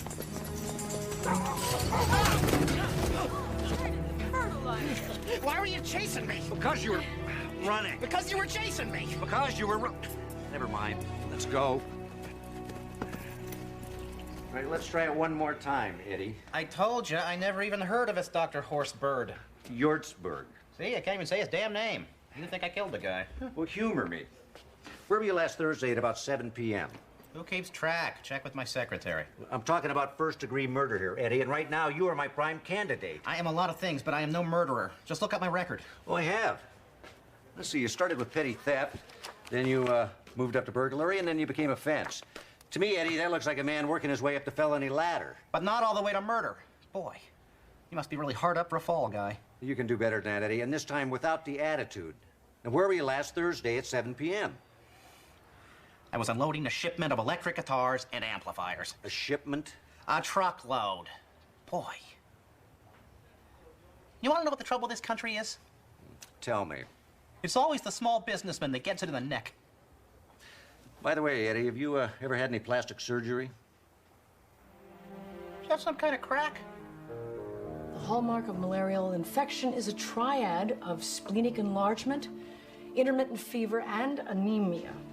You can understand why it's so often mistaken for influenza. The incubation period typically ranges from 10 to 40 days, but can be as long as a year.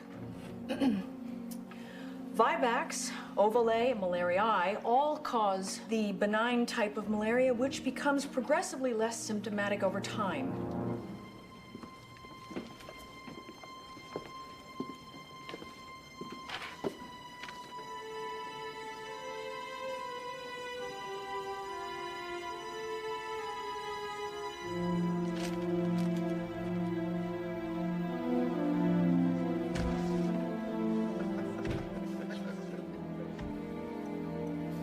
Maddie, there is no way that anybody's going to believe that you would trade sex for grades.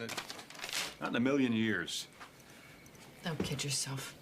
That's exactly what people want to hear and repeat. Well, I'm not going to believe it, all right? And neither's anybody that knows you. They're not going to believe it either. Thank God for you.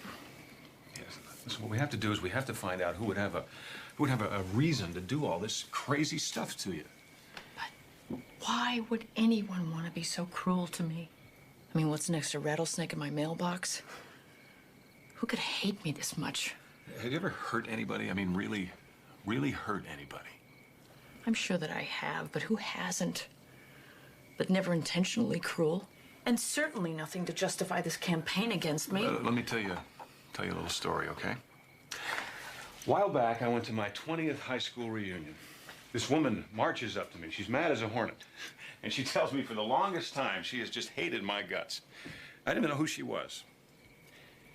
Well, it turns out that she was a classmate of mine. She had a crush on me. She thought that I had a crush on her. Well, when I didn't invite her to the senior prom, she was devastated. She went home and she stayed in bed for a week. She says still to this day that I ruined her life. And Maddie, I didn't even know who she was. Well, you weren't responsible for how she felt. No, of course not. See, that's the point. Because if she were stalking me, then I don't think anybody would make the connection. So is there anybody, anywhere, that maybe would hold a grudge like that against you? Well, the only thing... No, I can't. Maddie, come on. I'm not going to judge you. Tell me, what is it? Well, it was a long time ago. It was at the public health school at the University of Michigan.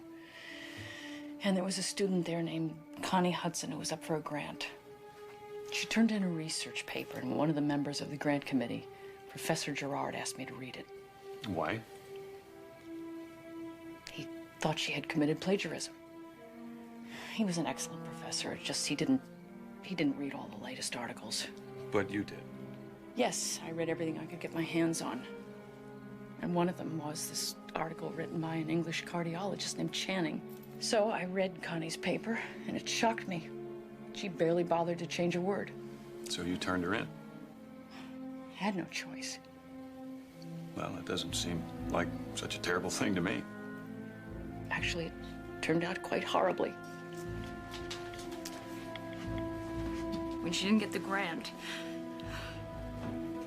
she went out and she committed suicide. And I was devastated. Oh, Maddie.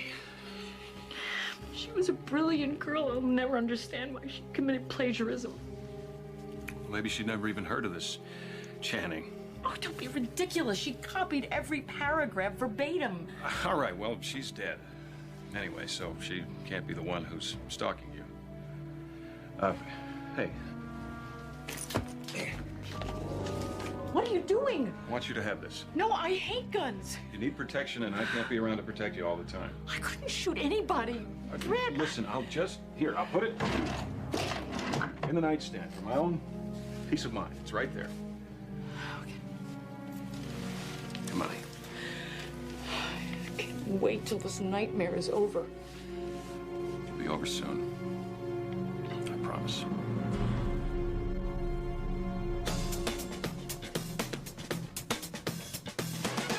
I wrote the book as a lark. Never expected it to get published. And even after it did, I still had no intention of going public. Once that jerk doctor from Los Angeles started saying that he wrote the book, well, I had no option but to come clean. Coming up, your microwave may be convenient, but is it killing you? These stories and more tonight on 48 Hours.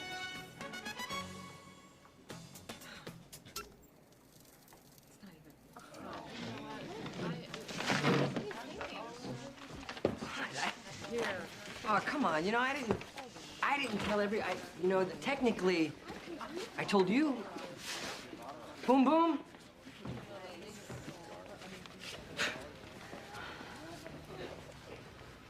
I'm sorry. Why? That the villagers didn't come after me with pitchforks and torches? No, I'm sorry I didn't believe you. And I'm sorry that I was no better than the rest of them. Jesse, I feel like I don't deserve to have you as a friend. Says who?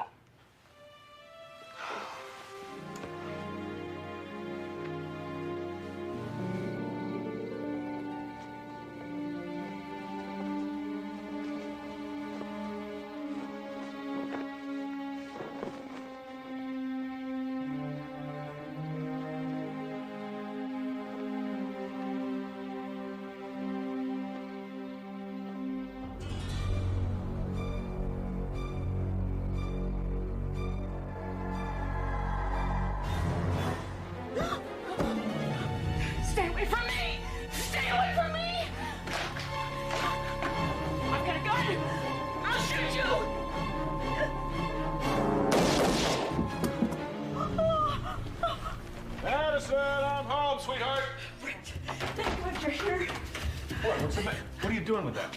We just shot a man. Intruder in the bedroom. Call 911. Be careful. Make the call now. Call 911.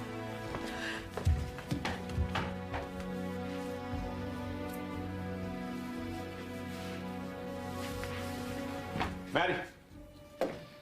Maddie, did you call the police yet? They're on their way. I think you should come up and take a look.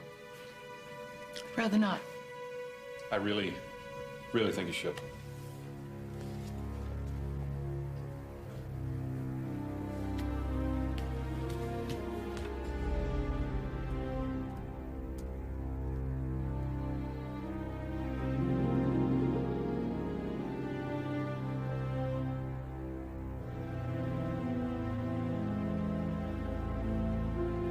I don't understand. I shot a man. I saw him fall right there. Shot him with this gun? Maddie, this gun, it hasn't been fired.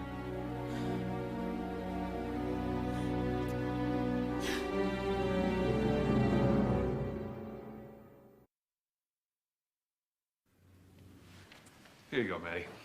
Drink a little of this. Lieutenant? Find anything? No sign of forced entry, no footprints outside. None of the neighbors heard anything but the wind. What about you? No victim, no blood. The gun definitely has not been fired. Frankly, Lieutenant, this doesn't look like any crime she might have ever come across. All right, thanks. You've got to believe me. Madison, we've all had dreams that seemed absolutely real. It was a nightmare, but not the kind you mean. I killed a man. You heard the gunshots? Tell them, Brett, please. What is it? You heard the sounds. You were coming in the door at the same time. You weren't home tonight? No, unfortunately, I was at a meeting downtown. You didn't hear any gunshots? I'm sorry, I didn't hear anything. I didn't even know there was any problem until I saw Maddie coming down the stairs carrying a gun. But the shots, they were so loud. My ears are still ringing with the shots. Madison, would you like for me to prescribe a sedative for you just for tonight? No, I'm all right. Really. Come on, I think you need a little rest. Let's get you to bed. Come on.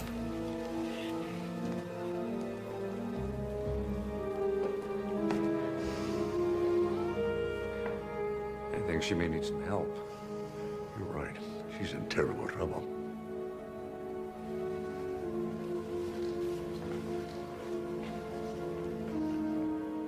What are you doing? Fingerprints. I just don't think this gentleman is as good as he appears to be. What do you mean? Well, for one thing, wherever women are concerned, none of us are as good as we pretend to be. And for another, nobody can be that good. Oh, that's a cynical remark. I mean, it's perceptive, but cynical. Anything on Brett Hayward? Well, assuming they were Brett's fingerprints, his real name is Brian Hudson. Same initials.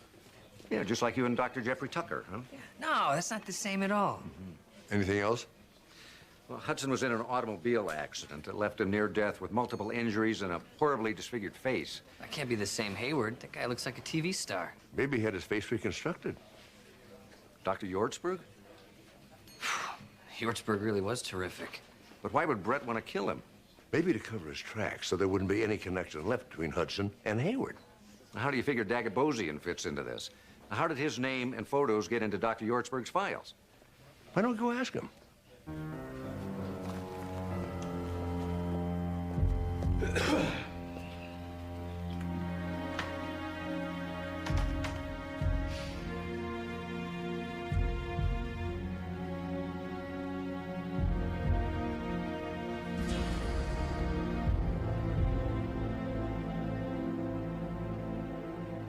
Come on, I think you need a little rest.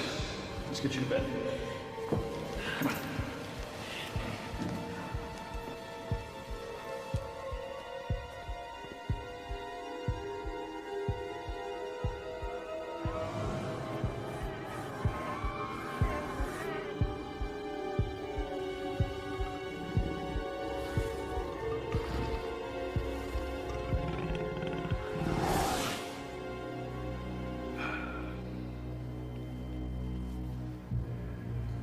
Okay, Dr. Sloan.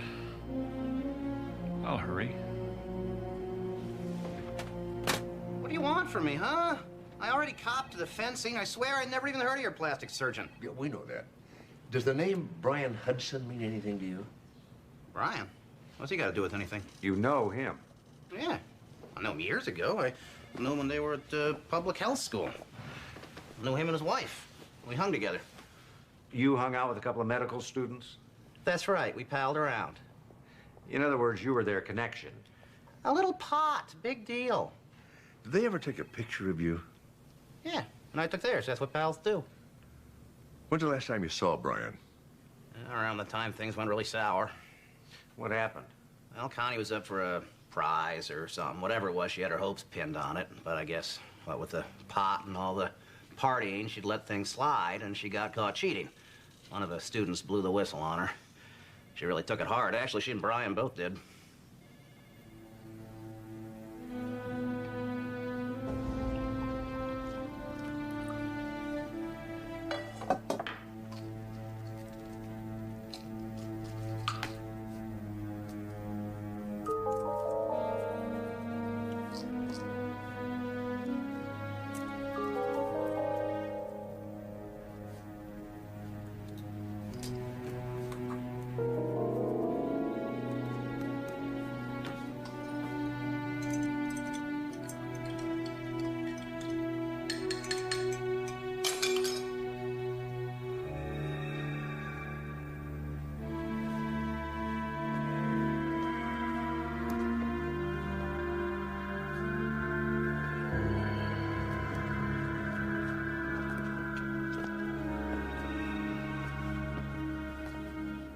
When Brian came home, he found Connie had killed herself.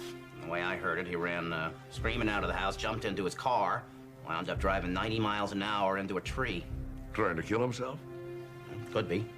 Unfortunately, before he drove into a tree, he ran over a little girl. I'm sure he didn't mean to, but they said it was second-degree murder, and he went away for a long time. How did his wife kill herself? They said she hanged herself from a rafter. Where was this public health school? Ann Arbor. University of Michigan. That's where Madison went. You put something in this. Yes, I did. Vanilla and nutmeg, so it wouldn't taste so awful. Now, come on, down the hatch.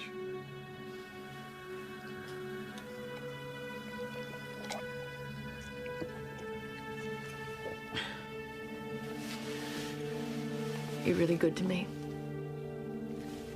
You're just getting what you deserve. That's my girl. Can't you get this thing to go any faster? Not unless we sprout wings. So sprout. Did you really think that you would never get your comeuppance, Dr. Wesley? That you could continue messing up other people's lives and never have to pay the price yourself? Oh. Sure, Connie fell a little behind in her studies, but she had to borrow from Channing. I mean, she had to do that. I suppose you never bent or broke the rules. No, probably not. You'd never do something like that. Well, Connie was going to be a brilliant research scientist. If it wasn't for you, brilliant. Well, what goes around comes around.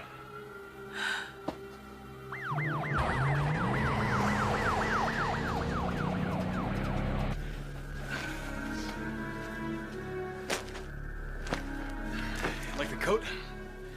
Well, Connie gave it to me. It's on our first anniversary. She always said that on your first anniversary, you got fringe. She was something, I'll tell you.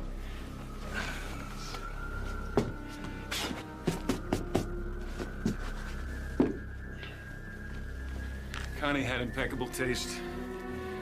Connie had everything. She meant the world to me.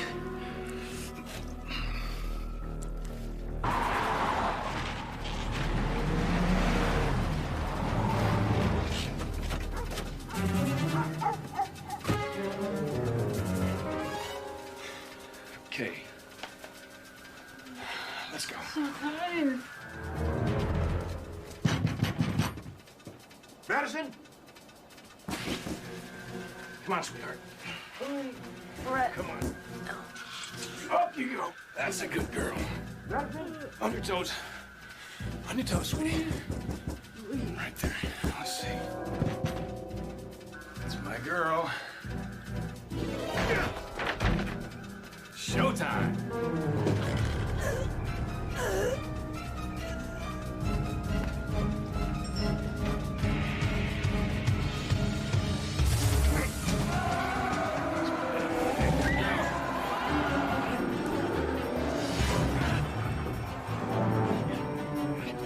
I got you, Madison.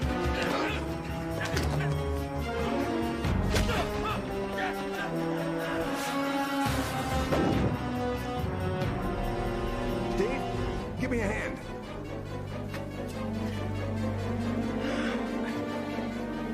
All right, Dad, I got her. You get it? Yep.